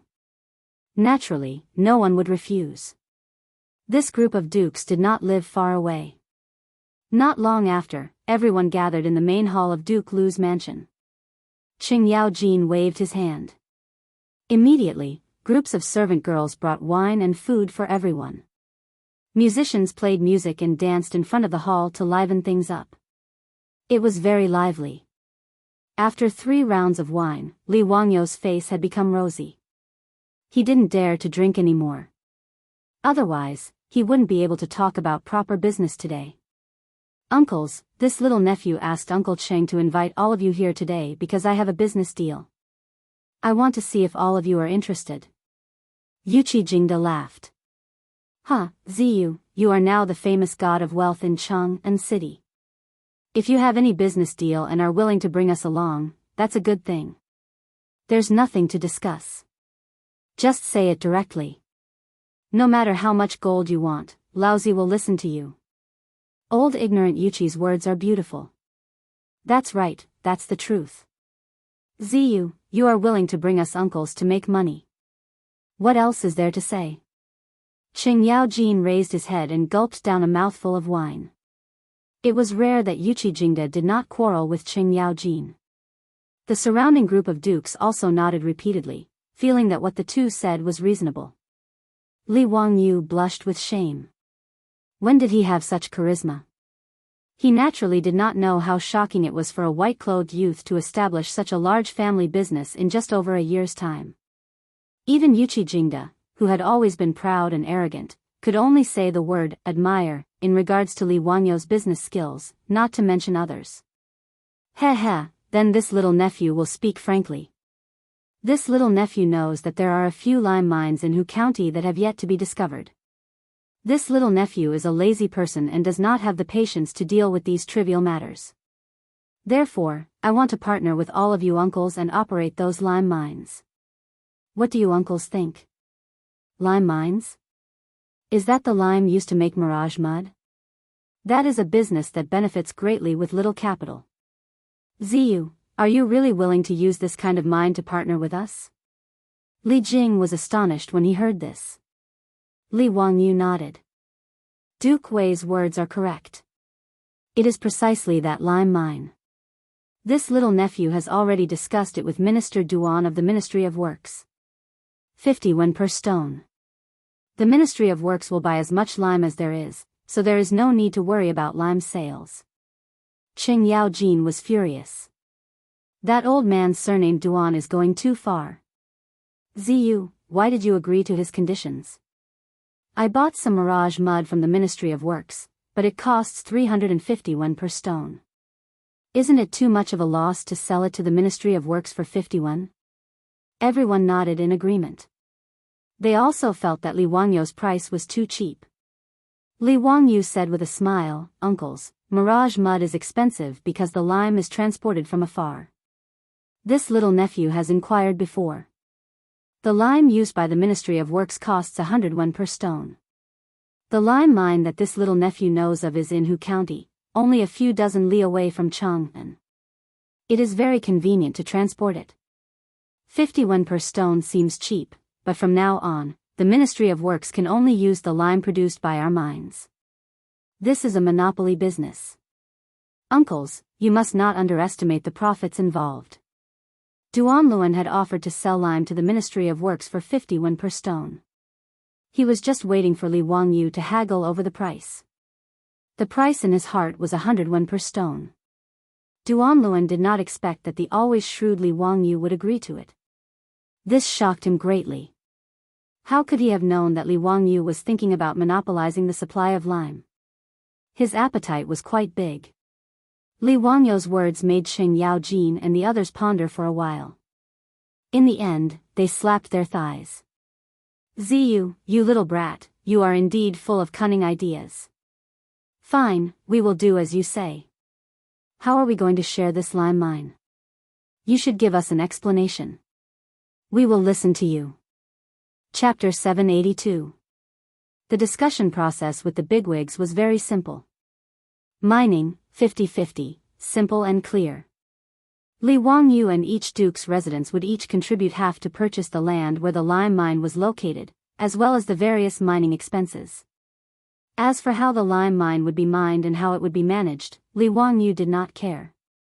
He was prepared to be a hands-off shopkeeper and enjoy the fruits of others' labor.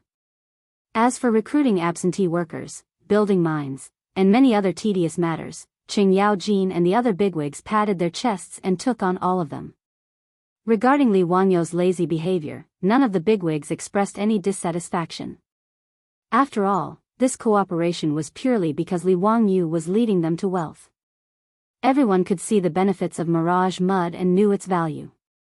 As for the lime used to make mirage mud, it was naturally a hot commodity. Unlike copper and gold mines, the output of lime mines was very shocking. Li Wangyu estimated that the price of 50 copper coins per dan would not be maintained for long and would continue to fall. The price of mirage mud would also continue to fall. As for directly using lime to make mirage mud, whether it was Li Wangyu or the other bigwigs, they did not plan to participate for the time being. After all, Pai Lupi had already taken the production of mirage mud back to the imperial court and treated it as a strategic resource. Naturally, it would not be their turn to produce it. Li Wangyu provided the location of the lime mine, so it was only right for the dukes to contribute. Moreover, Qing Yaojin and the other bigwigs had a large group of stewards in their residences. These trivial matters would naturally be handled by the stewards of the various residences. There was no need for the bigwigs to worry about it. Qing Yaojin ordered someone to bring over a map. Li Wangyu began to outline the location of the lime mine on the map for the bigwigs. It had to be said that as the great general of the Jin Wu Guards, the maps in Qing Yaojin's residence were all used for military campaigns and were very detailed. They were much more detailed than the maps in Cheng and for 10,000 years. Although the mountains and rivers had changed a lot in the past 1,000 years, Li Wangyu only remembered that there were many lime mines in Shijing Town in Hu County in the future. He had asked Yang Quan before, but there was no place called Shijing Town within the jurisdiction of Hu County.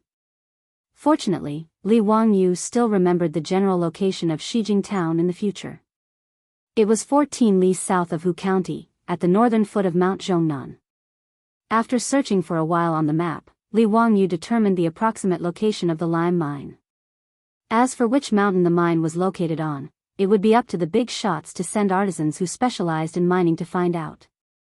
When Li Wangyu said that there was a limestone mine in Hu County, Qing Yaojin and the others believed him without a doubt. No one asked him how he knew about this. Everyone was already used to Li Wangyu's mysterious way of doing things. Now, everyone believed that Li Wangyu was the reincarnation of some almighty Taoist. In this regard, Li Wangyu was happy to see it happen, and it saved him the trouble of making up lies. The matter of him working with Qing Yaojin and the other big shots to mine the lime mine was settled. Including Qing Yaojin, none of the big shots had any plans to sign a contract with Li Wangyu. By now, Li Wangyu was well aware of the habits of these bigwigs. Naturally, he would not ask for trouble and insist on signing some sort of partnership agreement with these dukes.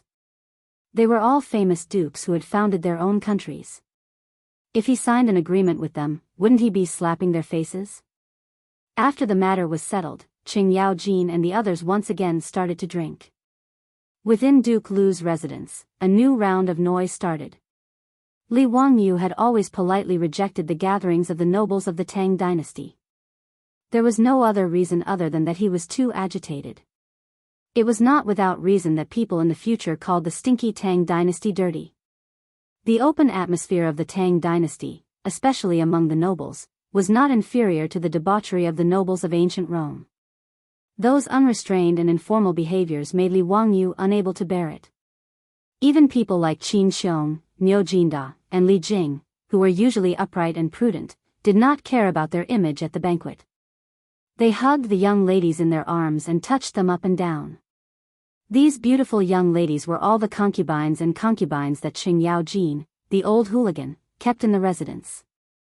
In Li Wangyu's eyes, these concubines were no different from the prostitutes in Ping Kong Fong.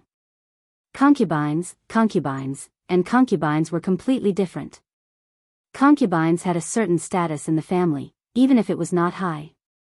Concubines were actually not much different from maids and maids. They could be bought with money. There was no limit to the number of concubines.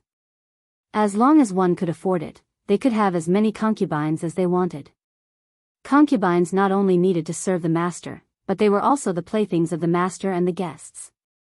Concubines were of a lower status than concubines. Concubines were usually singers and dancers. Of course, no matter if they were concubines or concubines, it was normal for them to accompany the guests in bed. As for giving concubines and concubines away, that was a common thing among the nobles of the Tang dynasty. Even Su Dongpa, such a romantic person, often gave his concubines away. Bai Ji even had a poem, 10 years of spring cries become oriole tongues, 3 years of disdain for old ugliness change into moth eyebrows. It meant that after 3 years, concubines felt that they were too old and had to be sold in exchange for a new batch. From this, one could see that concubines were indeed very lowly and pitiful in ancient times. Qing Yaojin, this old hooligan, had dozens of concubines in his residence. Including Li Wangyu, all the founding dukes had 2 or 3 young and beautiful concubines serving them. This group of old hooligans, after drinking a few cups of wine, did not care if they would poison Li Wangyu, this young man, and directly touched him in the hall. Yuchi Jingda, that old man, quickly stripped the concubines and concubines by his side into pink little white lambs.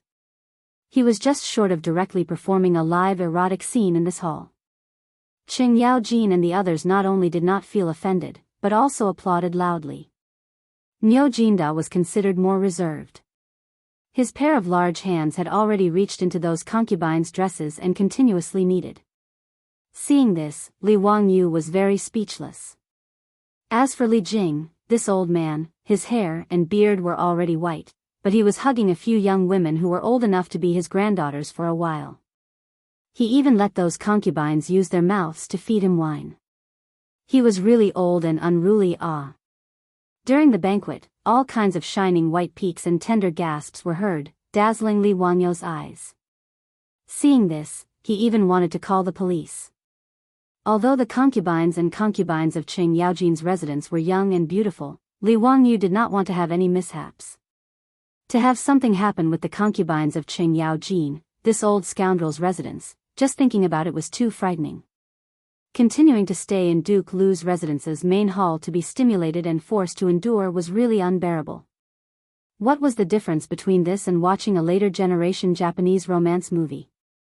Li Wangyu simply glanced at Niu Wu, who was standing on the side, and secretly gave him a meaningful glance. Naturally, the meaning was to quickly run away. Uncle Cheng, this little nephew is going to go to the toilet and change clothes. For the time being, I will take my leave. Li Wangyu stood up and bowed to Qing Yaojin, who was playing happily with his concubines. Qing Yaojin did not mind and only let the concubines by Li Wangyu's side accompany him to the toilet to take care of them. Li Wangyu said that he wanted to go to the toilet, but that was just an excuse. In reality, he was planning to escape.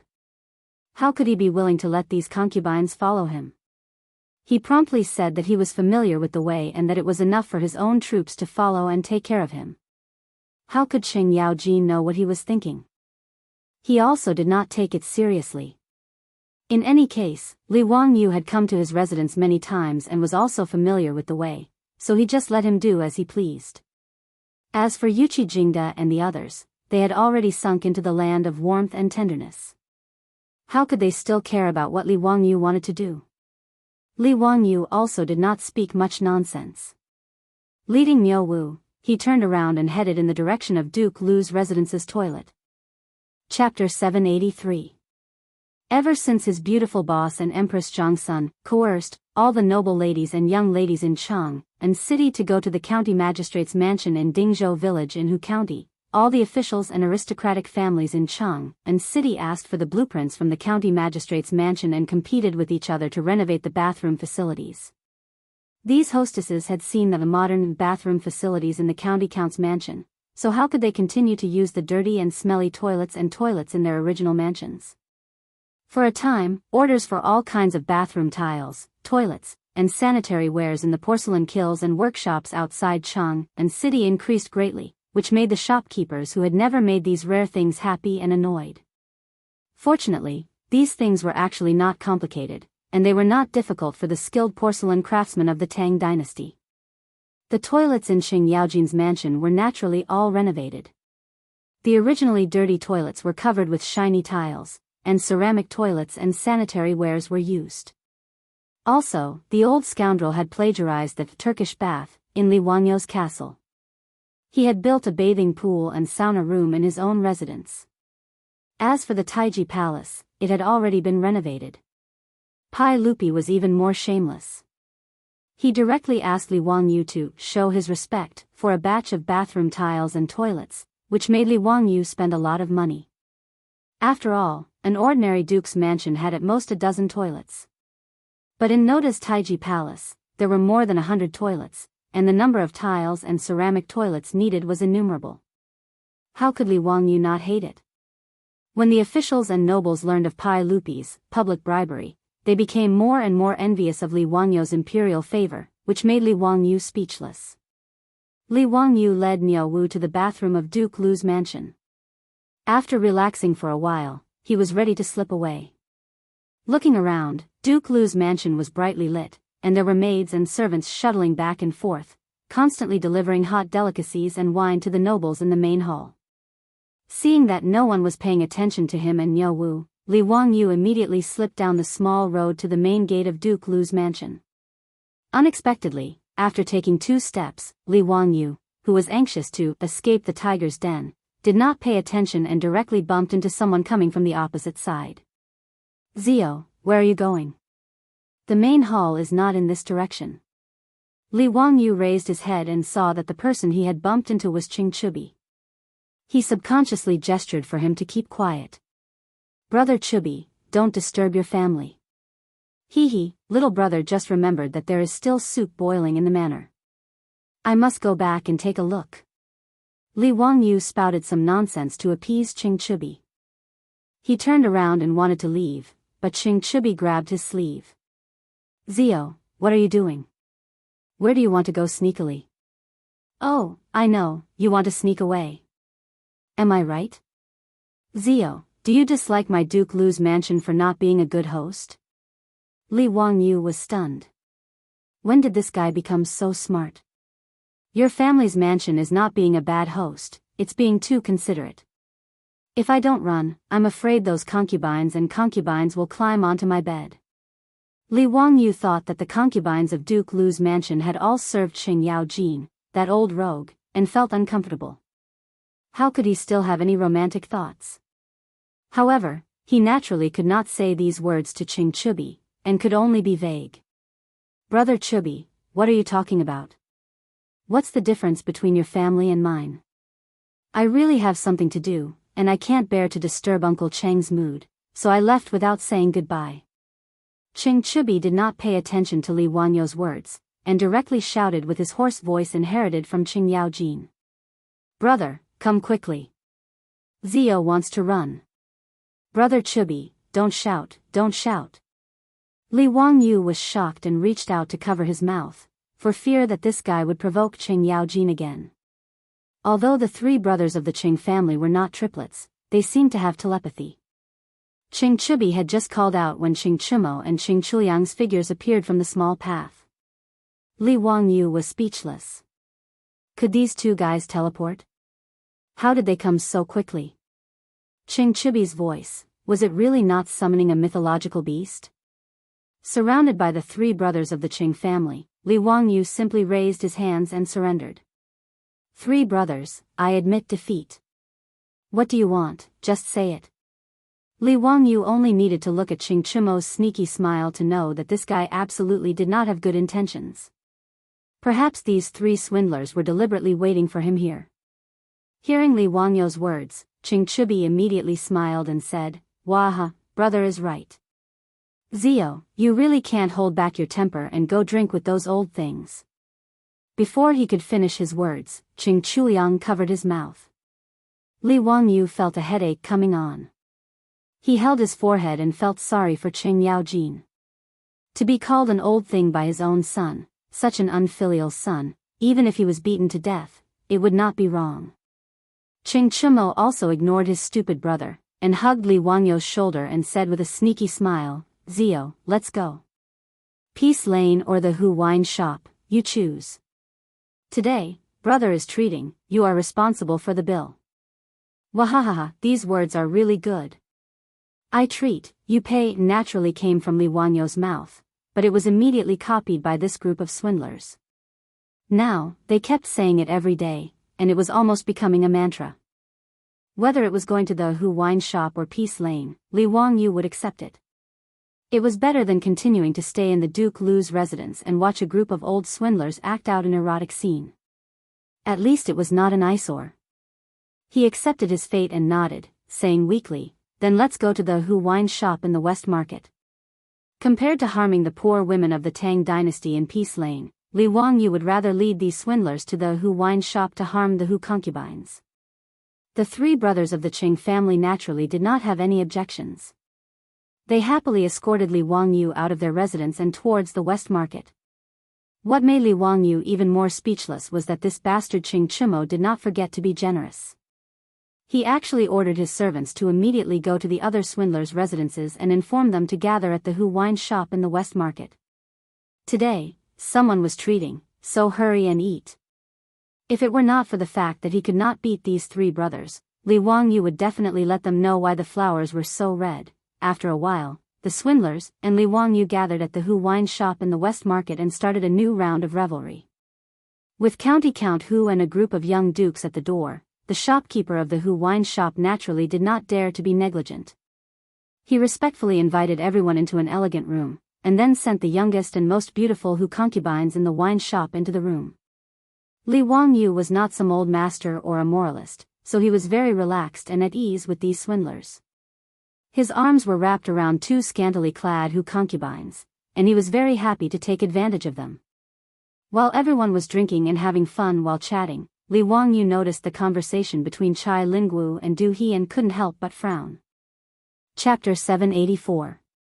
Just as Li Wangyu was exchanging toasts with Qing Chumo and the others, he heard Wei Shuyu and Chai Lingwu laughing and saying, "Brother Lingwu, I heard that you know Master Faya of the Mercy Temple?" Chai Lingwu nodded. "Yes, there is such a thing. I am acquainted with Grandmaster Faya. The retired emperor missed my mother, so he invited Great Master Faya to my brother's residence to perform a blessing ceremony for my mother." "Why, does Brother Shuyu want to find Master Faya?" Chai Lingwu's mother was Princess Ping Yangzhao, Li Yuan's third daughter. Princess Ping Yangzhao could be called a heroine. At the end of the Sui dynasty, when the world was in chaos, she gathered the heroes of Guangzhong and led the army of women to achieve great things. She joined forces with Pai Lupi on the north bank of the Wei River and together they broke through Chang'an. Unfortunately, in the 6th year of Wuda, Princess Ping Yangzhao passed away, which made Li Yuan and Pai Lupi very sad.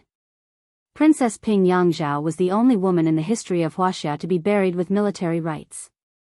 It could be said that she was truly honored in life and death. Li Yuan also missed this daughter of his very much. He often ordered Buddhist and Taoist, two sects eminent monks and Taoist priests to perform rituals and pray for Princess Ping Yangzhao. Hee, it's like this. My mother's birthday is coming soon, and she is a devout Buddhist believer. Therefore, I want to find a Buddhist scripture personally copied by a monk as a gift for my mother. In Chang'an, Master Faya is a monk of the San sect. If I can ask him to personally copy a Buddhist scripture, it would naturally be excellent, Wei Shuyu explained with a smile. Chai Lingwu didn't say anything and immediately agreed.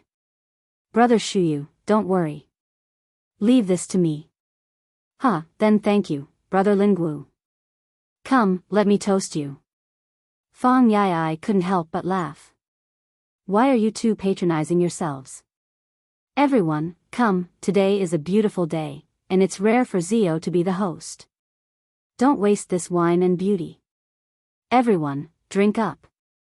Hearing Fang Yai's words, everyone laughed and raised their cups. There was a lot of noise in the room.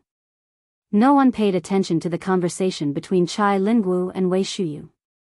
Only Li Wangyu was stunned. Master Faya? Why did this name sound so familiar? Where have I heard of it before? He furrowed his brows and pondered for a long time. Then, he suddenly stood up, scaring the wastrels. Zio, what are you doing? You're not going to change again, are you? Brat, are you trying to escape by peeing again? Brothers, keep an eye on Zio. Don't let him slip away. Haha. Li Wangyu did not pay attention to the playboy's teasing. He only remembered who Master Faya was. There was a record in the old book of Tang. 3 years ago, there was a shaman Faya, who entered and left the two palaces by chance, but was forbidden from doing so. Faya was resentful and spoke evil words, and was executed. Demon Monk Faya. Jingguan Year was a very famous case. Although there were only 36 words about Faya in the old Tang book, its influence was huge. This Master Faya could be considered an eminent monk during the Sui and Tang dynasties. He was loved and respected by Li Yuan and Crown Prince Li Jiancheng. Faya could enter and leave the palaces as he pleased. For a time, he was very famous in Chang'an city. Countless noble families and officials tried to befriend him. However, every dog has its day. In the 9th year of Wuda, Pai Lupi risked everything and started the Xuanwu Gate Rebellion. He killed Crown Prince Li Jiancheng and Prince Qi Li Yuanji, forcing Li Yuan to abdicate. Li Yuan was forced to make Pai Lupi the crown prince. He then abdicated and lived in the Taiji palace. However, this master Faya still frequently entered and exited the palaces to meet with Emperor Li Yuan and discuss Buddhism. If Faya only talked about Buddhism, it would be fine. As an emperor, Pai Lupi would not make things difficult for a monk. However, this great master Faya was not someone who knew when to advance or retreat. In private conversations with the retired Emperor Li Yuan, he often complained about Li Er, speaking out against injustice for the crown prince Li Jianqing, feeling indignant about the retired Emperor Li Yuan's encounter. Although these words between Faya and Li Yuan were private, in Noda's Taiji palace, how could there be a wall that did not leak out? This matter naturally spread into Pai Lupi's ears. Pai Lupi was annoyed and decided to remove Faya's right to enter and leave the palaces, forbidding him from ever entering and leaving the palaces again. By right, this matter should be considered over. Faya could continue to stay in his Great Mercy Temple as a senior monk and live in peace. However, Faya belonged to the type of person with extremely low emotional intelligence. He actually held a grudge because Pai Lupi removed his right to enter and leave the palaces. He started to call himself the reincarnation of the living Buddha on the streets and wantonly attacked Pai Lupi. He attributed the locust plague and drought in the second year of Zhenguan to Pai Lupi's immoral behavior, saying that it was God's punishment for the Xuanwu Gate incident, for killing his brother and imprisoning his father. Such treasonous words were naturally reported to the imperial court. Faya was only a monk and not a noble family like the 5 surnames and 7 Wangs. How could Li Er be merciful? He simply ordered the Ministry of Justice to arrest him and then pushed Faya to Shi City where he was beheaded in public. Not only did Faya succeed in seeking death, he was also given the title of Demon Monk Faya. What was even more tragic was that before Faya died, he accused Prime Minister Pei Ji of being his accomplice. As a result, Pei Ji was demoted and sent back to his hometown. Li Yuan also quickly moved out of the Taiji Palace because of this matter and moved to the cold Defen Palace. 6 years later, he died of an illness in Defen Palace. Li Wangyu recalled this incident clearly and thought that Wei Shuyu actually wanted to ask for Faya's handwritten Buddhist scriptures for his mother. He felt that something was wrong. Although in the history books, it was only recorded that Prime Minister Pei Ji was unlucky because of Faya, who could guarantee that Wei Shuyu or Wei Zheng would not be implicated because of this? After all, ever since he transmigrated to the Tang dynasty, the changes caused by the flapping of butterfly wings were not few. Who knew if Wei Shuyu had asked for a copy of Faya's Buddhist scriptures for his mother in history? Who could be sure that after Faya was arrested by the Ministry of Justice, he would not randomly accuse others? Li Wangyu also knew that the main reason why Prime Minister Pei Ji was demoted and sent back to his hometown because of the case of Demon Monk Faya was that Pei Ji was an old official of the retired emperor, Li Yuan. Pai Lupi's actions were also to clean up Li Yuan's influence in the imperial court. However, it was best to avoid such matters as much as possible. It was already the 3rd year of Zhenguan, and Faya should be banned from the palace by Pai Lupi soon. At this time, it would be unwise to get involved with that idiot. Thinking of this, Li Wangyu could not help but advise, Brother Shuyu, I advise you to change the congratulatory gift for your mother. You don't need the Buddhist scriptures copied by Master Faya. His words made Wei Shuyu, Chai Linggu, and the others stunned. They asked in confusion, why do you say that? What's wrong with the Buddhist scriptures personally copied by Master Faya? That's something that many people in Chang and could not get even if they wanted it. Li Wangyu scratched his head in annoyance, but he did not know how to explain it. Should he say that he knew that Faya was about to be unlucky? No one would believe this, and if this were to spread out in the future, it would be even more troublesome. This was a bit of a pain in the ass. Chapter 785. In the face of the Popinjay's doubts, Li Wangyu could only beat around the bush, vaguely saying, that great Master Faya, I feel that although he is valued by His Majesty the retired emperor, he might not be some eminent monk. Fang Yai asked curiously, oh? Why do you say that? Everyone in Chang'an knows about Master Faya's reputation. Li Wangyu shrugged, aren't the disciples of the Sand sect all about jumping out of the mortal world and cutting off worldly ties? Then why does this Master Faya frequently go in and out of the Forbidden Palace? In little brother's opinion, he's just a person that's angling for fame and fortune. On the other hand, old Immortal's son had tactfully refused the title of nobility bestowed by the saint and lived in seclusion in the mountains to research the Tao of medicine. Anyway, Master Faya would seek his own death soon. Li Wangyu didn't care whether or not he would offend this person and directly demoted him to fishing for fame. Wei Shuyu pondered over Li Wangyu's words and shook his head, not saying anything more. He was also a smart person and picked out 2 phrases from Li Wangyu's words, Emperor Emeritus, and forbidden to enter and leave the palace. Ever since the aristocratic families led hundreds of officials to force the emperor to abdicate in the 2nd year of Jingguan, everyone could see that the so-called filial sons and fathers of the royal family was just a joke. His father, Wei Zheng, was an imperial censor of the censorate and Pai Lupi's confidant.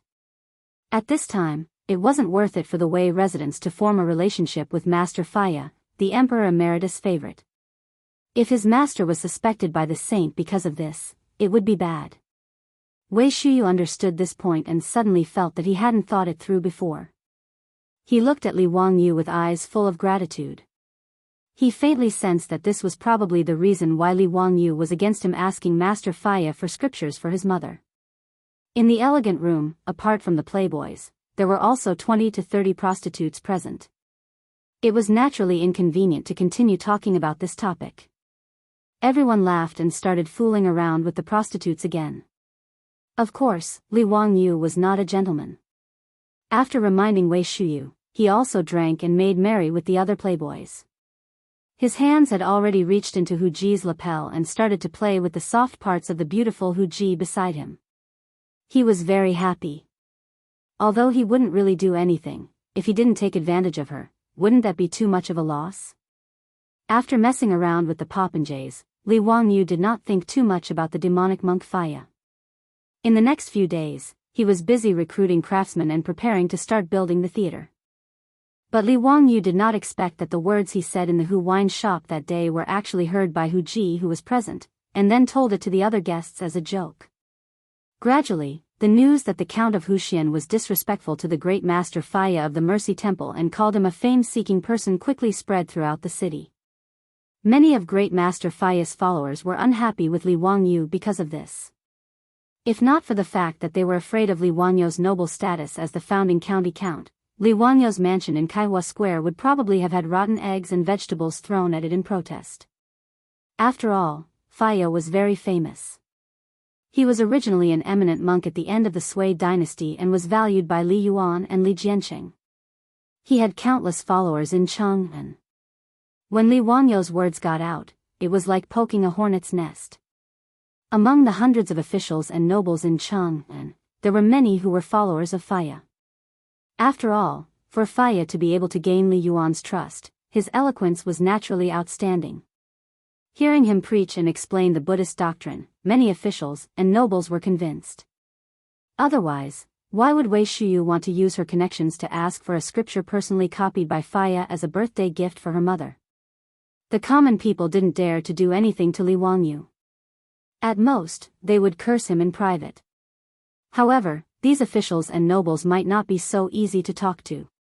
Even many of the young imperial censors from the censorate were prepared to impeach Li Wangyu at the court meeting against Pai Lupi for the crime of humiliating a Buddhist monk. When Ma Zhou, Yan Liben, Lu Rengui, and Sheng Guanyi learned of this matter, they were also very worried.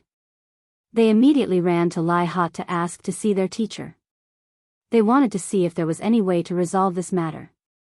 "Teacher, I heard that many of great Master Faya's followers are complaining about you. I even heard that some imperial censors in the censorate want to impeach you," Ma Zhou said worriedly in the main hall of Lai Hot. Yan Liben also nodded. "That's right. I also heard about this matter. Teacher is indeed a bit rash. After all, great Master Faya is a favorite of the Emperor Emeritus. Offending him rashly will cause a lot of trouble." Lu Rengui and Sheng Guanyi were now following Su Jingzong to manage the Royal Academy's affairs. They didn't know much about the court matters. Although they were worried for Li Wangyu, they didn't know what to say. Li Wangyu didn't care about the worries of his disciples. After all, in his opinion, Faya was just a grasshopper after autumn. He wouldn't be able to jump around for long. It was already the 3rd year and 4th month of Zhengguan. Pai Lupi would probably issue an edict soon to prohibit Faya from entering and leaving the palace. Of course, others didn't know about this. Li Wangyu didn't expect that his private conversation with the rich kids would cause such an uproar. Li Wangyu didn't know whether to laugh or cry about the influence of these shamans. He waved his hand at his 4 disciples and smiled. It's fine. It's just a small matter. I'm just talking in private. Don't tell me that Great Master Faya will cause trouble for me. But Ma Zhou wanted to persuade his teacher again, but he saw the old butler Li Heng hurriedly run into the hall. Lang Jun, Great Master Faya of the Mercy Temple requests an audience. Li Heng's words stunned Li Wangyu. What did Great Master Faya mean by coming to his residence? Did he really come to reason with him just because he said in private that Great Master Faya was fishing for fame? No wonder this guy would seek his own death. His EQ was indeed worrying. Li Wangyu pondered for a moment and nodded at Li Heng. Invite Great Master Faya in. The old butler Li Heng continued. Lang Jun, Pei Sikong and Duke Song also came with Great Master Faya. Li Wangyu was stunned again. Pei Ji and Xiao Yu also came. What were they trying to do? Were they here to support Great Master Faya? What made Li Wangyu speechless was that it was one thing for Pei Ji to come. In any case, just by looking at how this guy was bitten and dragged into the water by Great Master Faya, he knew that the two had a deep relationship. It was the kind of evil that he brought upon himself. But why did Xiao Yu come? The old man's pneumonia back then was cured by him and Lu Shenwei. There was still a relationship between the two parties. Li Wangyu immediately understood something. Whether it was Pei Ji or Xiao Yu, they were both Li Yuan's old officials. He had scolded Great Master Faya. Presumably, Li Yuan would be very unhappy about it, right? Pei Ji and Xiao Yu might have accompanied Great Master Faya at Li Yuan's behest. On a deeper level of thinking, even though he was Pai Lupi's confidant, he had scolded Great Master Faya. He was afraid that Li Yuan would misunderstand that he had said what he had said at Pai Lupi's behest. Understanding this, Li Wangyu felt very helpless. What kind of nonsense was this? Chapter 786. Li Wangyu was sick of this, but he couldn't refuse to see Pei Ji and Xiao Yu. He could only have the old butler Li Heng invite Faya and the others into the residence. Not long after, Li Heng respectfully invited Pei Ji and Xiao Yu into the main hall. As for the white-bearded old monk beside them, he was obviously Faya. Just from appearance alone, Li Wangyu had to admit that this monk Faya indeed had the appearance of an enlightened senior monk. He looked to have a very pure and tranquil aura. It was no wonder that he was able to obtain Li Yuan and Li Jianqing's trust. If Li Wangyu didn't know about Faya's absurd actions, he might have been fooled by him. Although he knew that Faya had brought Pei Ji and Xiao Yu here to cause trouble for him, Li Wangyu could only pretend that he didn't know and greet the 3 of them politely. Greetings to Pei Sikong, Elder Xiao, this master must be Master Faya? It's an honor to meet you. Pei Ji wasn't familiar with Li Wangyu and had only seen him at court. They didn't have much of a relationship, so he only greeted Li Wangyu very calmly. Xiao Yu, on the other hand, had an awkward expression. After greeting Li Wangyu, he didn't say much. It was obvious that coming to Lai Hot to denounce Faya wasn't his original intention. The truth was indeed so. When the monk Faya found out that Li Wangyu, the county count of Huxian, evaluated him as someone who was fishing for fame, he immediately flew into a rage. He immediately ran to Taiji Palace to seek an audience with Li Yuan, hoping that Li Yuan would uphold justice for him. When Li Yuan heard about this, he naturally wasn't happy. He directly sent a message to Pei Ji and Xiao Yu, asking them to accompany Faya to the county count's manor to denounce Faya and demand an explanation. Xiao Yu and Li Wangyu were friends and naturally didn't want to get involved in this kind of mess. However, he couldn't go against the will of the Emperor Emeritus, so he could only reluctantly follow Pei Ji and Faya to the county count's manor. As for Faya, he bowed with one hand. Umitba, poor monk greets County Earl. However, I'm afraid that County Count Huxian's I'm looking forward to meeting you for a long time, isn't that a lie? When Li Wangyu heard this, he couldn't help but be astonished. Was Faya's EQ really that low? She was just being polite and courteous, but he actually made things difficult for her as soon as they met.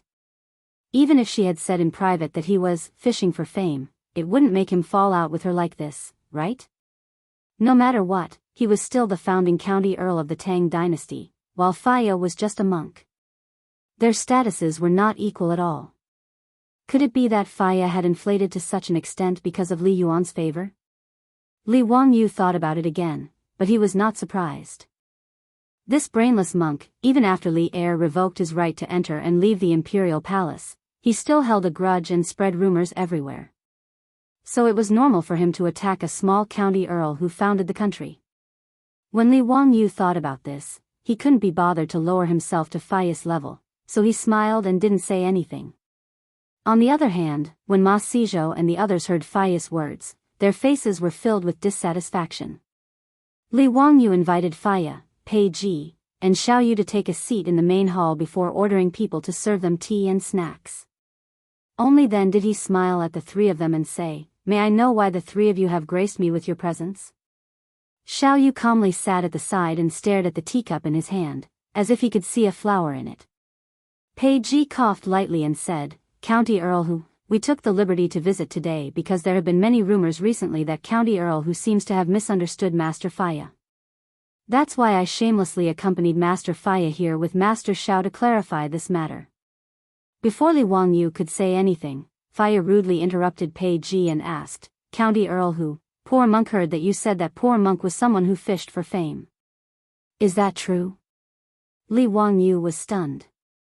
This guy really wasn't polite at all. Faya's attitude made Li Wangyu a bit angry, so he straightforwardly nodded and said, "That's right, it is true." He didn't care what Faya thought and didn't want to continue pretending to be a snake. He directly nodded and admitted it. In any case, he was sure that Faya couldn't do anything to him. He was the one who said bad things about him, so what could a bald donkey like him do? Good, good. Since County Count Huxian has admitted it, then this humble Daoist wants to argue with you. Faya was so angry that his beard trembled. He pointed at Li Wangyu and said angrily. Li Wangyu originally didn't want to bother with him, but seeing him like this, he thought of an elegant story between Su Dongpa and Buddhist Master Foyan in history.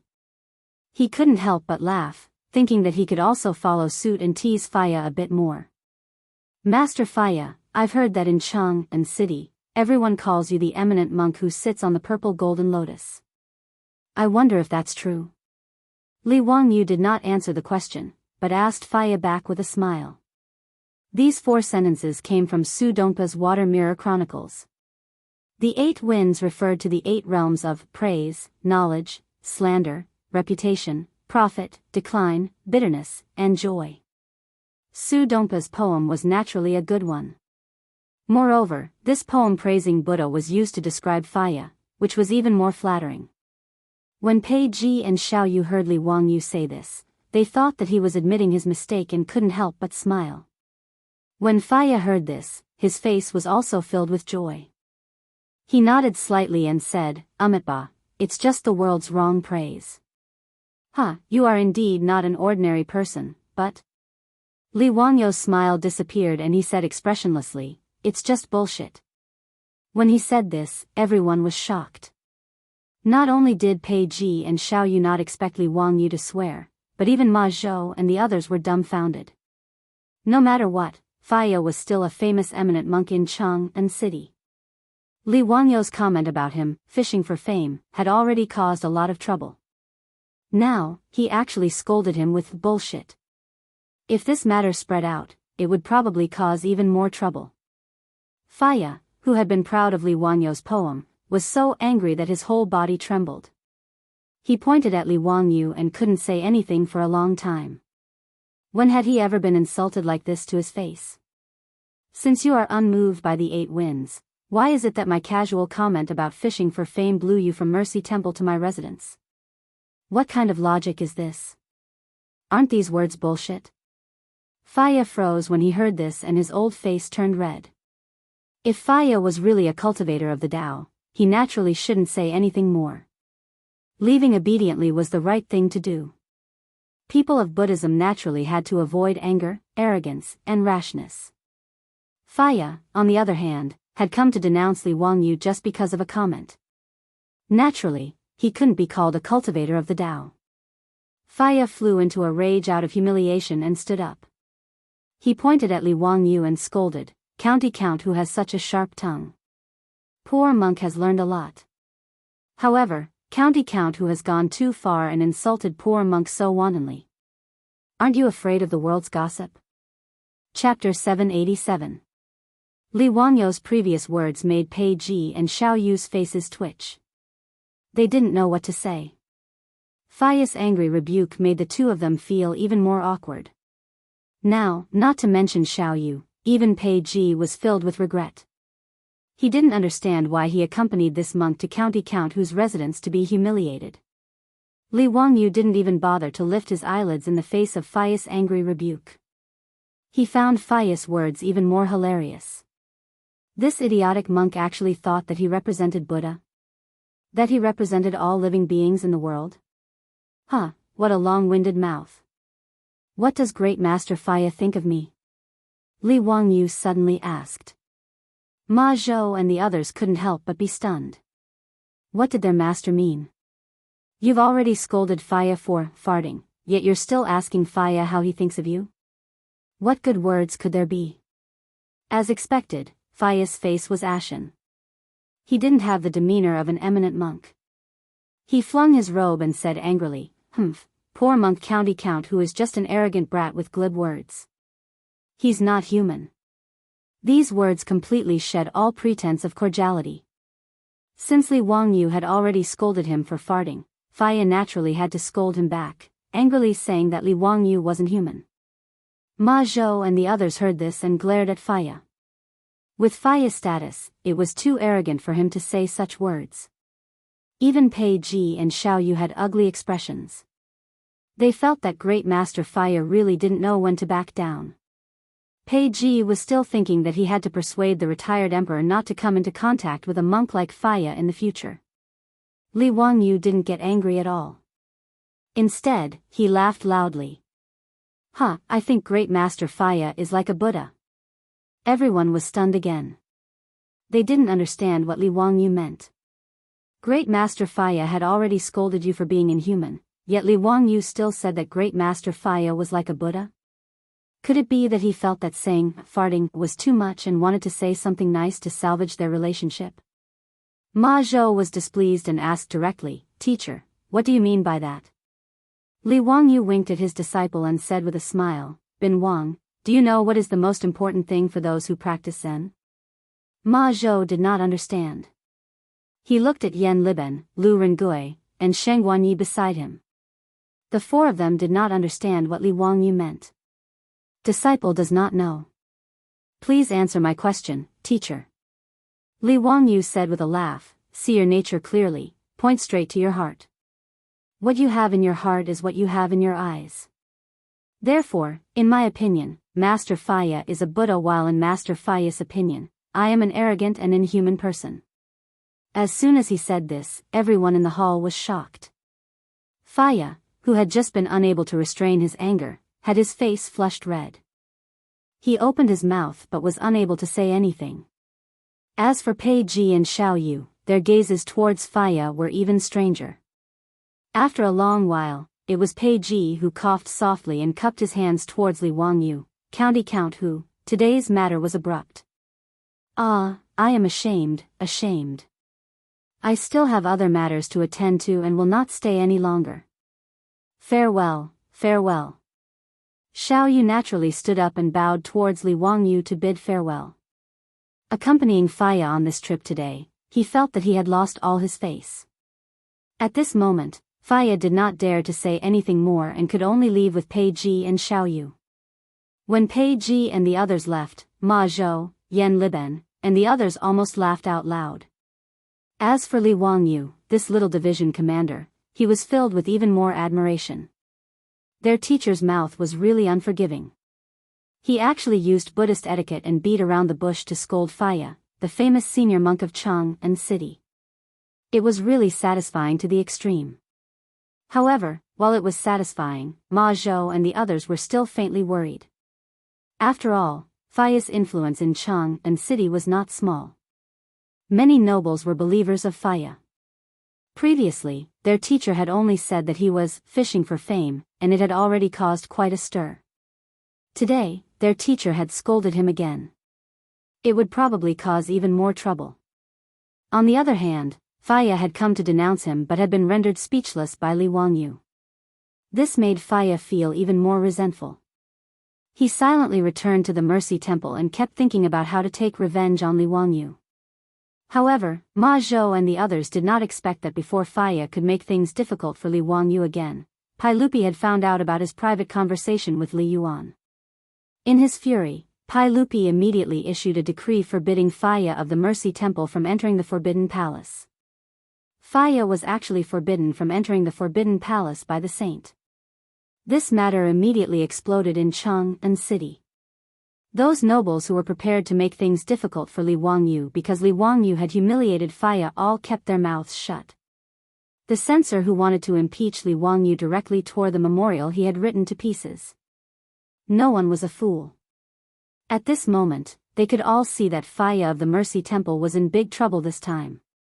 However, different from the original history, the officials and nobles all connected the matter of Faya being forbidden from entering the palace to the retired emperor. In the eyes of the nobles, this was purely the saint standing up for his nephew, Li Wangyu, the Count of Huxian. Not only did the officials think so, but Faya also thought so. This made Faya even more furious, and he became jealous of both Pai Lupi and Li Wangyu. As the saying goes, one can defy the evils of heaven, but one cannot survive the evils of one's own making. The brainless Faya took bigger and bigger steps on the road to death. After that, he caused all kinds of waves. Not only did he drag Pei Ji down, but he also dragged many people down with him. This was also a variable that Li Wangyu did not expect. However, this was all for later. Let's not talk about it for now. After Li Wangyu sent Faya away, he did not take this person to heart. After all, he still had many things to do. How could he have the time to care about what Faya was thinking? There was good news from the Duke's side. According to the approximate location that Li Wangyu had circled on the map for them, the craftsmen sent by the Duke's public house to explore the mines had already discovered a few lime mines. These lime mines were almost all located in barren mountains. Qing Yaojin and the others did not spend much effort to buy these mountains from Yang Quan. Now, they had begun to recruit craftsmen wantonly and were preparing to open the mines.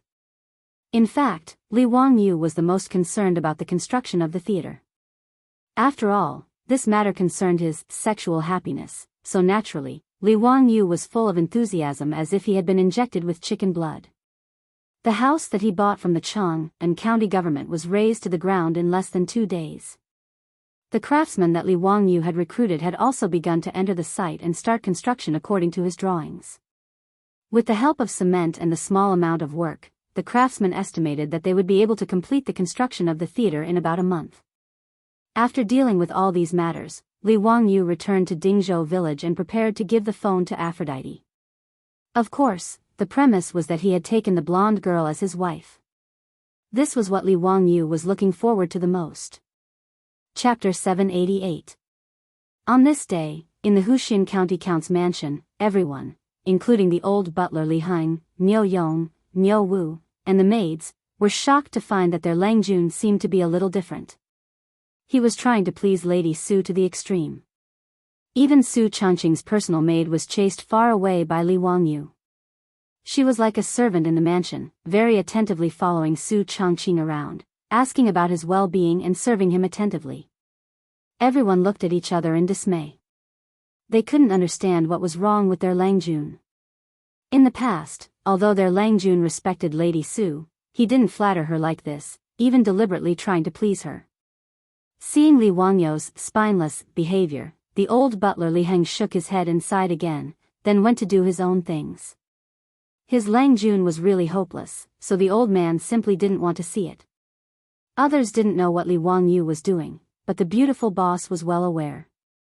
When Li Wangyou attentively massaged her shoulders, the beautiful boss glanced at him flirtatiously. Has the construction of the theater in Chang'an City started? Yes, it started. It will be finished in about a month. Come, Changqing, try this grape. It's quite sweet. Li Wangyou chuckled and immediately picked a grape. He carefully peeled the skin and put it into the beautiful boss's cherry mouth. The beautiful boss snorted coldly. Humph, you're in a hurry. Are you in a hurry? Li Wangyou smiled and said, Changqing, what are you talking about? Am I that kind of person? Hee, I'm just worried that you'll be bored at home. Humph, keep this nonsense to deceive others, you scumbag. The beautiful boss spat at him. Li Wangyou touched his nose awkwardly, but he couldn't refute. Speaking of this matter, he really was a scumbag. He slept with a goddess like the beautiful boss, but he still ate from the bowl and looked at the pot. If it was in the future, he naturally wouldn't dare to have such thoughts. If he could have a girlfriend like his beautiful boss, he would definitely treat her like an ancestor. He would hold her in his hands, afraid that she would fall, and afraid that she would melt in his mouth. How would he dare to have any improper thoughts? If he was too timing, his third leg would be broken. It was just that after he transmigrated to the Tang dynasty, his environment and status had greatly changed, which made him unconsciously change his way of thinking a lot. In fact, this was also something that he had no qualms about. As for the beautiful superior, although she was unwilling, she could only turn a blind eye and let him be. Scolding Li Wangyou was just to vent the anger in his heart. The beautiful boss stood up and stretched her waist, revealing the alluring curves of her delicate body.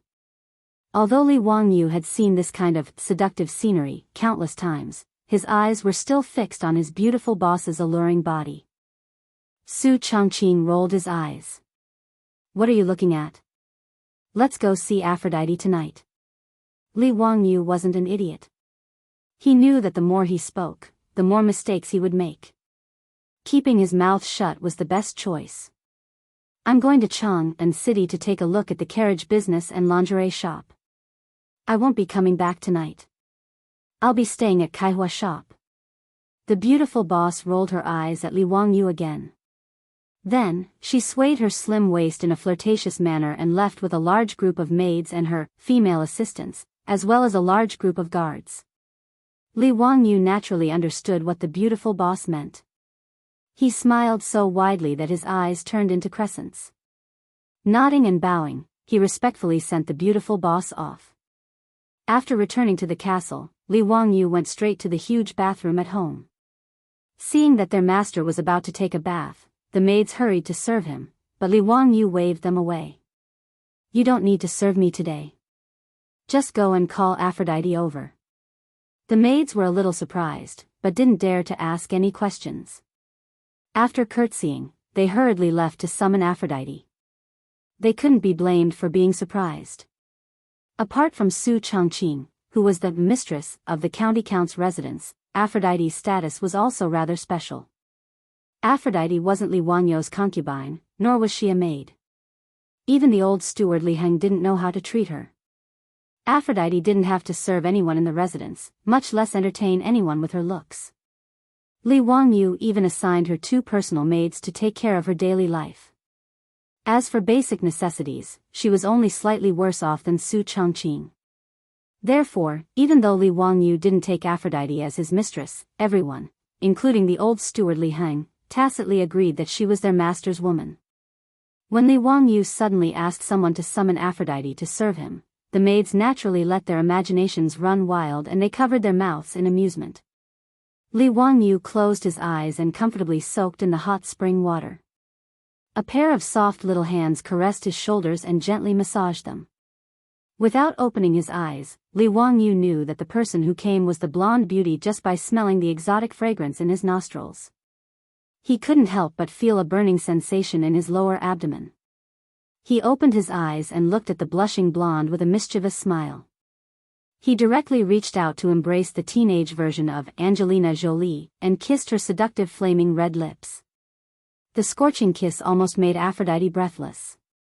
After their lips parted, the blonde beauty's towering breasts heaved up and down violently. Master, Aphrodite's heart was beating wildly. Just as she was about to speak, Li Wangyu pulled her into the water, causing her to cry out in shock. After falling into the water, the silk dress became almost transparent and clung tightly to her delicate body. The clothes that were covered in water droplets and the faintly discernible devilish figure made Li Wangyu howl like a wolf. In the huge Turkish bathroom in the Count's mansion, soft moaning sounds rang out for nearly an hour. Several maids from Lai Hot stood guard outside the bathroom door with flushed faces. They naturally knew what was happening in the bathroom. In fact, many of the maids who felt that they were pretty were very jealous that Aphrodite could be favored by their master. If Li Wangyu wanted these maids, he didn't need to use force at all. All he had to do was beckon with his finger and the hundreds of beautiful maids in the mansion would probably line up to climb onto Li Wangyu's bed. However, if that was really the case, Li Wangyu would probably die in less than 3 months and announce the end of their transmigration journey. After an extremely erotic bath, a satisfied Li Wangyu held Aphrodite's hand and led her to his study in the castle. He chuckled and was about to push her into his room.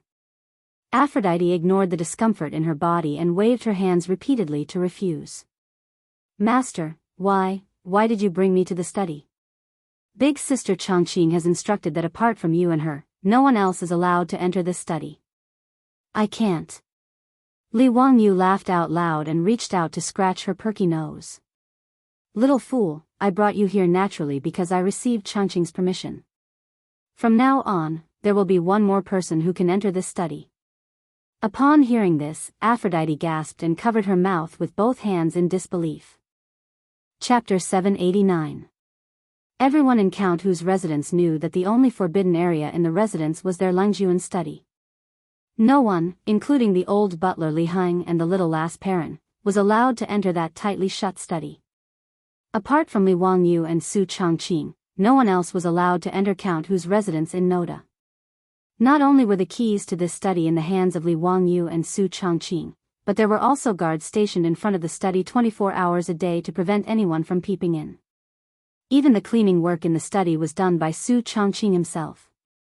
Of course, the blonde beauty would be able to take care of such trivial matters in the future. The reason why Li Wangyu and Su Chongqing prohibited others from entering the study was naturally because there were various items that Su Chongqing had brought from the Tang dynasty in the future, as well as the manuscripts that she and Li Wangyu had transcribed based on their memories and the contents of the mobile phone. None of these items were suitable for leaking to the outside world, so they were naturally hidden away by the two of them. Usually, Su Chongqing and Li Wangyu would hide in the study when they had nothing to do, listen to music, watch videos, and reminisce about their lives in the future. Today, Li Wangyu had brought Avro to the door of the study because he had discussed it with his beautiful superior. From now on, the study would be open to Avro. Although their core secrets would never be revealed to others, there was no harm in revealing some secrets to people they trusted to a limited extent. For example, even if the blonde beauty Avro found out about the mobile phone, it wouldn't affect her at all. She wouldn't find out that Li Wangyu was a transmigrator from the future. However, Avro was so touched by Li Wangyu's words that she almost cried. Even though the blonde beauty had just given herself completely to Li Wangyu, she didn't expect that her Langjun and Madame Su would allow her to enter this study.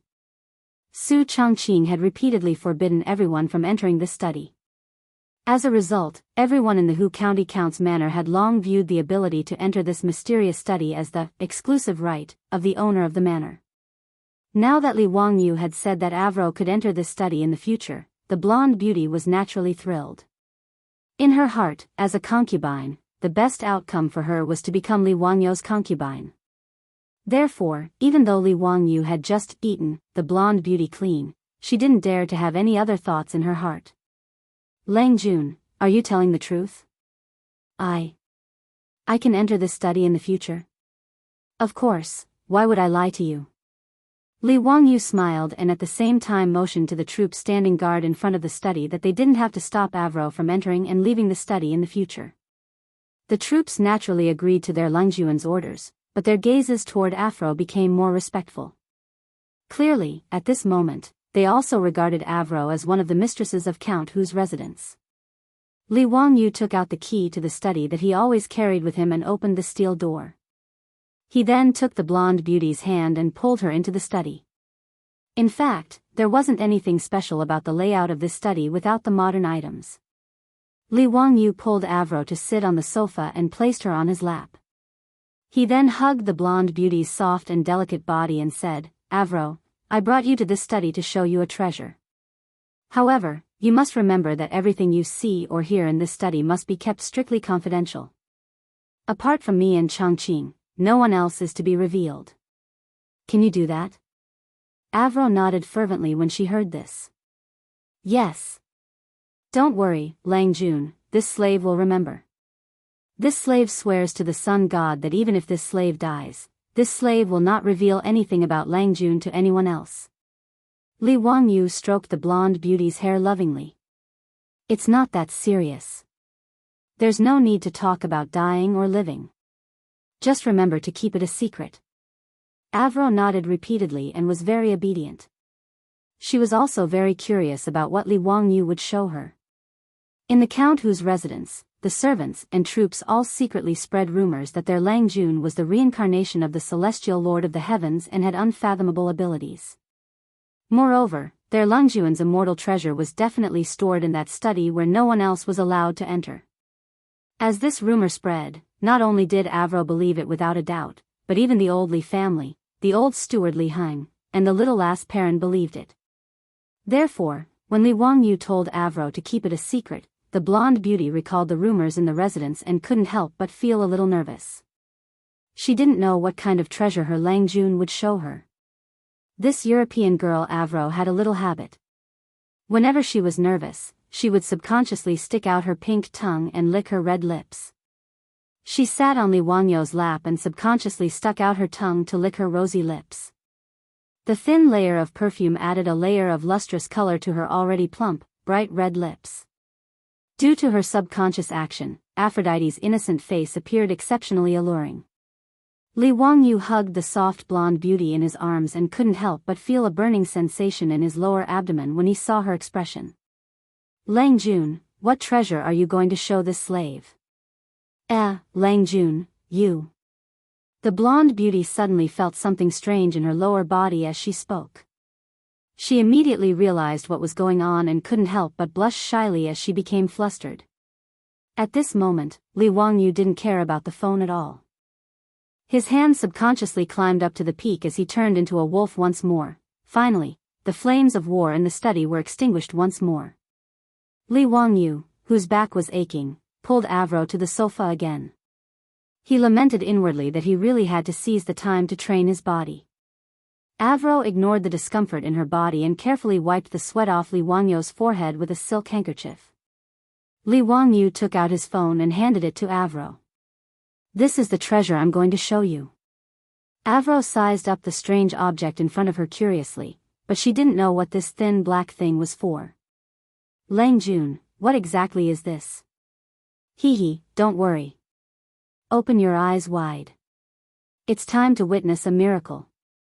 Li Wangyu stretched out his finger and gently tapped on the screen. The next moment, Avro immediately let out a cry of surprise as her eyes widened and her mouth opened slightly. Her face was filled with horror and astonishment. "Lang Jun, is this an immortal magic treasure? Why did you put Sister Changqing in this little box? Did Sister Changqing do something wrong?" Avro's words stunned Li Wangyu. He looked down at the phone and couldn't help but chuckle. The screensaver of the phone was a picture of his beautiful boss smiling at him and the blonde beauty. Chapter 790. Faced with Avro's bewilderment, Li Wangyu was stunned for a moment before he burst into laughter. "Silly girl, this is a phone that can be used to take photos. The Changqing you see is just a photo of her. I didn't lock Changqing up. I don't have the guts to do that. Come on, I'll take a photo for you and you'll know."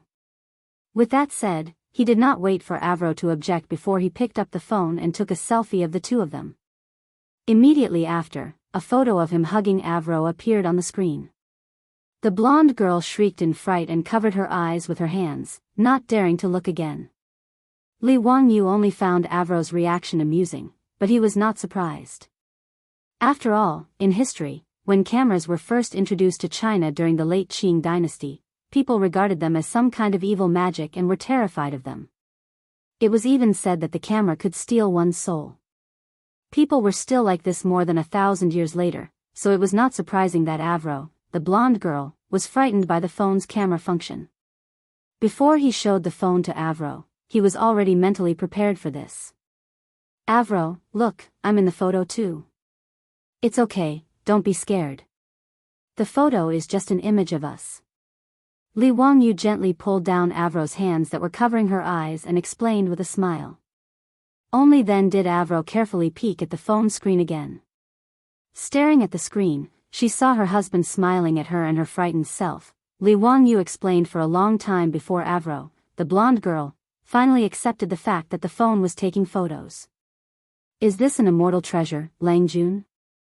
Lang Jun, are you really the reincarnation of Lord Taibai Jinxing? You even have such a treasure? After Avro let go of her fear, she regained her girlish nature and kept swinging Li Wangyu's arm coquettishly as she asked questions. Li Wangyu enjoyed it very much as his arm kept rubbing against the blonde girl's chest.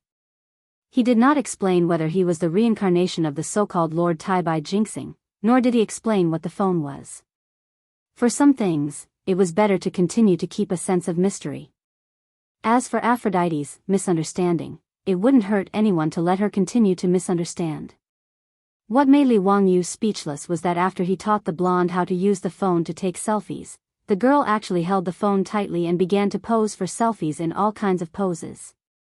Oh my god, is it the nature of every woman to love taking selfies? Li Wangyu silently rolled his eyes, but he was too lazy to say anything, allowing the blonde beauty to take photos of him with her phone. It wasn't until Aphrodite was done playing that he picked up the phone again and said seriously, Aphrodite, do you still remember the stage performance I told you about before?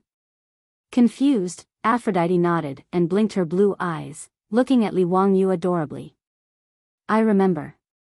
You mentioned it before, but you didn't explain to me what a performance was. Li Wangyu nodded. That's why I asked you to come to the study today. The answer you want is right here.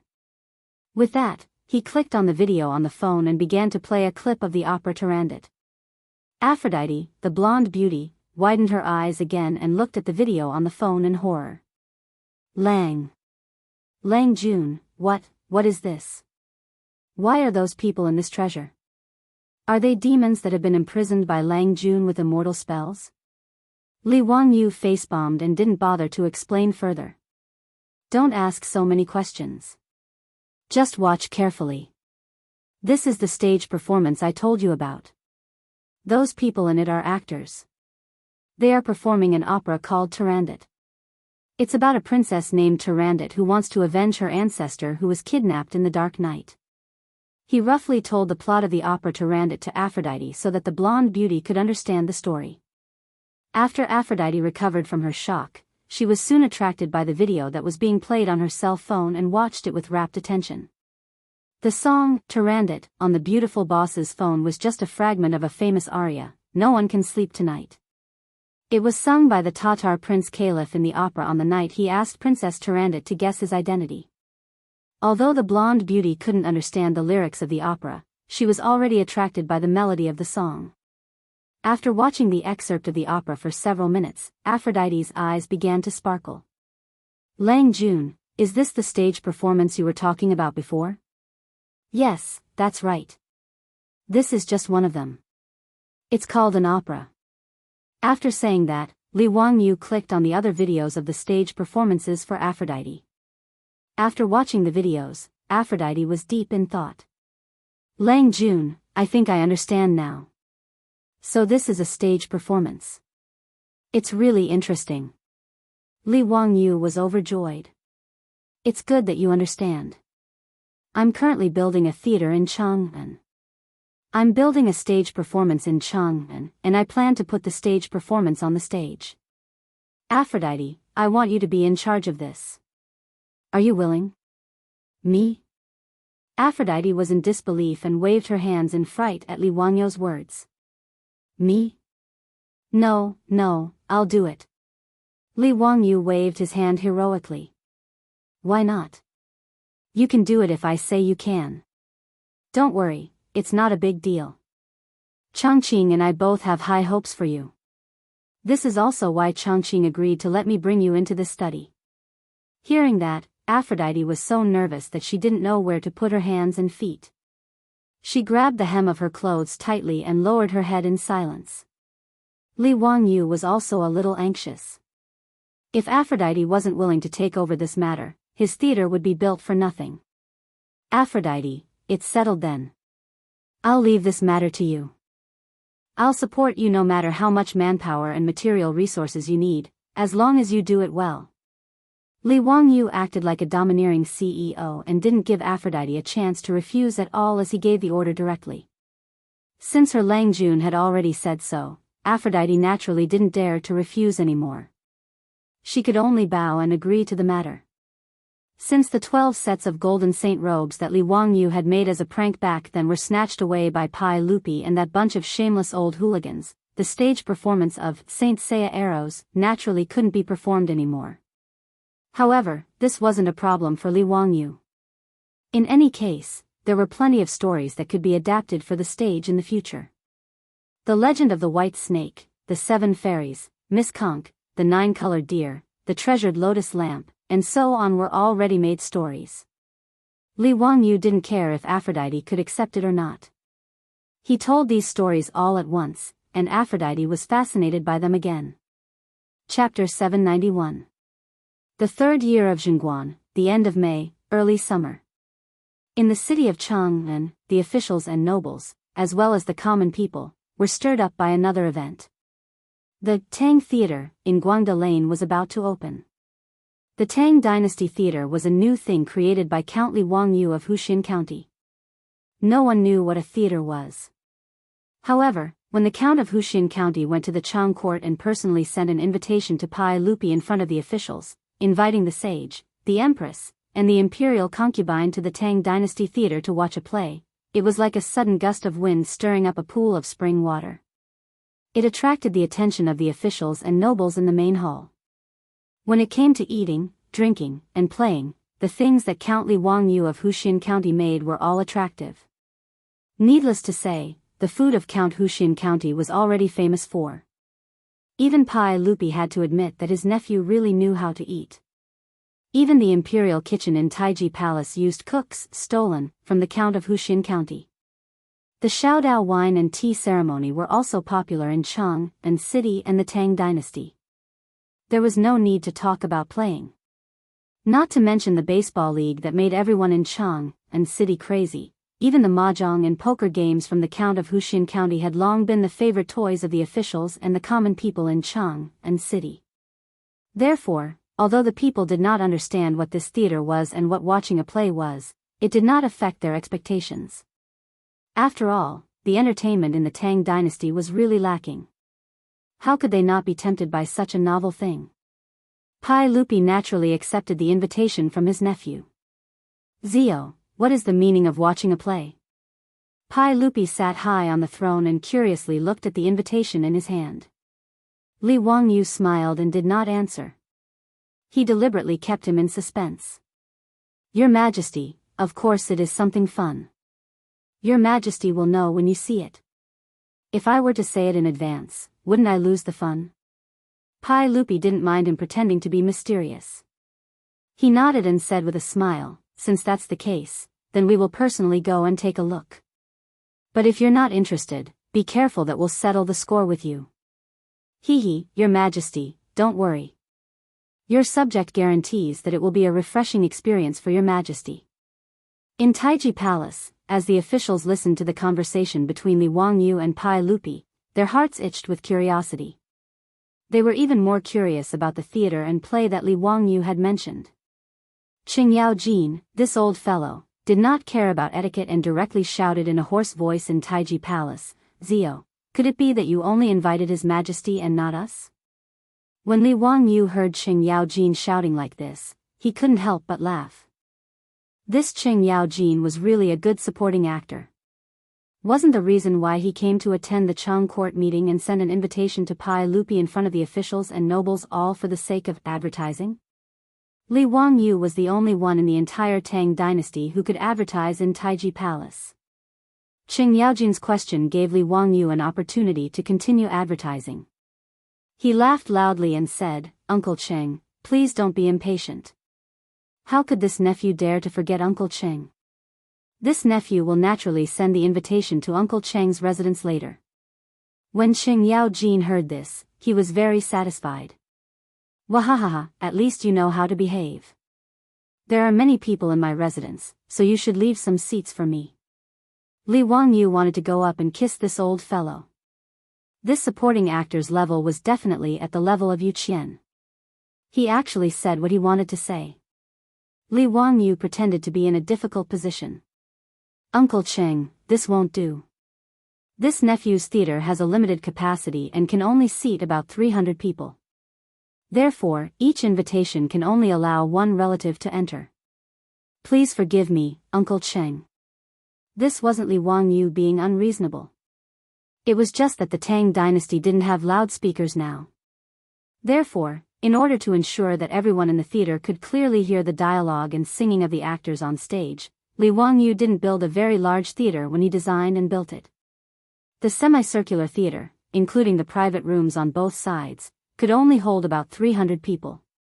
Qing Yaojin didn't say much about his words, but the officials in Taiji Palace were muttering in their hearts. In Cheng and city, there were at least 500 to 600 officials and nobles. Including their relatives, there were thousands of people. According to County Count Hu, the Tang Dynasty Theater could only hold about 300 people, and each invitation could only allow one relative to enter. This meant that County Earl who could only send out 100 or so invitations at most. Therefore, it was worth pondering over who would be able to receive an invitation from County Count Hu. Obviously, if the princes, dukes, and princes were excluded, there wouldn't be too many invitations left. At this time, the officials in Taiji Palace probably didn't need to ponder over the matter of invitations. Those who felt close to Li Wangyu weren't in a hurry. They assumed that Li Wangyu wouldn't forget to send them an invitation. However, the officials above the third rank who weren't close to Li Wangyu couldn't help but feel nervous. After all, if others could receive an invitation and they couldn't, it would be a great loss of face. Therefore, after the daily court, the nobles who felt that they were qualified to receive an invitation all sent out their servants to keep an eye on Li Wangyu's mansion in Kaihua Square. They wanted to see which mansion the steward of Lai Hot went to deliver an invitation. Big shots like Li Daozong, Zhang Sun Wuji, Fang Xianling, Du Ruhui, Qing Yaojin, and Yuqi Jingde naturally didn't need to be nervous. Li Wangyu personally went to them and sent them an invitation. As for Yu Shinan, Kong Yingda, Lu Quan, and Duan Luan, who were close to Li Wangyu naturally didn't forget about them. He personally went to them and sent them an invitation. Even though Li Wangyu didn't like the heads of these aristocratic families, he still went to them. Both sides pretended to be cordial and courteous, then sent an invitation to Cui Xian and the other family heads to the theater to watch a play. After all, Li Wangyu also knew that the heads of the 5 families and 7 families were powerful. Even Pai Lupi didn't want to fall out with them. When it was time to give them face, Li Wangyu still had to give them face. Moreover, he had previously colluded with Pai Lupi and the others to swindle so much gold from the aristocratic families. Now, he gave them face and sent an invitation. In Li Wangyu's eyes, it was only right. These invitations had to be sent by Li Wangyu personally, so the nobles in Cheng and city knew in their hearts. Everyone made a rough estimate. After removing 50 to 60 invitations, there were less than 100 left. In the following days, Li Heng, the old housekeeper of the Huxin County Count's mansion, led the officials in the mansion, shuttling through Cheng and city to respectfully send invitations to the various mansions. And the officials who received the invitations were all very enthusiastic, even though Li Heng's status was far below theirs. If it were in the past, these nobles wouldn't even look at the old housekeeper of the Huxian County Count. But these days, no matter which mansion Li Heng went to, the master of the house would personally welcome him at the gate. He would personally lead him to a seat in the hall and let the servants serve him tea and snacks. They were very enthusiastic. Chapter 792. Li Wangyo's invitations had stirred up a lot of unrest in Chang'an City. Those nobles who thought they had enough status but still hadn't received any invitations from Lai Hot, felt even more uneasy. Although no one knew what the Tang Dynasty Theater was for, that wasn't important. What everyone was fighting for was nothing more than face. If they couldn't get an invitation from County Count Hu, wouldn't that be too embarrassing? How would they be able to raise their heads in front of their colleagues in the future? Thus, the nobles who weren't familiar with Li Wangyu all started to think of ways to get closer to County Count Hu. Huaxia had always been like this since ancient times. The network of relationships was very complicated. Not familiar with County Count Hu? That didn't matter. He could always find someone close to Li Wangyu in the network of the nobles. They didn't want to go directly to County Count Hu and ask for an invitation, so they had to ask someone else. As a result, Li Wangyo's residence was very lively these days. Yu Shinan, Kong Yingda, and the others couldn't refuse the requests of their old friends, so they could only shamelessly go to Li Wangyu and ask for an invitation. Even the group of playboys didn't hesitate to ask for an invitation. Zio, Big Brother doesn't want much.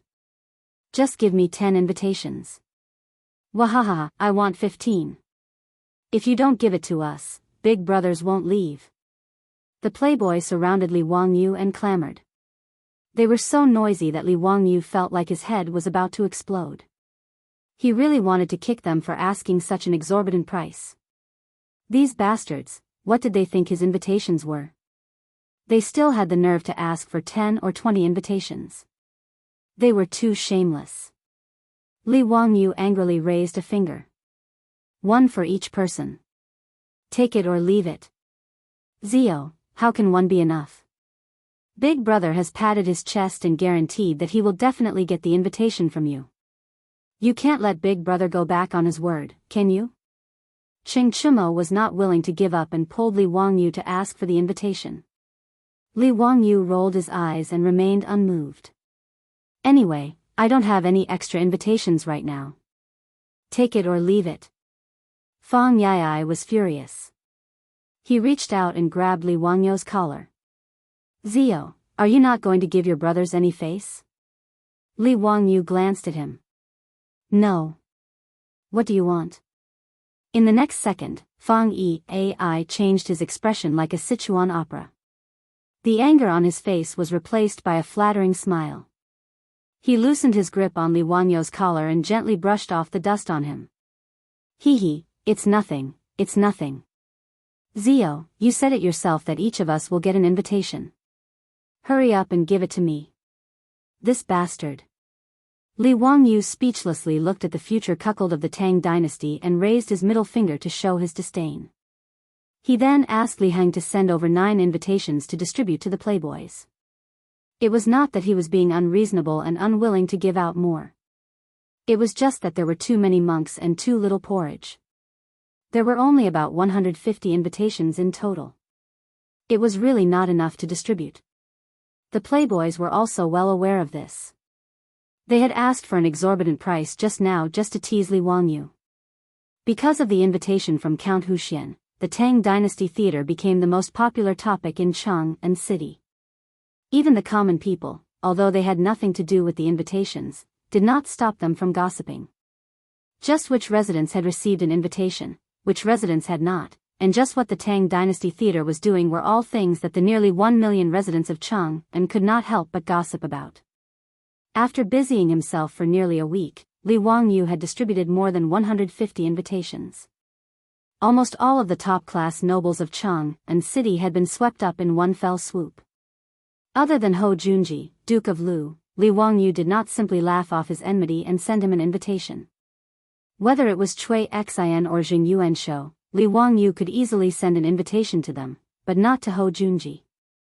The two-faced man Li Wangyu could not forget how Ho Junji had forced Niu Yong and Niu Wu to duel with 10 of his soldiers in the Valley of the Jade Star Palace. Although Ho Junji had gone for wool and come home shorn, losing not only 10 soldiers but also his gambling house, the narrow-minded Li Wangyu was still unwilling to forgive this fellow. Duke of Lu Ho Junji's failure to receive an invitation from County Count who caused quite a stir in the capital. Many people who didn't get along with Ho Junji were chuckling and waiting to see him make a fool of himself. When Pai Lupi learned of this matter, he summoned Li Wangyu to the palace and advised him to reconcile with Ho Junji and not let his emotions affect his decisions. But no matter how much Pai Lupi tried to persuade him, Li Wangyu stubbornly refused to budge. In the end, Pai Lupi could only helplessly shake his head and let him be. On this day, it was the opening day of the Tang Dynasty Theater. The morning drum had just been beaten and the doors opened, and the street outside Guangda Square was already packed with spectators. At this time, the doors of the theater were tightly shut, and the plaque on the door was still wrapped in red silk. And in front of the theater, there was a ribbon that blocked the way. Outside the theater, 2 rows of theater staff were already standing in neat rows, led by a blonde lady with blue eyes. It was none other than Aphrodite.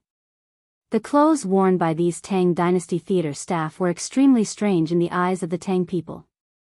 Needless to say, Li Wangyu's mischievous sense of humor had caused him to tailor these clothes based on the uniforms of the modern era. The women wore cheongsams while the men wore tunic suits, and each of them had an exquisite nameplate pinned to their chests. A 4-wheeled carriage slowly drove over from the end of the street. Next to the carriage was Li Wangyu and his guards, paying respects to Lord Count. Several dozen theater staff immediately greeted Li Wangyu in unison. Li Wangyu jumped off his horse and helped his beautiful superior down from the carriage before turning to look at the blonde lady. Aphrodite, is everything ready? Aphrodite's face was flushed with excitement.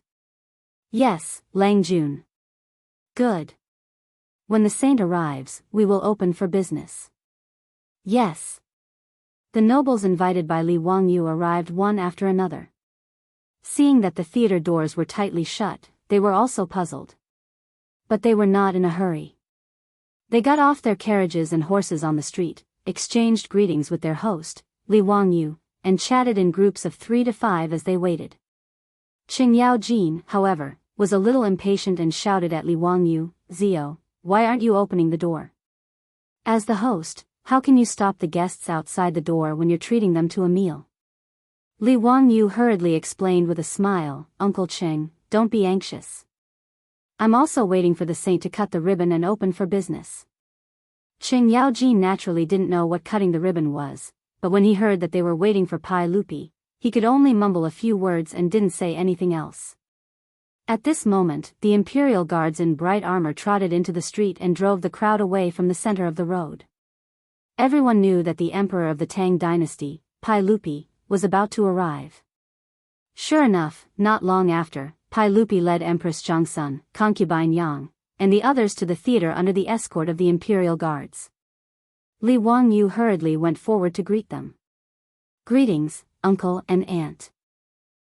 Don't stand on ceremony. "Zio, why is the theater doors still closed? Am I not welcome?" Pai Lupi was in a good mood today and joked with a smile. Li Wangyu hurriedly explained, "Uncle, I'm waiting for you to cut the ribbon." "Cut the ribbon?" Pai Lupi was puzzled. Li Wangyu pointed to the ribbons in front of the theater doors and explained, "Uncle, cutting the ribbons represents the opening of the theater.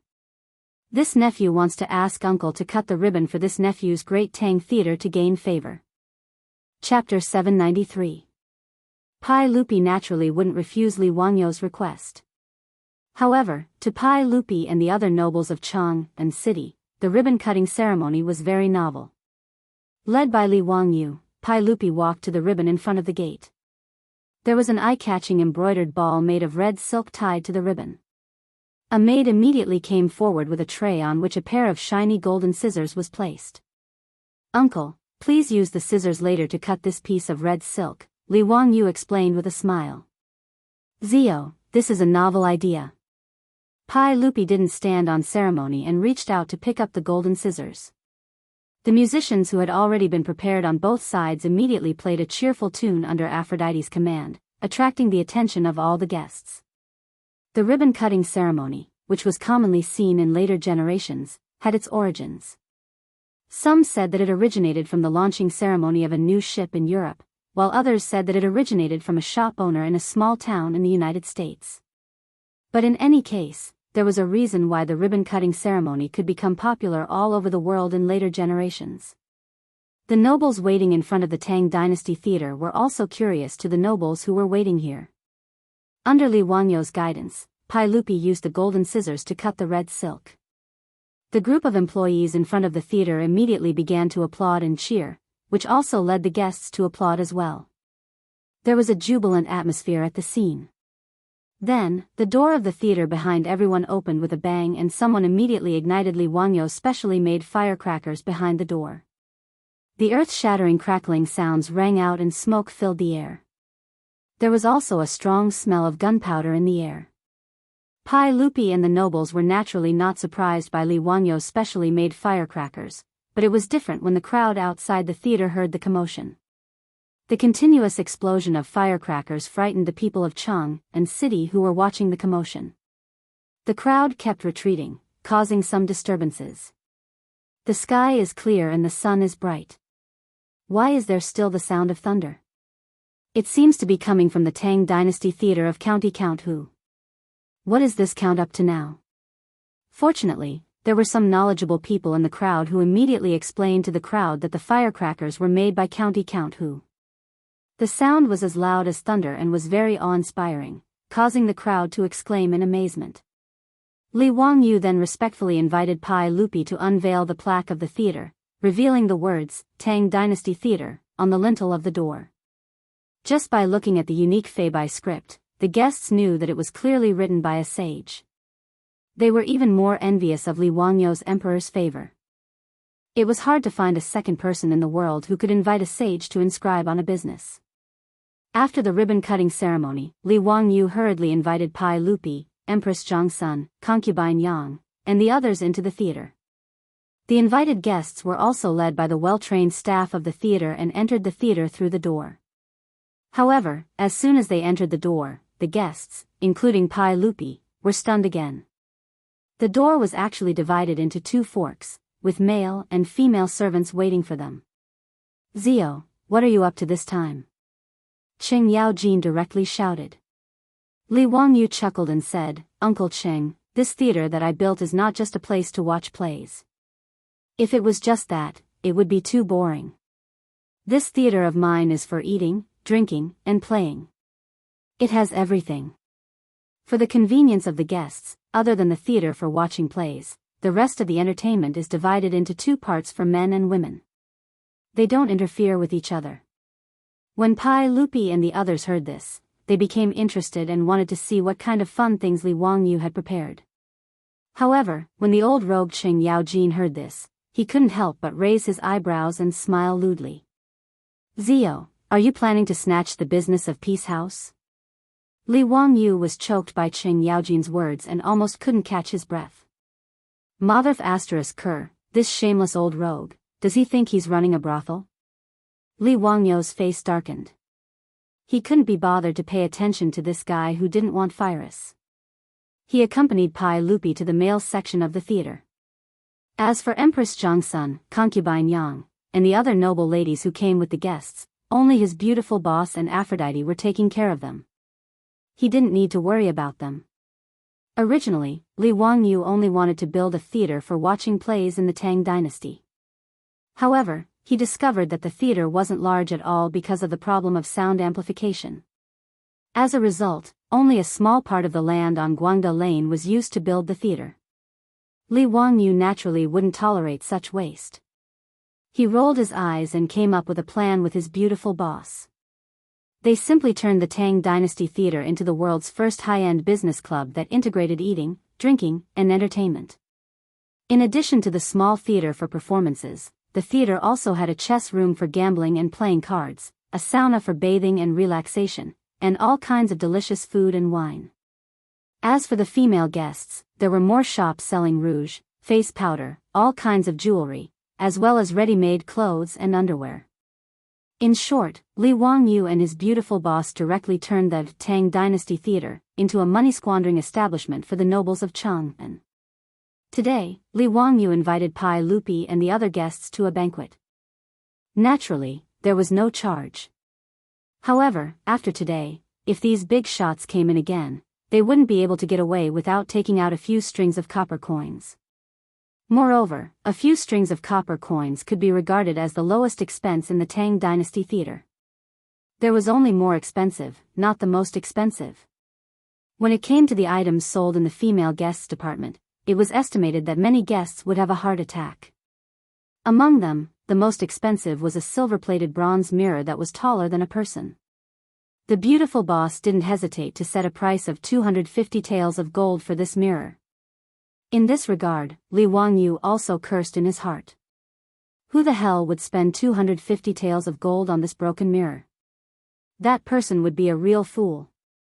However, Li Wangyu would soon find out that he was a fool. Because that silver mirror had been taken away on the day of the opening ceremony, Pai Lupi led a group of civil and military officials, as well as members of the imperial family, and followed Li Wangyu to tour the Tang Dynasty Theater.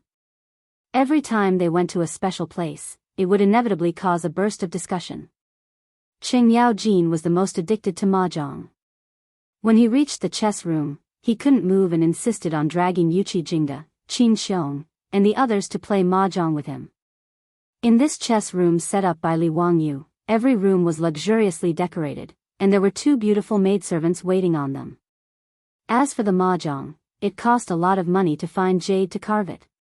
Li Wangyu's mahjong had long been popular in Chang'an.